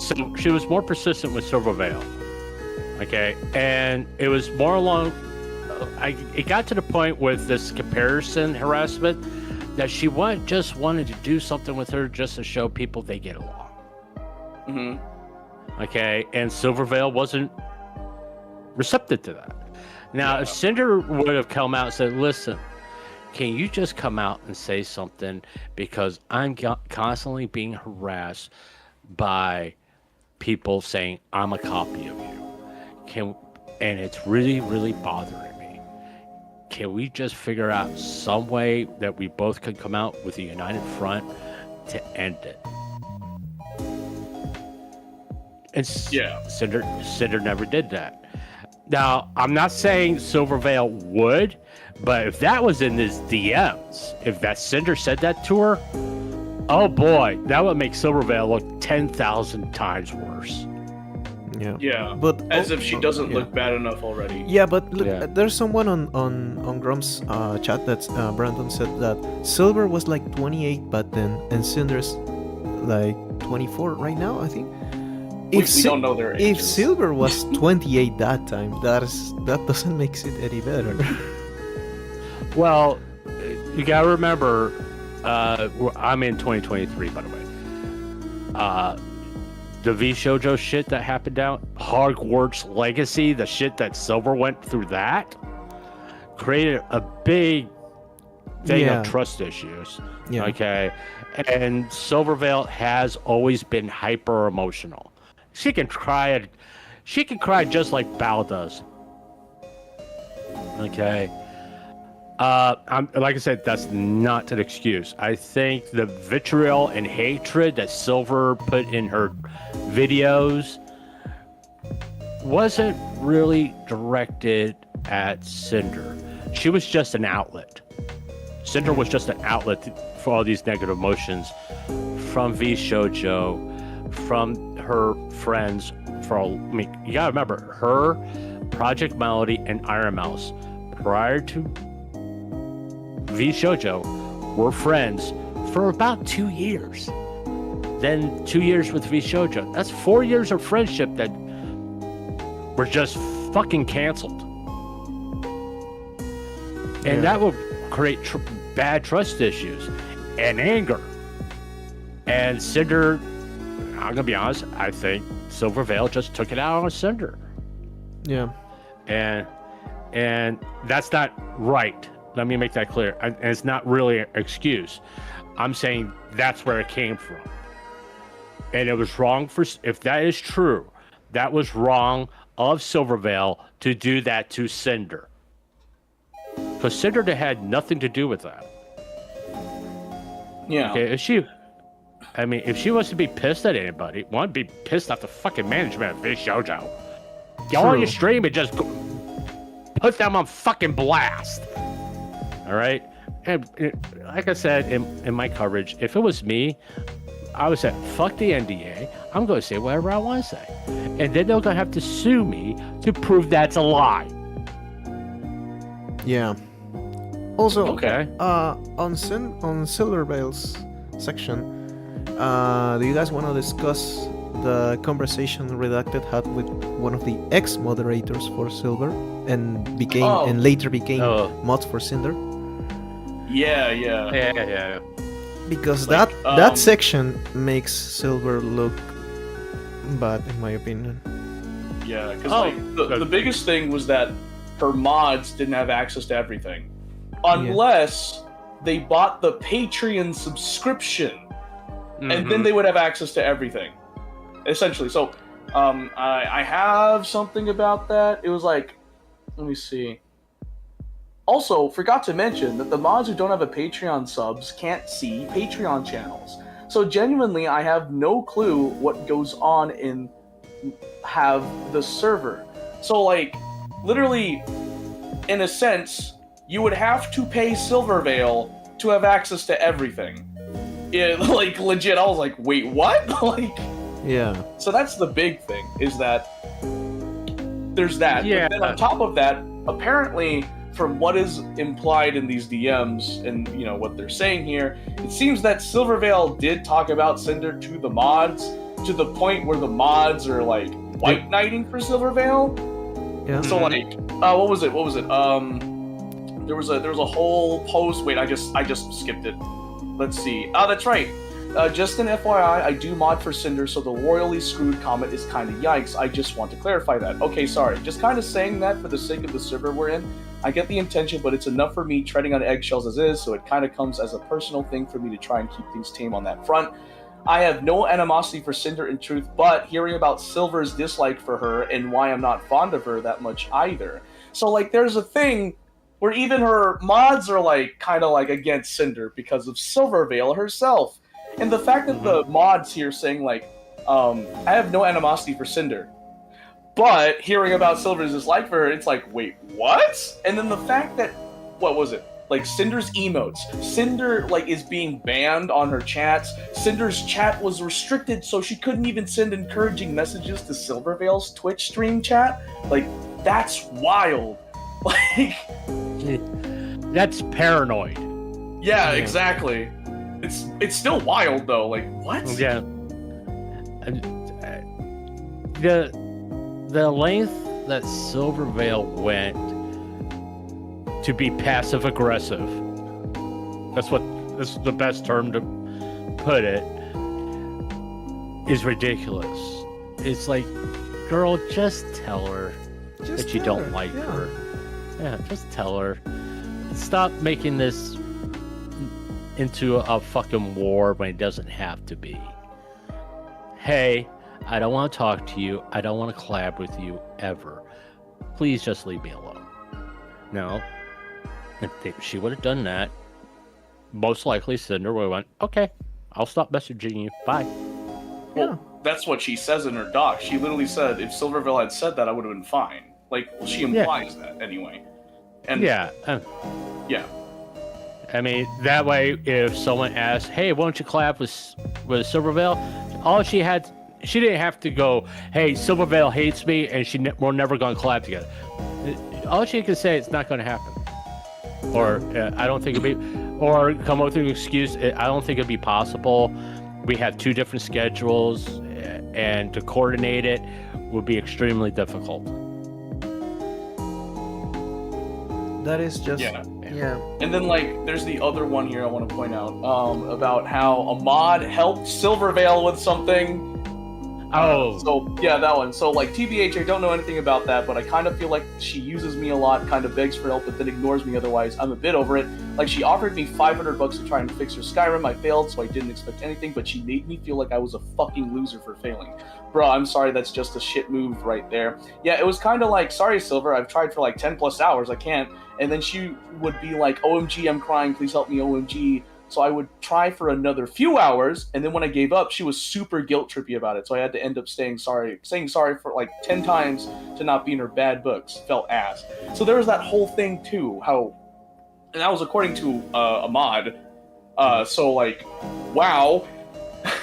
And yeah, the thing, and like to your point, it's just she should have just been upfront with Cinder. She should have. Yeah. I mean, let me make this clear to everybody. This is not just a problem with the people involved in this document. a lot of VTubers have this problem with communication.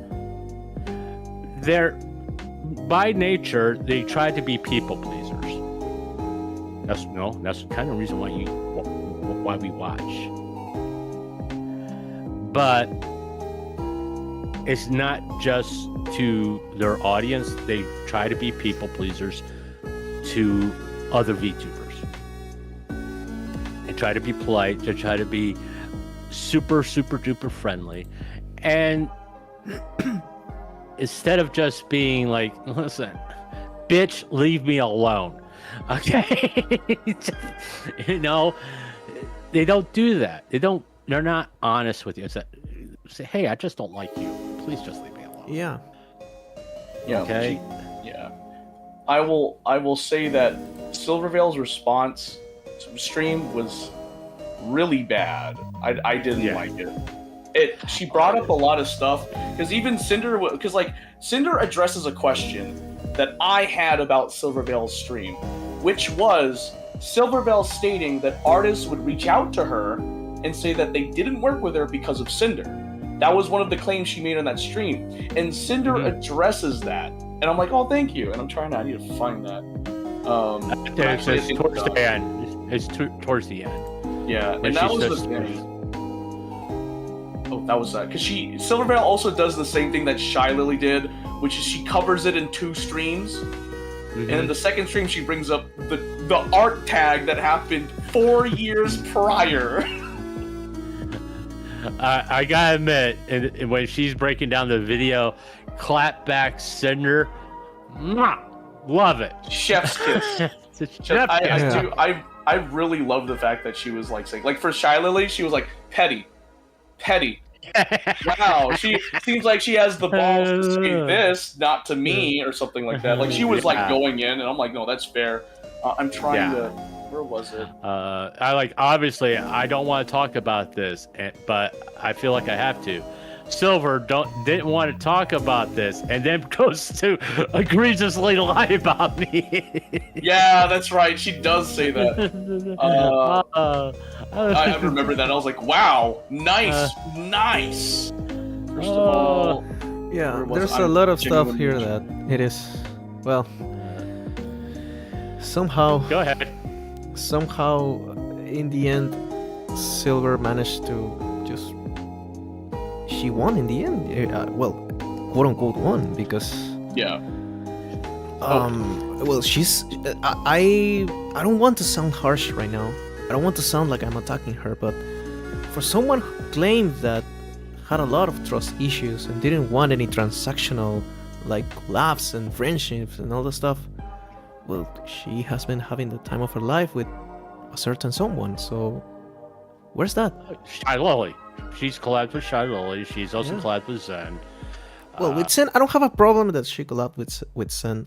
Well, go transactional friendships. Yeah. Okay. Like it comes back to literally what Silvervale was saying about how she was afraid to do collabs, and then she started doing collabs after the Cinder slander takes effect. Like she made a whole big deal and then that's did a 180. I mean, when she collabed with Centria, I was like, well, it's okay. They have been friends. They have been on the same company, and it was kind of like a one-time thing. But with Lily, it doesn't seem like. Now that's twice, and they have collabed like 3 times already. So yeah. So back to the artist thing. I found it. Okay, 57 minutes 23 seconds to 57 minutes 52 seconds. She says, "Oh, and thank God for Nano coming out." But like some of the artists that talked to me even said like I really wanted to say something, but what would that do if they messaged me and they were like, "Hey, is it true that you hate Cinder?" And I'd just be like, "No, what? Where did you hear that from?" And they just be like, "Okay," and then it wouldn't go anywhere. So like that's the thing where like Silvervale made a claim on that stream. And Cinder says, where are the messages from some of the artists, plural, who told Silvervale they really wanted to say something to her about me? And that was the thing I was wondering about. It was like, was there proof of this? Of artists reaching out and telling Silvervale this stuff? Because if they had no problem leaking DMs and all that stuff, then I would think that they wouldn't have a problem showing the receipts for that. and also it goes in the same vein for Cinder too. But like, they said that where's the base? Where's the base for this foundation? Like, you know what I mean? So yeah, I think I said when I got to that part, name the artist. Go ahead, Silver. Name the artist. It has been. What does it matter now? I have to correct myself. It was only 2 collabs with Shy Lily. Thanks, Nikki. It has only been 2 collabs so far with Shy Lily and 1 with Centreia after this whole drama started. There's a clip where Shiloh says there's career-ending evidence. Dude, JJ, if there's career-ending evidence, it would have been part of any document or any stream From the start. back in April. Yeah, back in April. exactly. Okay. Like, And after this document, good luck. Good luck. Oh, Unless for sure. unless there's like personal information, I don't see them having anything else. I don't see them. Unless Shy Lily literally has a DM from Cinder going, hey, we need to contact Al Qaeda to take out Silvervale. Oh my gosh. Come on. I mean, Like- that. Oh my gosh. like Cinder says, she can't prove a negative. I couldn't prove a negative. Like, the freak. Like, and then like I wanted to talk about the thing where Silvervale decides to bring up her DMs with Cinder about the art ship tag. So Yeah. apparently she made a claim that she was like, oh, her mama never. Wait, hold on, wait. Which page? Yeah, Which Comment or Like a- retweeted it. yeah. She was like, oh. In the next one, yeah, acknowledging that her mom unretweeted my fan art and not the story she claimed she couldn't have misremembered. Yeah, what was it? Something. I forget where she says it, but she says like, you know, what you guys said, like, I didn't retweet or whatever, but apparently she said in the next stream her mom unretweeted the fan art, so she lied. So, yeah. Yeah, there it is. Basically, it boils down to is 2 people who refuse to be direct with each other. And Yeah. if they were, this could have been resolved, I would say, fairly easily. For sure. Like how Cinder handled things with Nyantails, that was one. How Cinder handled things with Numi, that was another one. Cinder has shown evidence in her document that she can talk to people one-on-one and handle things privately. She's shown that. There's evidence here to show that she can. Yeah, it's just recent years she stopped doing it. Yeah, over time. Well, yeah, over time she stopped doing it. And she admits that. To her credit, she admits it. All right? Once again, taking accountability for her mistakes. Yeah. You know, it's something that she should get respect for. A lot of respect for. Yeah. Okay? Silvervale, no, it's difficult with Silvervale. What she did was wrong. All right? The whole... I got all this anger built up to me, and I'm going to take it out on this person, even though they're not really the cause of my anger. I think I said during my coverage, Silvervale needs to sit down and have a talk with a professional to deal with these issues. Because she's going to do it again. She's going to do it again to somebody else. If she doesn't resolve these emotions that she has for feeling betrayed, her trust issues, and I'm not talking about Mama Vale either. Yeah. Like, let's see here. I also want to show that there's some copying, mayhap. I wouldn't say copying, but it's similarities. Because, yeah. You talking about the background art for their whole stuff made by the same artist? Yeah. Okay, it's made by the same artist. What do you fucking think is gonna happen? Yeah, you know what? Yeah, they have the same I'm style. gonna give that to you.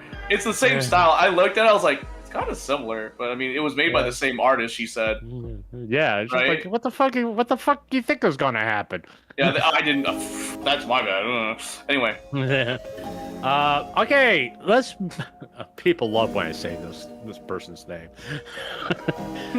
Let's move on to Aru. Who? Okay. Who? Aru. Who? That's how it's spelled. Aruu. Aru. There you go, man. I got go. you. There you go. I got you. I went through this whole document doing that. Aru's God. tweets for reference.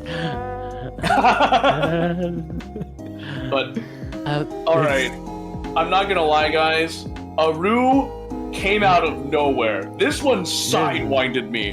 I was like, wait, what? Because I remember seeing Aru's X post about it, right? Didn't think anything of it, but now it's like got my attention because there's a section to Aru, and I was like, huh? Caught me off guard with this one. I was like, well, it's related to Silvervale. It is related Okay. to Silvervale, yeah. yeah, but it caught me off guard though. I was like, oh, I didn't think Aru would be in this.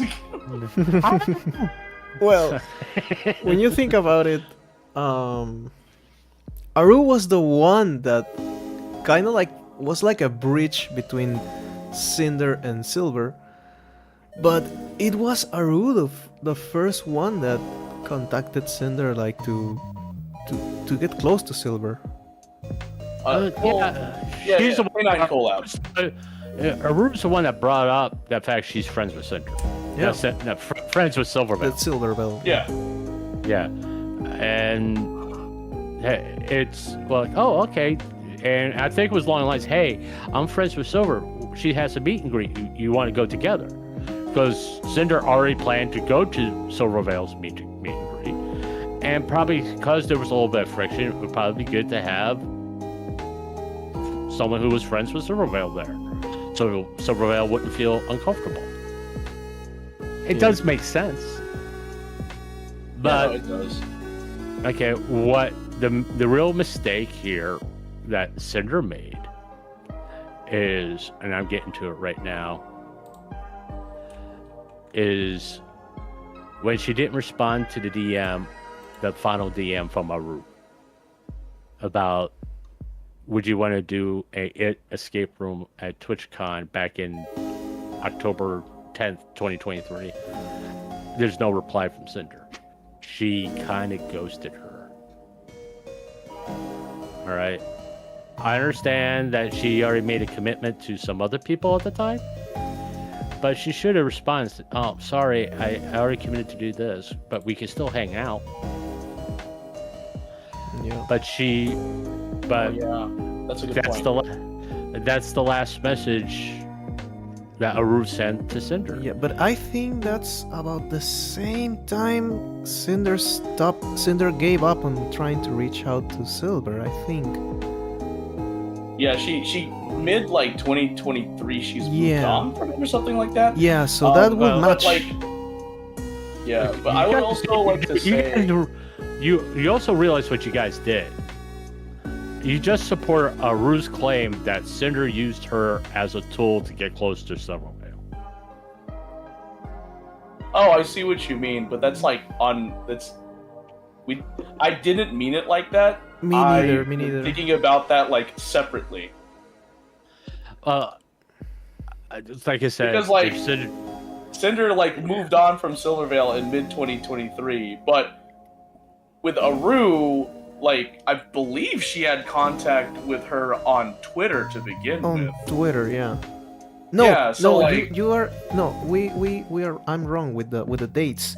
So Cinder stopped talking with Silver at about mid 2023, but she stopped talking with Aru. Aru's last message was on October 2023. and Cinder's last message was July. In July, 17th. yeah. July, yeah. Well, there's also wait, hold on. I'm pretty sure it was on like Twitter, because if she has Aru on Twitter, then they could have continued the conversation on Twitter. That doesn't necessarily mean it's all on Discord. I'll be honest with you, GPP. She should have showed those messages in this document. You know what? That is true. Who? Silver? No, Cinder. Cinder. Oh, Cinder. Cinder should have showed. If she was still talking to Aru on Twitter, she should have showed those messages. Yeah, And because we here don't- it just Yeah. It's just DMs from Discord. Put it this way, Cinder made herself look bad in this situation. All right. I'm not really siding with Aru. What I'm saying is I can understand why she felt like Cinder used her to get closer to Silverman. Yeah. You know what? If we are going on with that logic, it would make sense. Yeah. But I will still call out the fact that, what was it? Aru lied about something? Forget what it was. I met Aru doing, Aru was the one, yeah, something about the collab. Oh yeah, but she's the one that brought up the canine collab, and she lied about contacting Silverman.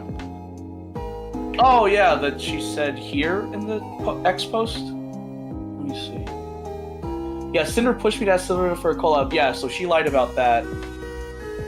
Yeah, she lied about that. She painted Cinder in a bad light, and Cinder's just clearing the record essentially. So yeah, I mean, Grumps is right. Cinder made her look bad because she didn't respond to Aru's last message in her DMs. Because she did say, what, like, this is all my DMs with Aru? Yeah, I think something like that. Yeah.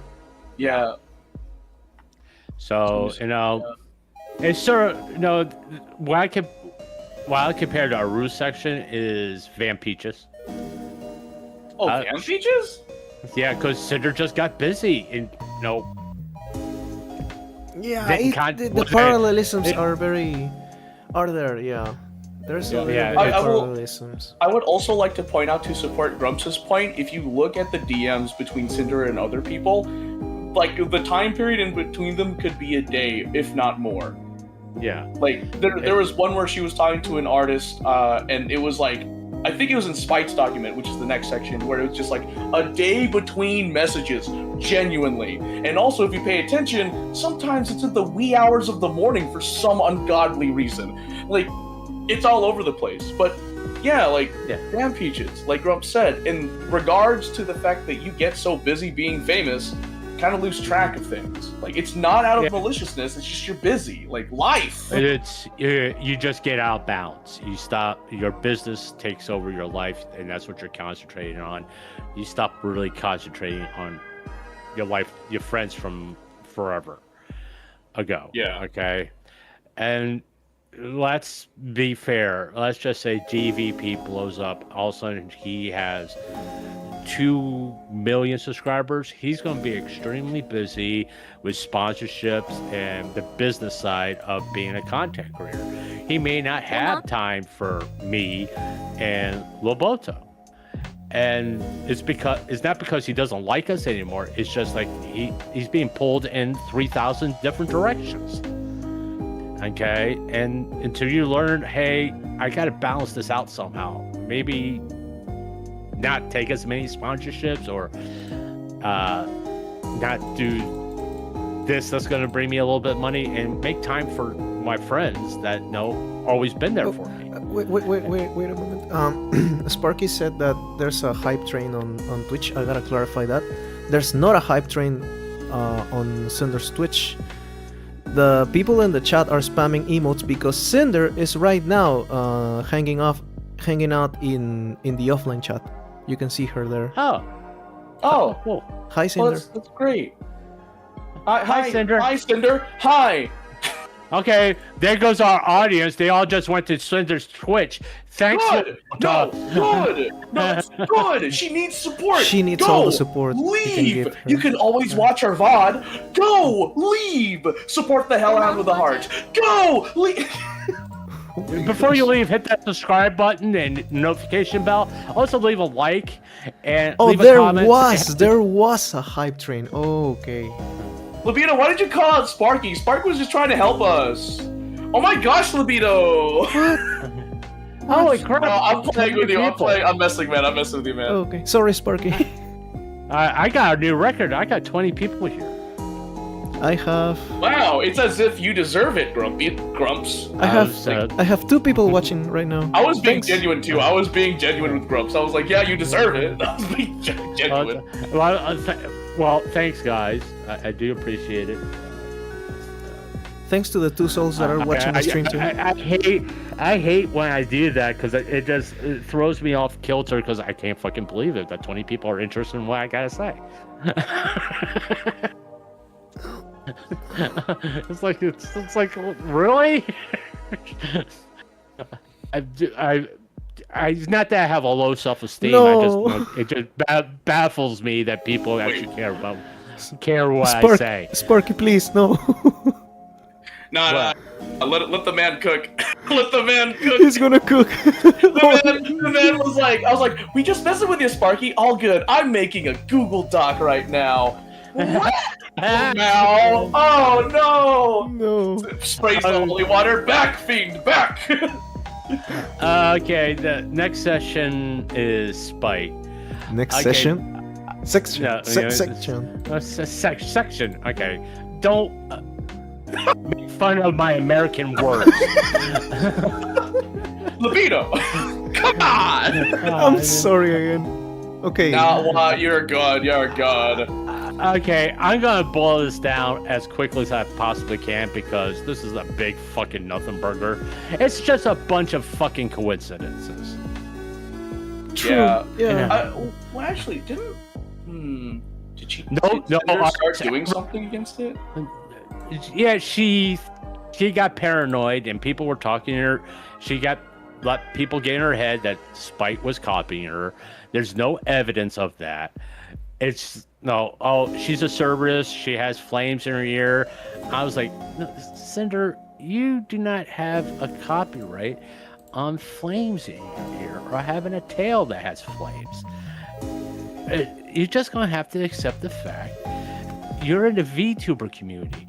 There are going to be other Cerberus VTubers that happen to be females, that happen to apparently have double D breasts and have flames and all this stuff. You just got to get over it.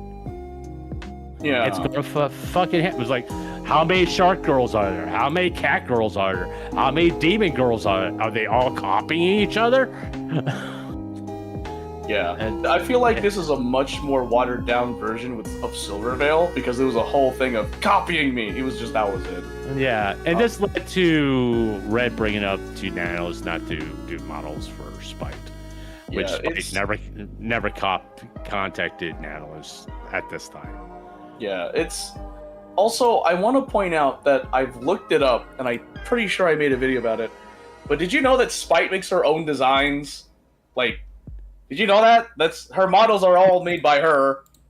Just throwing it out there. The designs. Cinder's stuff, the designs are made by her. Because Cinder has other artists help her make her designs. I mean, Cinder is an artist herself, but she's hired other artists to make art for her. Yeah. You know? Yeah. And unless all these artists decided to have a bonfire and discuss to copy each other, there was no copying involved. Just to reinforce Grumps' point. Just like, hey, clankers. Wow! I can't believe you called robots clankers. Wow!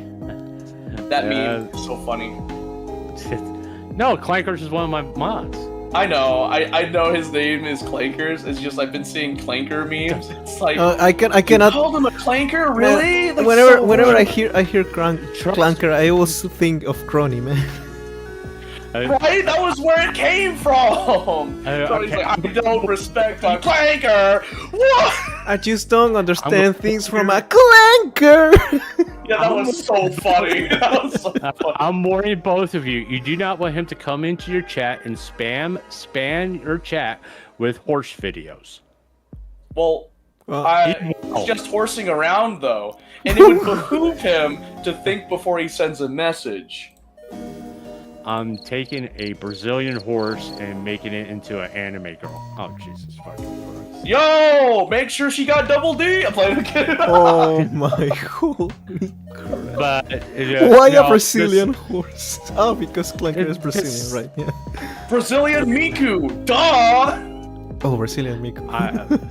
Okay, once again, this Spite stuff, it's a big nothing burger. It's just coincidences. Yeah, victims of the coincidences. I will say though, I do appreciate Cinder like taking accountability for some of the stuff that because she's admitted she did stuff wrong, She should have talked to Spite, which I appreciate her doing.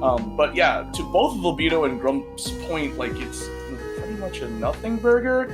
It just really just clears up the fact that no, Cinder's designs and Spite's designs are different, and it does.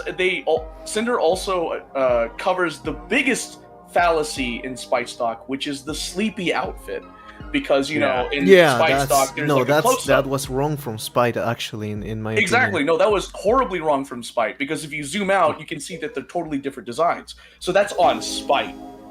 But even in the close-ups, you can see they're not even fucking close. One, and that's They're because, similar, but not even close. that's because one is a hoodie and the other one is an onesie. A onesie? I don't know how it's yeah, one is it's a kigurumi. Yeah, onesie. Yeah. I mean, if I want to get like super Oh, the dog is... fanatical fan about it, okay, you both copied Gargura because you have a hoodie. Okay. Oh yeah, you could have said that. You yeah, could have you said could. Yeah. The whole like copying thing that happened like a couple months after was insane. Especially for like a certain VTuber that was compared to Shy Lily. I was like, come on, guys. It's like she's pink and not even the same. Oh yeah, I remember that. I remember that. She was a different type of like orca or whale. Like it was a whole different species. But they're from the same family or whatever. And people were saying like oh, you're copying Charlie. There was a literal VTuber that posted on X saying like, does anyone have any recommendations to change my model so I'm not told I'm copying Shy Lily? There was an X post I saw on that, and I was like, you shouldn't even need to say that. Like, you're different. You're like even what was it? Legal Mindset. No, yeah, I think Legal Mindset said this about copying, and it was there's a clip of it. Legal Mindset was like, okay, so with businesses, it is okay to copy. In fact, they encourage it or something along those lines, because here's the thing. If a business is successful, other businesses look at the successful business and they're like, oh, if that works, we should try it too. So if they copy it, all they need to do is like tweak it about 5% and it's something completely different and it's something that they can own. It's not bad. If you're just copying it verbatim, that's bad. But if you copy it and add something to it to make it unique to your own self, you're fine. And Legal Mindset has like said it in regards to the whole Spite copying thing. And I was just like, oh, it makes sense. So it's like what's her name again? Nanotales? Nanotales? Neantails. Yeah. It's like she even she had a Cerberus model, pink flames. Yeah. The only thing that's you could say copied, she had a leather skirt. Yeah. That's it. Oh no. By the way, to support Grumps' claim, let's change it to fast food. McDonald's and Burger King. What's the difference between the two? One has a Happy Meal, the other one has the Big Whopper. They still serve burgers. I just want to put that out there. Just an example. Burger King is the GOAT. Okay. What? Okay, you know what? We're not gonna talk about that. Let's move on. That triggered me so hard. I got a thing to say about Burger King. In Peru, okay? In Peru. Oh, okay, Lupito, okay. In Peru. Freaking. I would say this: the last time I had Burger King, my stomach was tore up for about 3 days. I am so glad I was not the only.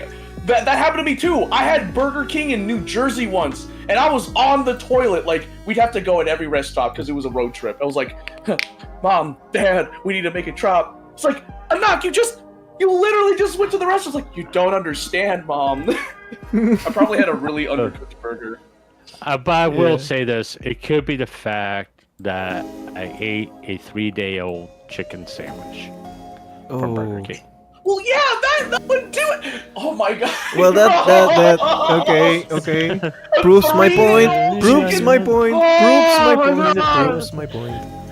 Okay, I did a Coroni Subway thing. Oh my. Oh no! Okay, with respect to Crony, because she doesn't want to hear it anymore, I'm gonna stop it there. Because I remember she addressed it live. I still remember that where she was like, "Can you guys like stop?" Like I'm like, okay, hands off. But and then, like CC and like CC and G like Karonini senpai. Karonini senpai. But to kind of wrap up this like whole comedy stuff. Yeah.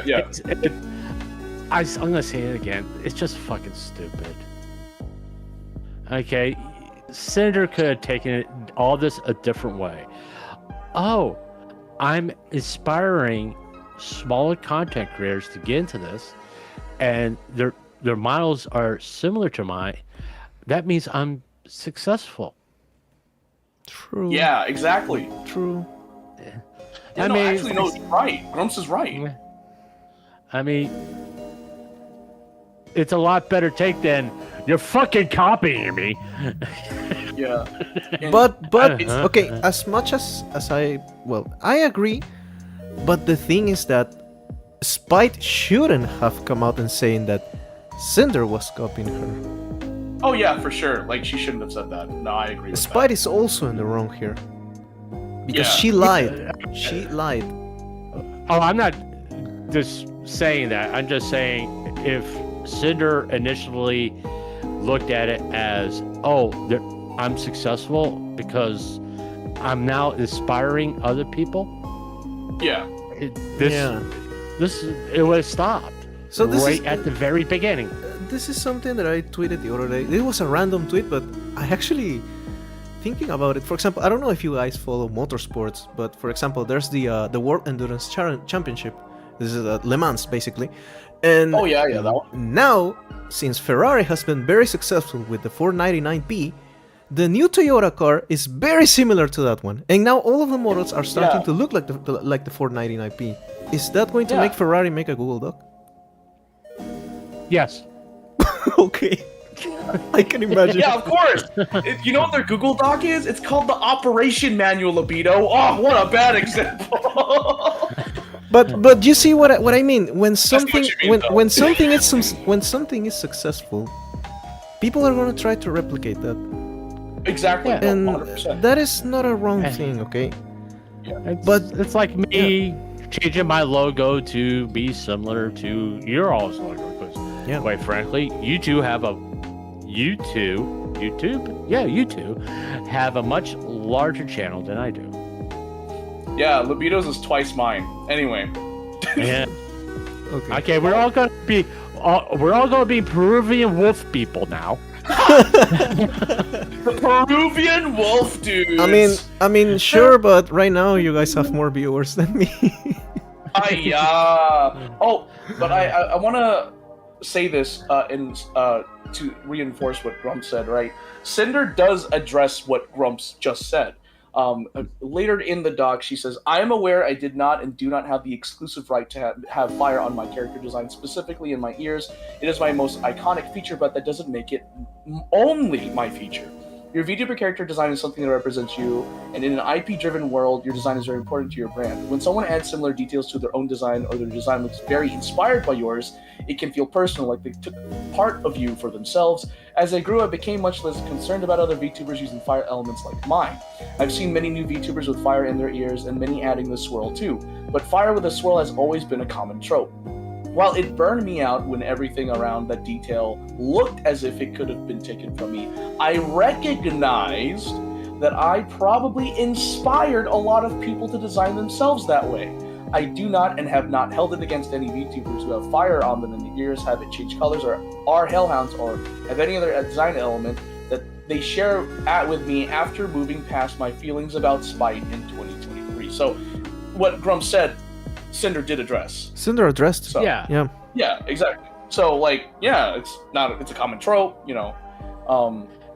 It's not a big fucking deal. But we have to agree that the one person that make the general Hell Canine, or Canine, I don't know how to pronounce the word Canine. Canine collab? Canine, the first person that popularized the Hell Canine VTuber model was Cinder. We have to admit that.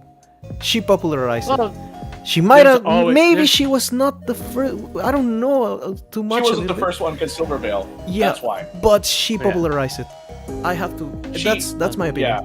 Yeah. Well, I would.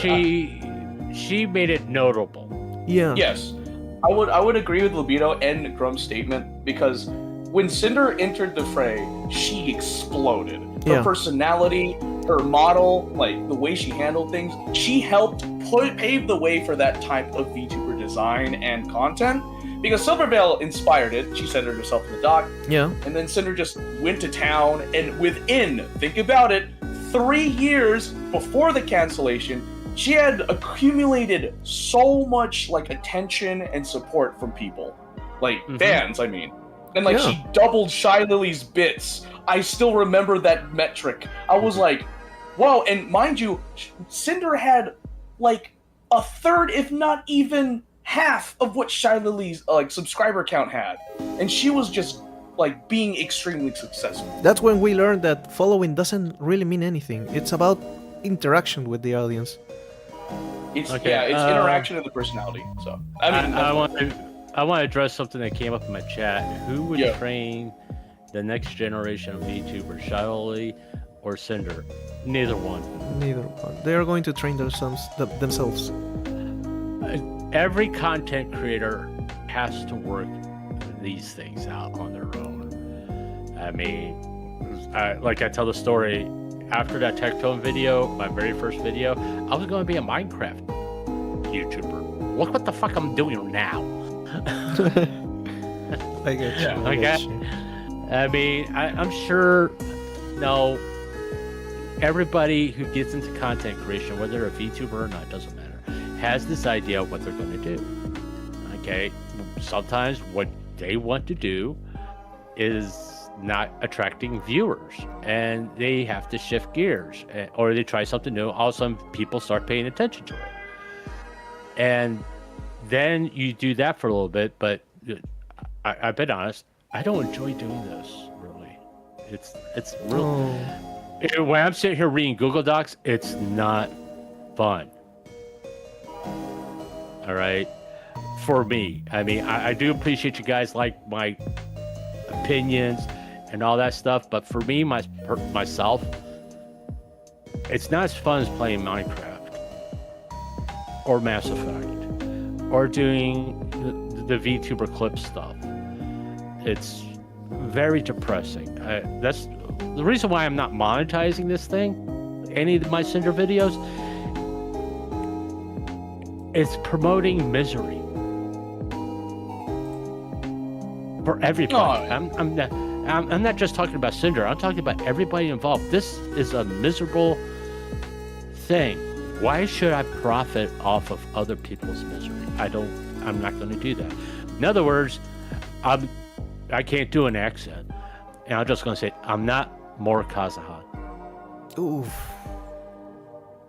Dang. I don't like that name brings so much bad memories. Okay, I am not like him at all. I am not going to profit off of people's miseries. I'll profit off of people having a good time. I'd rather do that. That's very respectable. That's very respectable. No, it really respect is. your opinion. Yeah.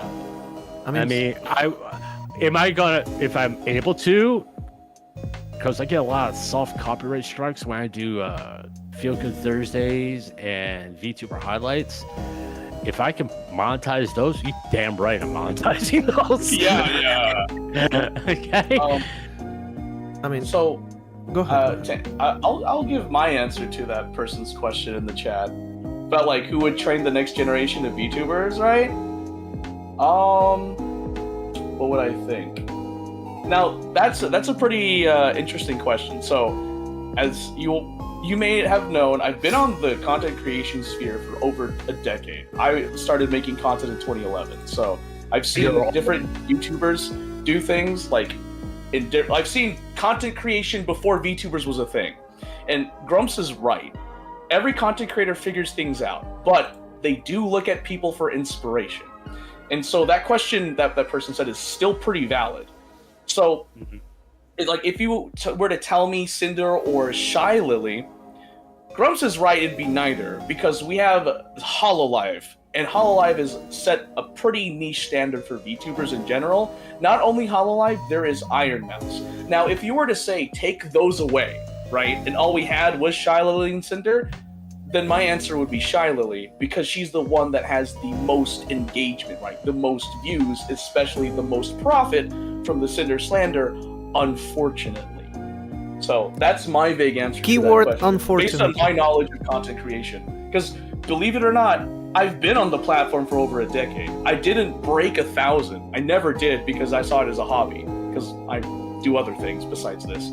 So yeah, no, that I just wanted to give my 2 cents on that because I was like, oh, that's actually a very interesting question because that's in content creation, it's different all around. But if you're talking about a specific community, there's a whole unspoken rule set about it. So. What are you gonna say, Loboto? Oh, the key word is unfortunately. Yeah, unfortunately. Yeah. Well, for if you're gonna say who I'm most like, and you can compare me to, and this is gonna just freak people out, Tectone. I'm the opposite of him. True. I mean, I swear just as much as he does, but I don't do rapid fire stories. I do one story, and that's it. Okay, I don't go to like Fox News. I don't really do political stuff. I don't do social issues. I cover fucking VTubers, people. Yeah. So, Grumps, are you telling me that you're the tech-toned down version of Tectone? Oh shit. There we go. Ah, I got him, boys. We got him. No, we got him. Clankers, go over to GVP's chat. Wow, calling them clankers. Dude, wow. Do me a favor, get the ball peen hammer out and just whack him in the head with it. Oh my god. Ball peen hammer. Wait, why is it called the ball peen hammer? Well, go look at your toilet. Why my toilet? Yeah. But we got to get the shit out of you somehow. okay. All right. That was a good one. That was a good. That Okay, was a good one. All right. That was a nice really one. good That was a one. nice one. I got played, guys. I got played. Oh my god. Okay, let's. We only got these little 2 sections. The message to the power pups, which have I know we had this whole document dealing with a lot of anger, hurt, the feelings of betrayal, all that. This message to the power pups is inspirational, and her recognizing, hey, I still have fans. Yeah, that's the main thing that got me. It was like, I have something to come back to. The fact that she realizes that and says it, I'm like, yes, we did it. Oh, she knows she can come back. At least. Yeah. Yeah, happy to hear that. It's really nice. It's a very uplifting thing for the power pups. I'll say this again. I love Cinder's community. They're the most welcoming community. They have been very kind to me and very respectful to me, and they're a large reason why for my success. Okay, no doubt about it. No matter how large I get, I know I owe a lot to the power pups. Okay, and I don't know if I'm ever going to be able to repay that. You know, and not to get mushy or anything like that. It's like, I remember someone in my chat, would you contact Cinder? No, I won't contact Cinder. Okay, to be honest with you, I don't think Cinder would appreciate me going through the right channels, mind you, and talking to her, because sad fact is, I bring up people like me who do coverage of her, probably bring up a lot of bad memories, you know, of this. And she probably wouldn't want to do a collab with me because it would be memories of this miserable situation she was in. And the only way I would agree to a collab or even talking to Cinder is if she reached out to me first. Because I only got 119 subscribers. Who the fuck am I? You know? So I don't think she really cares about it. About my numbers, it's more along the lines what I represent, a time in her life. What I represent. That's the reason why I don't think Cinder will ever contact me. That's understandable, because I feel the same way. Because as much as I would love it to be able to interact with Cinder, yeah, like Grump said, I'm pretty sure I'm the last person she'd want to collab with, considering my coverage of the Cinder slander, and of course it'd probably bring up bad memories. So who knows, you know? But I mean, even through the right channels. Out of all of us here right now on this stream, Lobito has the best chance. I know, right? Yeah, he does. Are you fucking serious? Yeah, you don't like pump out a video like I do. Like I pump out videos like irregularly, but a lot. I mean, if you put my coverage of Cinder all together and all the time I spent, if someone was to watch all my streams on Cinder, it would take them about a month. Same here. Like, yeah. Also, breaking news, and I want to point this out there, and this is, I just got a notification from Legal Mindset. Regarding the Cinder VTuber situation, I know there are two sides to a story, but a lawsuit is unlikely due to the cost and procedural difficulties such as Nano living in Brazil, which does not recognize foreign judgments. Therefore, I volunteer as tribute to judge a mock trial of Cinder. I have volunteers to defend Cinder in the mock trial, but any content creator that wants to prosecute Cinder, review or Google Doc, please reach out via DM or email. That's huge! And did you see my reply to that? I said, wait. Then, so like, this I just got it just now. Like, this is, I'm showing it on stream, like on my phone. Well, this was posted at 1:35 a.m. October 9th, 2025. Oh, okay. So yeah, go ahead and look at my reply. It's not breaking news. I just got the notification for it. Maybe it was your reply to it. I don't know. Yeah, it's. I want to be the bailiff. Oh yeah, yo! But this is the first I have to delete my reply then, because I understand it wrong. I thought he was asking for people to volunteer to defend Cinder. I misread it. Fuck. Yeah, it was prosecute. Like if you want to prosecute. Well, I deleted my tweet. I deleted my tweet. Only 17 people saw it. Well, I deleted. Like, sorry. Sorry.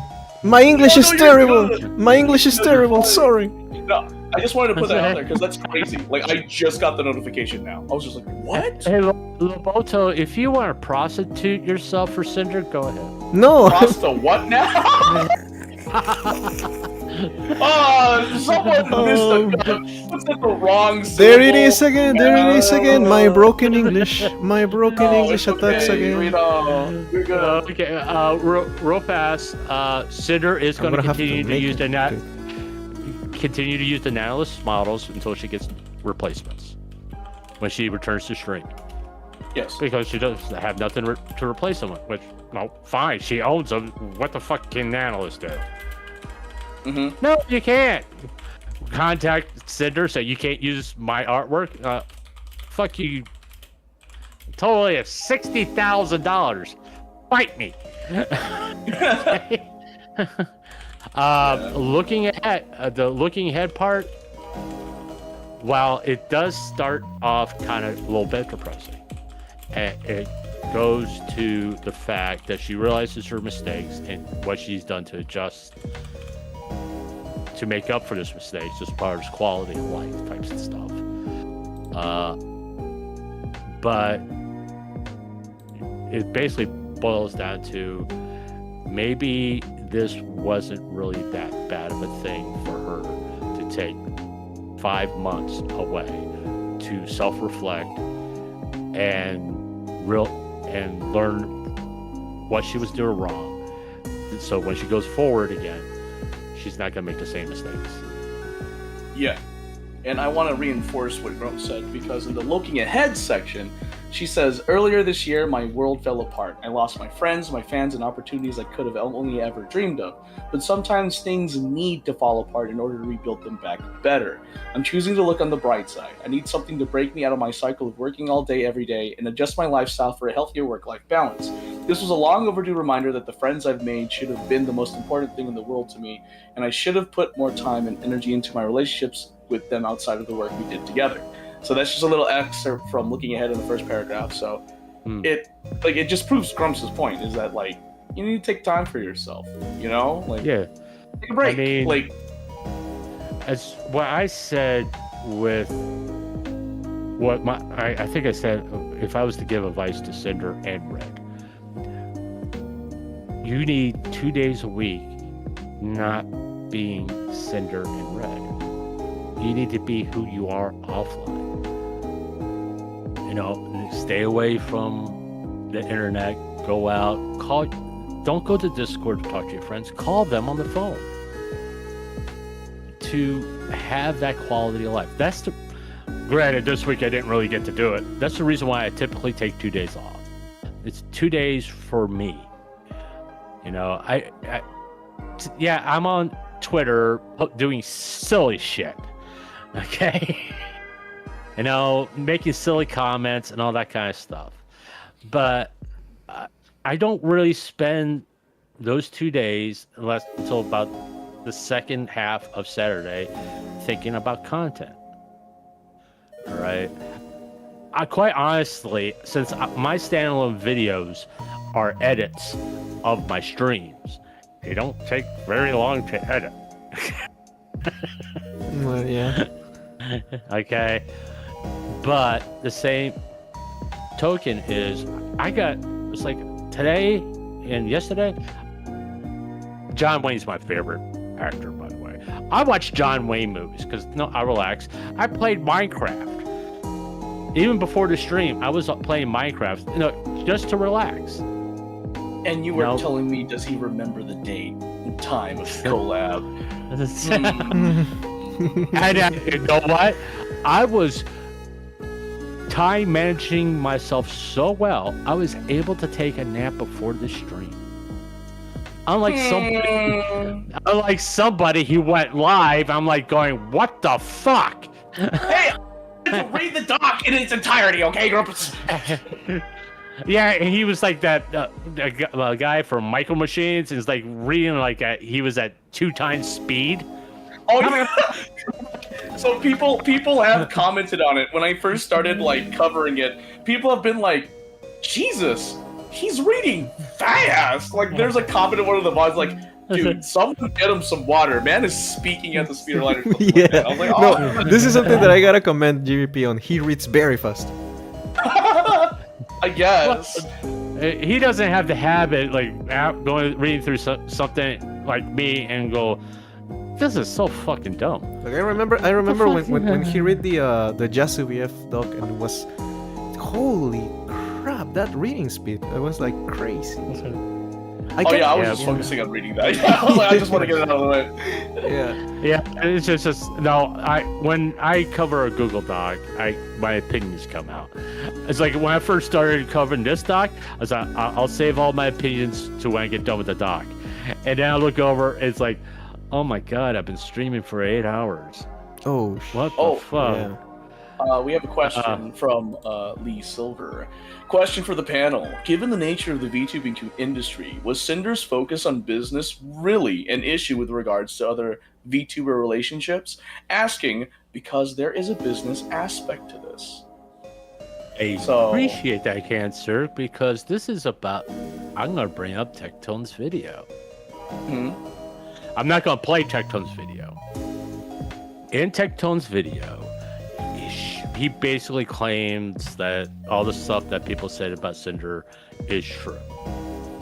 He does, hyper focused on business, manipulative, all that stuff, blah, blah, blah, blah. But then he goes and says, that's everybody. What I was differently, all content creators think about their content. Is there a business aspect to content creation? Yes, of course there is. Even if you're not making any money on whatever platform you are, there is an aspect where you're thinking about numbers, about views, all that, because you're a content creator. All right. Do you do things to drive views and subscribers to your channel? No shit.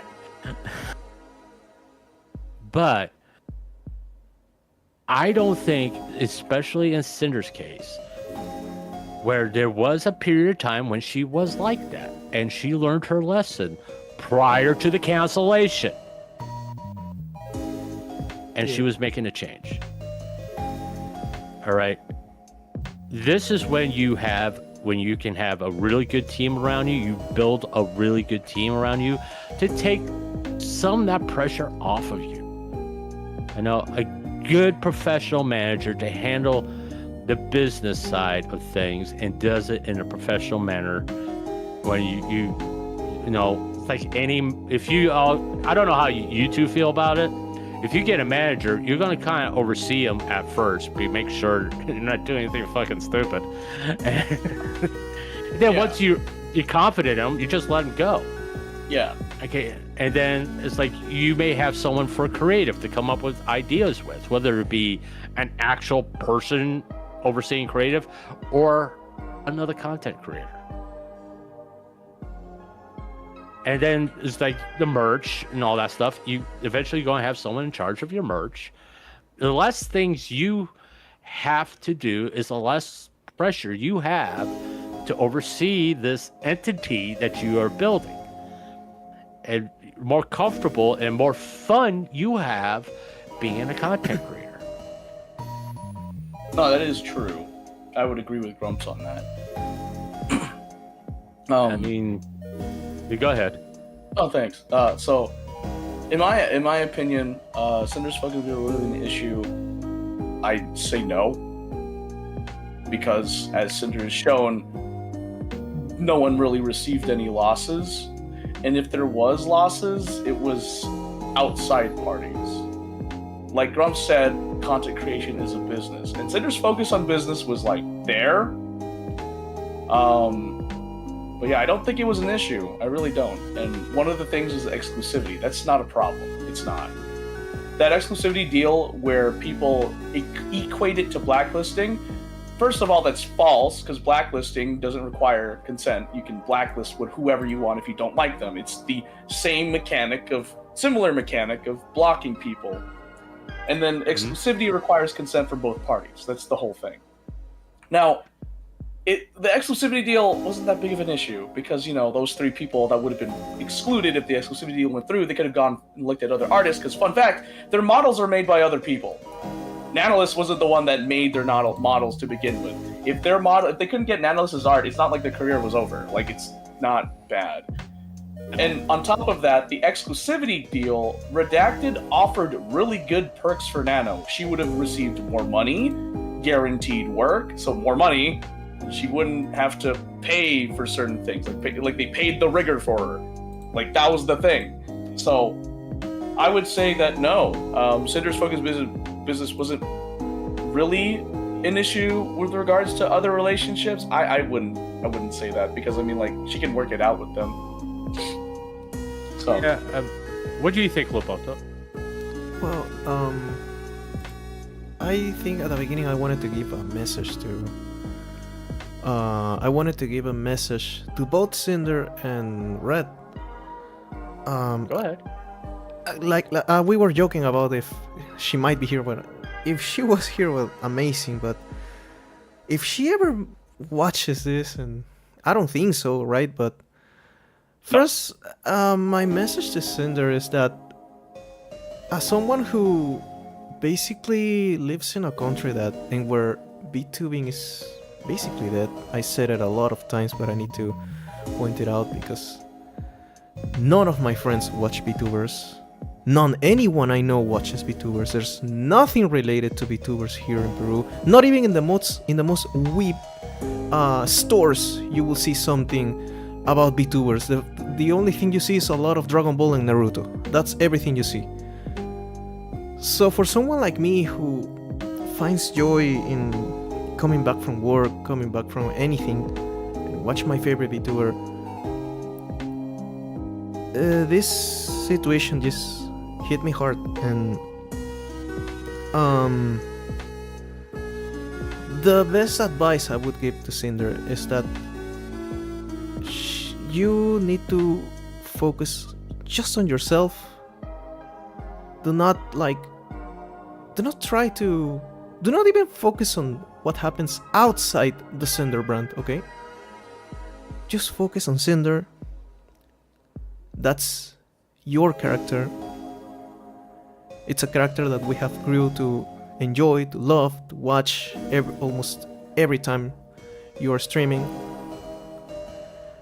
And I am happy that she's back. I am happy that you're back, Cinder. And I hope that you can continue to improve like you have been doing, and that you find that peace that you have always been trying to look, but this mindset that you started having, maybe not because you wanted it, but because you feel the need to, being like that. It's a thing in the past. We all faced a very shocking moments in our lives, at least once. After this, I don't think anything can break you. You're stronger than ever. And thank you for being there for all the Pyro Pops. And to Red, I mean, you have done a big mistake, okay? But I'd be lying if everyone doesn't make mistakes. We all made mistakes. The fact that you have endured everything alongside her, that you have been there for her throughout this whole time, you have to take good care of her. Because I know you two have been together since your college days. Even this is a detail that maybe no one has recognized, but back in her Dashi days, her name is dashi.mp3, and on Twitter Red has redacted .mp3. I think that's very cute, and that says a lot about the relationship you have. So just take good care of her and don't make the same mistakes twice, okay? Or thrice even. No, twice. I think this has been the biggest mistake he has made. After this, I don't think anything can break your relationship. And like Grumpy said, take time off every time, at least twice a week. Take time off. You're gonna appreciate that time off. So I hope you both keep continuing to grow the Cinder brand. Thank you. Alright, chat, please clip that. It was very nice.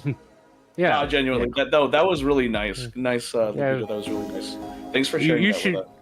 Lobito, you should make that like a standalone video and like post it on Twitter and like just like a message to Cinder and Redacted. And I think it'd be much appreciated by everybody. Oh yeah, for sure. Like, I agree with that. 11, okay, about 4 hours and 9 minutes or 8 minutes, something along like that. I need to note that. All right, I do have a request from my chat, but yeah, if y'all don't mind. What's going on, huh? You'll find out here in a minute. Huh? Fear. Oh no. What happened? I don't know. I'm scared. Me too. I guess while Grumps is getting that, whatever he's doing, I guess you shared it. What do you mean you shared it? Look at Discord. Oh, why do I have to look at? I'm scared. oh, you're sharing your screen, okay. Oh, you are? You're sharing. Hold on. Hold on, I was confused. Oh my God. You are. What are you showing? Wait, you need to rewind it. Okay. What the fudge?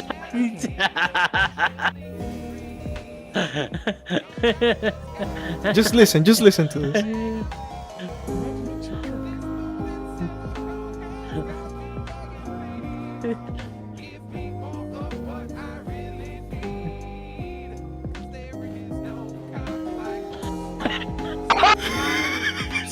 That's right. Zen's face when she realized that thing. Oh, we're done. We're done. It's over. It's so over.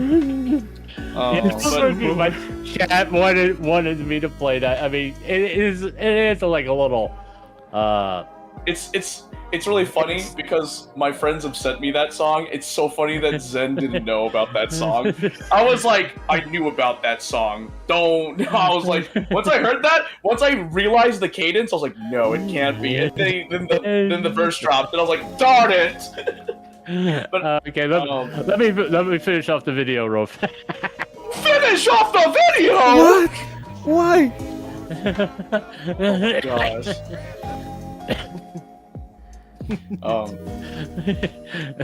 This is why Centralia always rage with the geckos. Always. But this time it was Michi's fault. Yeah, Michi was like, It hey, was Centralia, Michi's fault. Yes. Do you like horses? Michi became a gecko for a moment there. She did. All right. Yeah, it's not. Just so you know, we're not really in the street. It's just like, hey, we've been talking about heavy shit for a little while, and just something to like, kind of lighten the mood a little bit. Yeah. No, I appreciate that. No, yeah. I also wanted to put it out there that this is my personal opinion, of like piggybacking off of Lobito's amazing speech. It's just with content creation. At the end of the day, you need to focus on yourself. You need to focus on content that you would like to do. Right? If you don't feel like doing content, then just don't do it.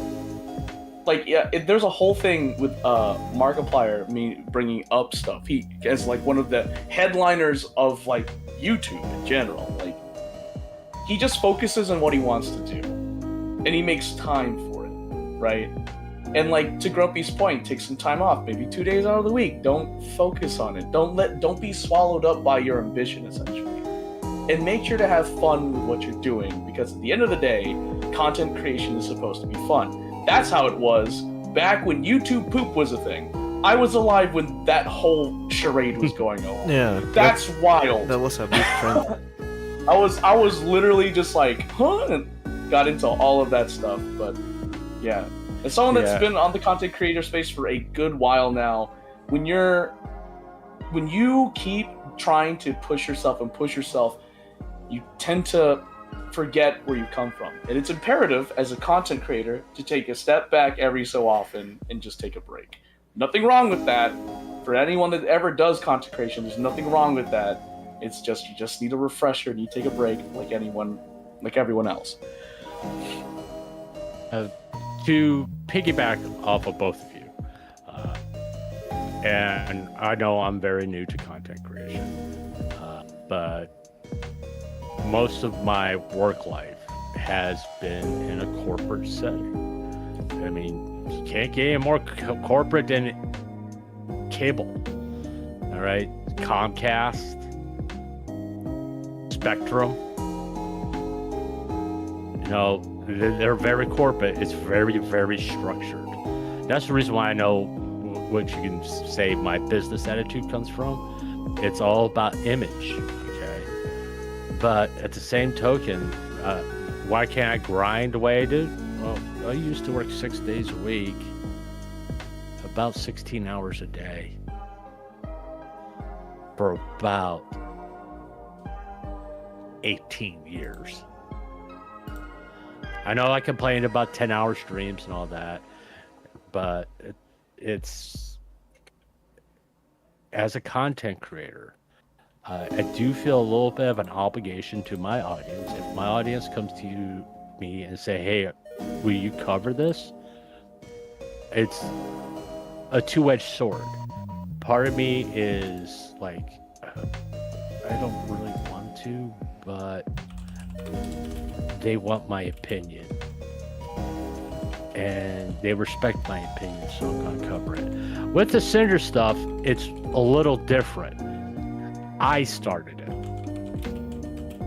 I'm the one who said, what is this all about? So I started looking into it all on my own. I didn't even have any interaction with the power-ups at that point. My very first stream about this, I had zero interaction. I think one person came to my coverage, Jordan was his name. I don't remember his last name. If he's in the chat, hi, thank you. He was like my very first person in chat. But every content creator, part of their goal is to make sure their audience is happy. I mean, me, GVP, Lobito, Cinder are talent. Wait, no. Teach you to go away, clankers. You missed the horse video. But part of why I grinded so hard to get through this document, it was to kind of put a period at the end of this. You know, I really hope this is the end, and that everybody involved can move forward, and just want to enjoy being a content creator. The dangers of content creation is don't get so wrapped up in business where it stops being fun. Or don't start doing content that you absolutely hate. Then it's no longer a quote-unquote hobby or content creation. It's a job. And you can't, in my opinion, you can't do this and think of it as a job. You gotta have fun doing this. You gotta look forward to streaming. And I think that's kind of what happened to Cinder. I'm not saying she didn't have fun interacting with her chat. Don't get me wrong. Well, I'm saying coming up with ideas, always looking for what's the next big project we're going to do. All that creative became a job. It wasn't fun, really. You know? It wasn't all what it used to be when she started. I mean, we can all remember when we first started doing content creation, how much fun it was. I think Cinder and Red forgot it. And that's kind of what brought all this on. It became a business. And part of being a successful business person, and I would say the most important part of being a business person, the business has to be fun. Or it's now you'll get burned out and you will crash and burn. And you'll disappear. You know, I mean, we see on Twitter all the time VTubers graduating. And they just disappear because it stopped being fun. Cinder and Redacted, like I said, need 2 days a week. They're not Cinder and Redacted. And they're not thinking about business to recharge those batteries, to sit back, have a cold one, and watch a movie or play a game that you're not going to stream. I think that's the most important lesson that they should get out of all this. Yeah, it's just they need to take breaks. Yeah, but and also in terms of people saying content creators are people pleasers, doesn't matter. But it's still your channel and you are in your right to do whatever you want in your channel. So I will say this: don't be afraid to say no, because eventually you'll have your own crowd of people that likes you for you and your content. You don't like content creators are entertainers. We're people pleasers. We please people, not kiss their butt. Keep that in mind. You don't want to end up turning into something you don't like, you hate, to Grove's point. But that was the one thing I forgot. I started rambling. I need to get sleep. I get it. Real fast, I do have an announcement. Halloween week, I want to play a game with my audience. Pico I Park. want to play Among Us with my audience. Oh no. Sus. Oh no. Oh yeah. no. The Among Us. Oh my god. Yep. I've never played it. I've seen countless VTubers play it, and it's sort of like Phantasm. Hey, Lobito, you want to join me in GVP and playing a game of Phantasm? Phantasma? Phasmophobia. Yeah, Phasmophobia. I don't have the game. Phantasm. I was like, Fantasia, like the Mickey Mouse movie. I don't have the game. Well, you won't be such a fucking scary cat, GVP. Oh no, I'm scared, guys. No, you guys, if you've seen my collab with Grumps, like, nah, I was scared. I'm scared. But Among Us seems that's pretty right. fun. I wanted to put this out there for gamer subs. Oh. I feel like gamer subs should reevaluate Shy Lily's partial ownership. And it's because Shy Lily did something bad, like business bad, like corporate bad. She may have caused gamer subs to lose copious amounts of money with the antics of the slander that she put forth against Cinder, because she also encouraged Cinder selling her shares, and her actions ultimately led to Cinder willingly giving up her partial ownership of the company they were both part of. And not only that, because of the slander, if you think about it, people were burning merch and boycotting her stuff, right? So imagine gamer subs invested in 100 Pyropup plushies, and because the Cinder slander dropped, they didn't buy those plushies. Now it's just sitting in stock. And the thing is if it's sitting in stock and not selling, the company just lost money. So imagine hurting your own company because you wanted to kick another partial owner out of the picture. That's what I think. But because of the antics that Shy Lily did and the obscene amateur behavior she displayed on her streams following the Cinder slander, I really personally think that gamer subs should reevaluate Shy Lily's partial ownership, because what Shy Lily did was really bad for the company. I forgot to mention that earlier. I just wanted to bring it up here before we wrap it up. Two things since you brought that up. Okay, can gamer subs get rid of Shy Lily, kick her out of it? It depends on her contract. If there's a behavior clause in her contract where when her behavior damages the company, they don't have to buy her out. They could just look at it and say, you're done. Yeah, exactly. That's the thing. Okay. I was to your second point, sorry. Okay. Also, I was shocked that Cinder gave up her gamer sub stuff. I was shocked too. Because I'm a prick. I will hold on to it and just sit there and keep a middle finger up at Shy Lily going, what are you going to do about it, bitch? Come on, just try. It's because that's how I am. I mean, I'll just do it out. I mean, I kinda saw it as a for example, you really want me to step out? Here, take what you want and shut up. I took it that way. Yeah, I did that.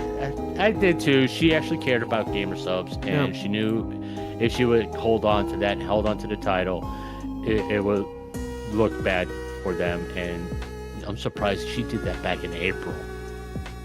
Yeah. No, she didn't do that back in April. No, it was June. It was Cinder says at the beginning she decided to give up her partial ownership the same time she dropped her dog. So Yeah. she gave up her partial ownership this week. This Oh, week. okay. I think this week or last week, because it says it at the So- beginning. Let me look it up real quick, because Okay. it's yeah. But now thinking I about what want- you said, GVP, about Shy Lady shares, somebody talked to me through DMs the other day. We were just chatting and all that stuff, but they said something that could be very curious. It's about GamerSub actually reaching out to Cinder and say like, this is like a complete possible scenario, not possible, they're like a fictional scenario, where GamerSub asks Cinder if she should reconsider not get rid of her shares and blah blah blah, and then do what you said, JVP. But I don't think so. I don't think they are going to. It was just too bad that they had to be like, well, for Cinder to be like, yeah, no, I think it's the right move, unfortunately, just to protect the company. Yeah, and I'm you got- giving up my part ownership position of GamerSubs. I've worked so hard for them since December 2022, and earning this position was one of the biggest accomplishments of my life. I'm honored they chose to give me the opportunity. I've been immensely proud to have the title. As sad as I am to do this, I feel the need to protect the company I love, the people the people that work there, and everyone associated over my own interests. GamerSub suffered a lot of damage when all the accusations were made about me, and that fell on my shoulders. This is my responsibility as part owner, and I don't want any more harm or negativity to come to them by having this position. I didn't have to do this, and I wasn't asked, forced, or coerced into making this decision. There are things more important to me than business. I notified them of my decision in June, and it will take effect at the same time this document is published. So, she is no longer part owner as of the drop of this doc. Yeah, And that is wild too. She's part of I got GamerSub. furious. She's partner, but not a partial owner anymore. Yeah, like it made me furious on behalf. It made me not on behalf. It made me furious to know that she ended up having to do that because of the slander she received. It was horrible. At least it was her choice. Yeah. It was at least it was willingly, but it doesn't change the fact that that choice was influenced because of the Cinder slander. Like it still makes me furious that that was the case. I mean, and let's face facts. She got a good chunk of change giving that up.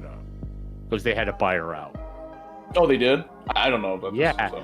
Okay. Because 10% ownership is stock in the company. It's stock. Mm-hmm. So they have to buy that stock back. Oh, okay. Well, that changes. Okay, so she's fine. Yeah. I mean, But the other legal thing I wanted to bring up is about nanoliths. Oof. And the Brazilian internet privacy laws. Redacted can go to Brazil and press charges against Natalist because in those DMs he clearly states something along the effects of this stays between us, and Natalist said, of course. That's that NDA. That's pretty much saying you do not have my permission to release any of this information to anybody, including Cinder. And she took those DMs and put it in her Google Doc, releasing it to the public. So she broke an NDA, which is against the law criminally in Brazil. Mm-hmm. So redacted and only redacted can go to Brazil and press charges against Natalist. Yeah.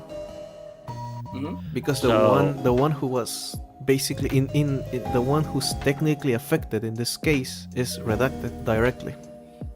Yeah, because he clearly stated in a DM. All right. Guys, I know there's a lot of people who says, "Oh, if it's an invasion of privacy if you release a DM and all this stuff in a Google Doc." Unless you clearly state, "Don't release this," and protect yourself in that way, it's such a fucking gray area. It's always a good idea to state, "Hey, do not release any information of that's contained in our communication on Discord. It's sort of like when you pick up the phone, we do like if like the three of us did a voice call that was private, I may say something. You do not have my permission to record me, because if they release a copy of that voice call in a Google Doc like Adora Buddy did, I could sue them because they invaded my privacy because I told them not to do it. Yeah. It's that simple. Okay. But we have to remember, I really wish I could talk to a Brazilian lawyer and find out if it's true, because Redacted is not a Brazilian citizen. And in the Brazilian law, there is something about international people. If they can press charges, and it's so vague. I don't know if really with 100% certainty if Redacted can go to Brazil and press charges against analysts. Yeah, it's a whole thing about that actually. Yeah, if I was an analyst, I'd be scared shitless right at the moment too. I mean, I feel like she is right now, especially since he had. I know it's Cinder's decision, you know, but I wouldn't be against if Gamersoft maybe try to change her mind, you know, that maybe you should reconsider this. I know it's Cinder's decision, but I mean, I don't think Gamersoft is going to ask her to be a partial owner again until really this all dies down. Oh no, I 100% agree with Grump's statement. If they did, most likely Shiley won't be a partial owner either. Yeah. True. Like the they thing is, need like, to consider her position now. They like the fact of the matter is, like, now that Cinder has put out this doc, like, Gamersubs, I believe, should really take a look at Shy Lily's status as partial ownership. Like Grump said, there's like a behavioral clause and all that stuff.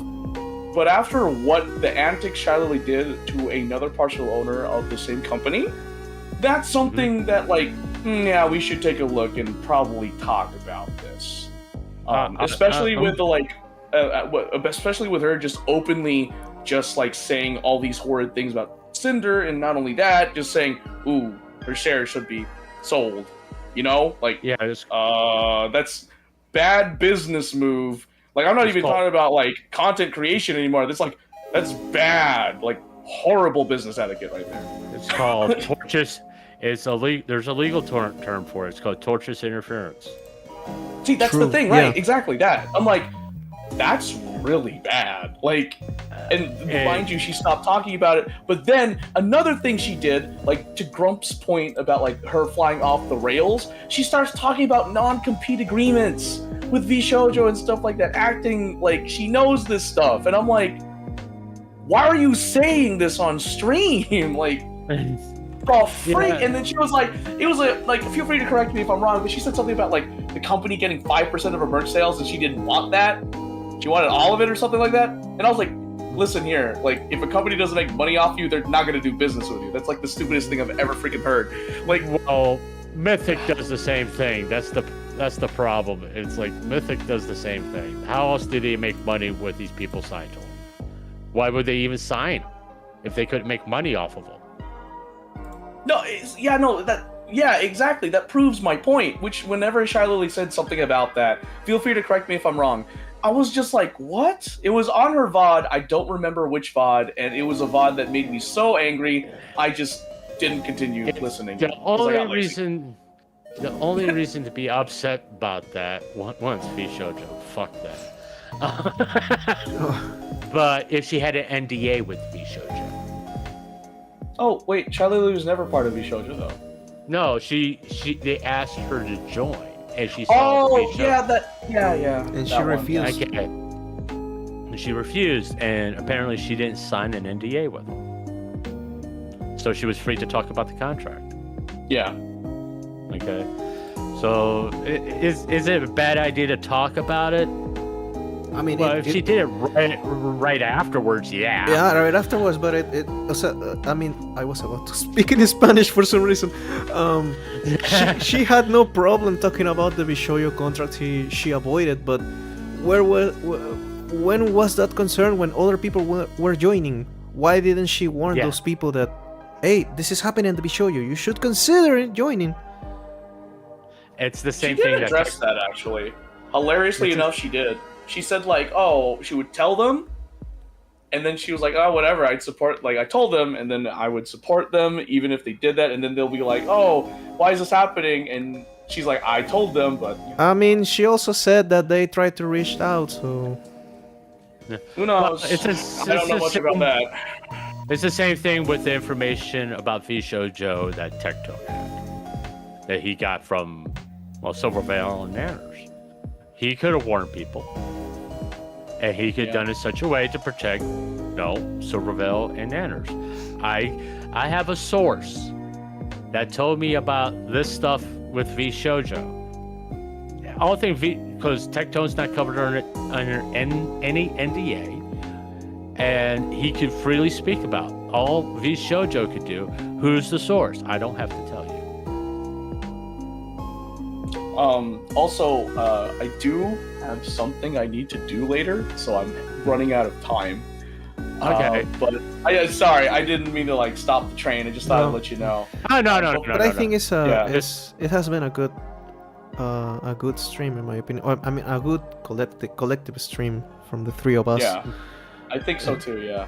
Yeah. So, let's start wrapping it up. We'll go around and promote anything we got coming up or anything like that. Okay. Grumps, you're first. Yeah, you first. Hey, I'm the leader of the group. The leader always goes last. Okay. I start then. I'll start then. Yeah. Well, no, I'll go ahead. Okay. Dang!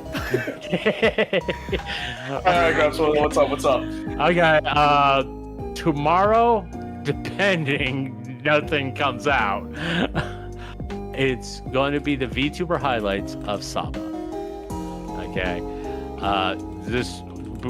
The next few days will sure be making up what the rest of the week of the 100 sub celebration was supposed to be.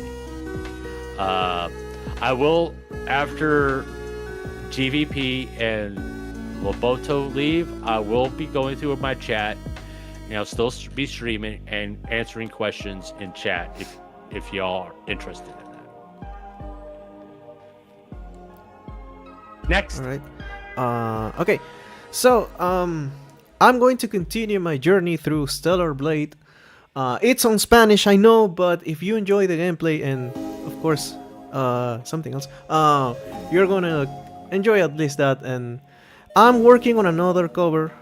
Okay, it's from from the same band I did my first cover. It's from Linkin Park, and I'm working on it.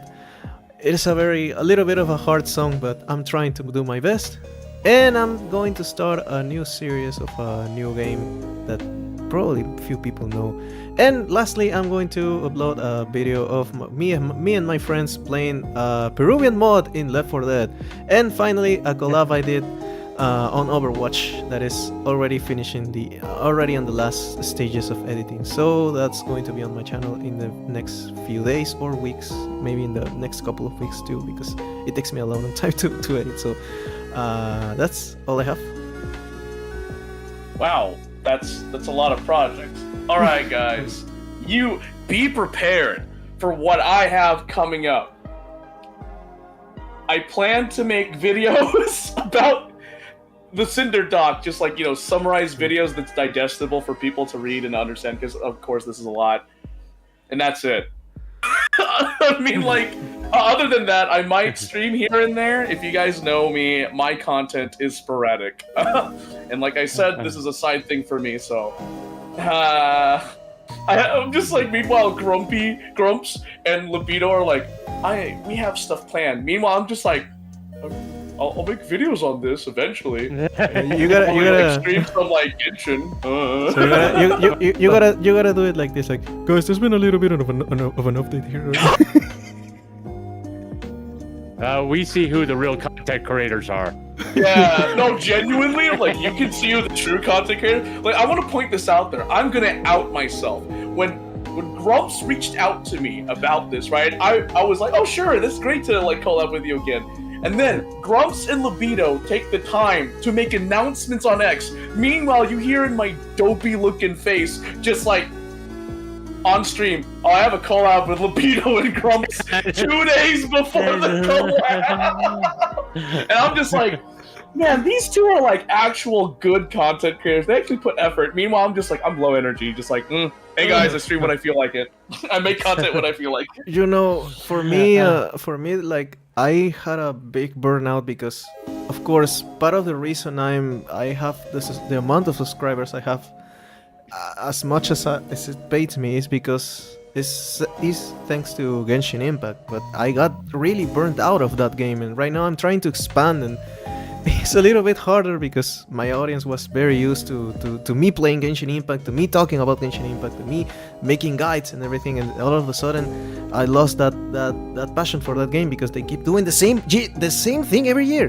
So so yeah, now I'm trying to look for different horizons, and I would say that I'm going through a transitional phase. Yeah, it's a transitional phase. Yeah. What? Zenless Zone Zero, Lobito. I suck at that game. Well, then you can suck something else. Anyway. By the way, my audience, don't ever fucking expect me to play a gacha game. I hate them. You should try Nike. Whoa. You should try Nike. You played Phasmophobia, right? Wouldn't that be a gacha game? Because when the ghosts catch you, it's like they gotcha. Oh fuck.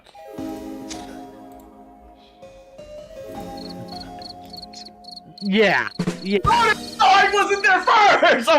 I was navigating through my menus. Can I get it? Lobito beat me to it. But no, for real, guys, this has been a fun collab. Thank you so much for reaching out to me about it, Grumps. This was a fun collab. I enjoyed it. And it was really nice to talk to you guys about it. But yeah, no, and for real talk though, my plans, I will make some like a video series over the Cinder Dock because, like, to my disdain, More Kazahana had a point. Gotta make it digestible. Yes, I would agree on that because we're TikTok, short video format videos are a thing. But that is the plan. I'm going to cover as much as I can on the Cinder Dock and just make it digestible for people to read because people are saying that it's so big that they don't want to read it, which, yeah, they're not doing their due diligence in my personal opinion, but I'll be making short summarized videos of sections of this doc so that way people can, like, digest it better. I will be, eventually I'll be able to do what I usually do, just like stream games and stuff in the future once like this dies down. I have some projects in my mind that I'm planning to implement by the end of this year. There's one big one that I have in mind, but to get it started, does anyone know where I can find Pyropup light sticks? Because if someone can tell me where to find those, then the first phase of that project will be complete, and then I can go into like the planning phase for it. So that's what's going on. eBay, GVP, eBay. I didn't find it on eBay. That's the funny part. I'm like, where? like, no, but to your point, like, you're right, but I just couldn't find it. But that's the plans I have going forward. There really isn't a date and time. Like I said, I have a 9 to 5, and I'm pretty sporadic when I make content. So thank you all, by the way, for taking the time to just hear me out, watch my content, despite how sporadic it may be. I really appreciate you guys. I wouldn't be here where I am. I wouldn't be where I am without you guys. With that being said, I do have to head out, so before... don't forget to like, comment, subscribe to all of our channels, and make sure you hit the notification bell, because I'm not going to let GVP say it. Because GVP is going to... You don't want me to say to, like, pound the subscribe button, help you breed subscribers? Or fondling the bell to know when you're live? Well, after your Discord message, I don't want you fondling anything. Oh my gosh. But oh man, I forgot what I was gonna say next. It was something important. Hey. But yeah. Oh, that's right. Pyropups, Cinder fans. I have a request. Like I said in my other VODs where I finished when I read the Cinder docs. If you guys could please timestamp this VOD. If you guys can help out, timestamp it so that people can go to the VOD, go to the timestamp for relevant information that we talk about. So if you guys could help out by timestamping it and post in the comments below this VOD, that'd be great. Yeah, that'd be greatly appreciated. And before I end, yes, I finished reading the Google Doc. I can confidently say that now. I finished reading it literally 2 minutes before me, Grumps, and Lobito had our collab. So have fun with that. So yeah, thank you guys so much. And thanks again to you both, Lobito and Grumps. It's been fun. Thanks, guys, for coming on and agreeing to do this collab. I know it was a little short notice, but hey, we had fun. We have fun, and I yes. think we a 4-hour video is a very easy way to digest this document because we pretty much covered all the main points. Yes, and thank you guys for also letting me be part of this, and I appreciate it. I know my English is broken. I know sometimes it's hard to understand me, but I appreciate that you take the time and patience to listen to me. So I really appreciate that. No, you. There. No, you. All right. Okay. Well, this is the end of the collab part, and we'll continue on and answer some questions in chat. And once again, thanks guys for being here. Of course, thank you. All right. Thank you. Take care, guys. All right. Take care. Thank you. Okay. Thank you.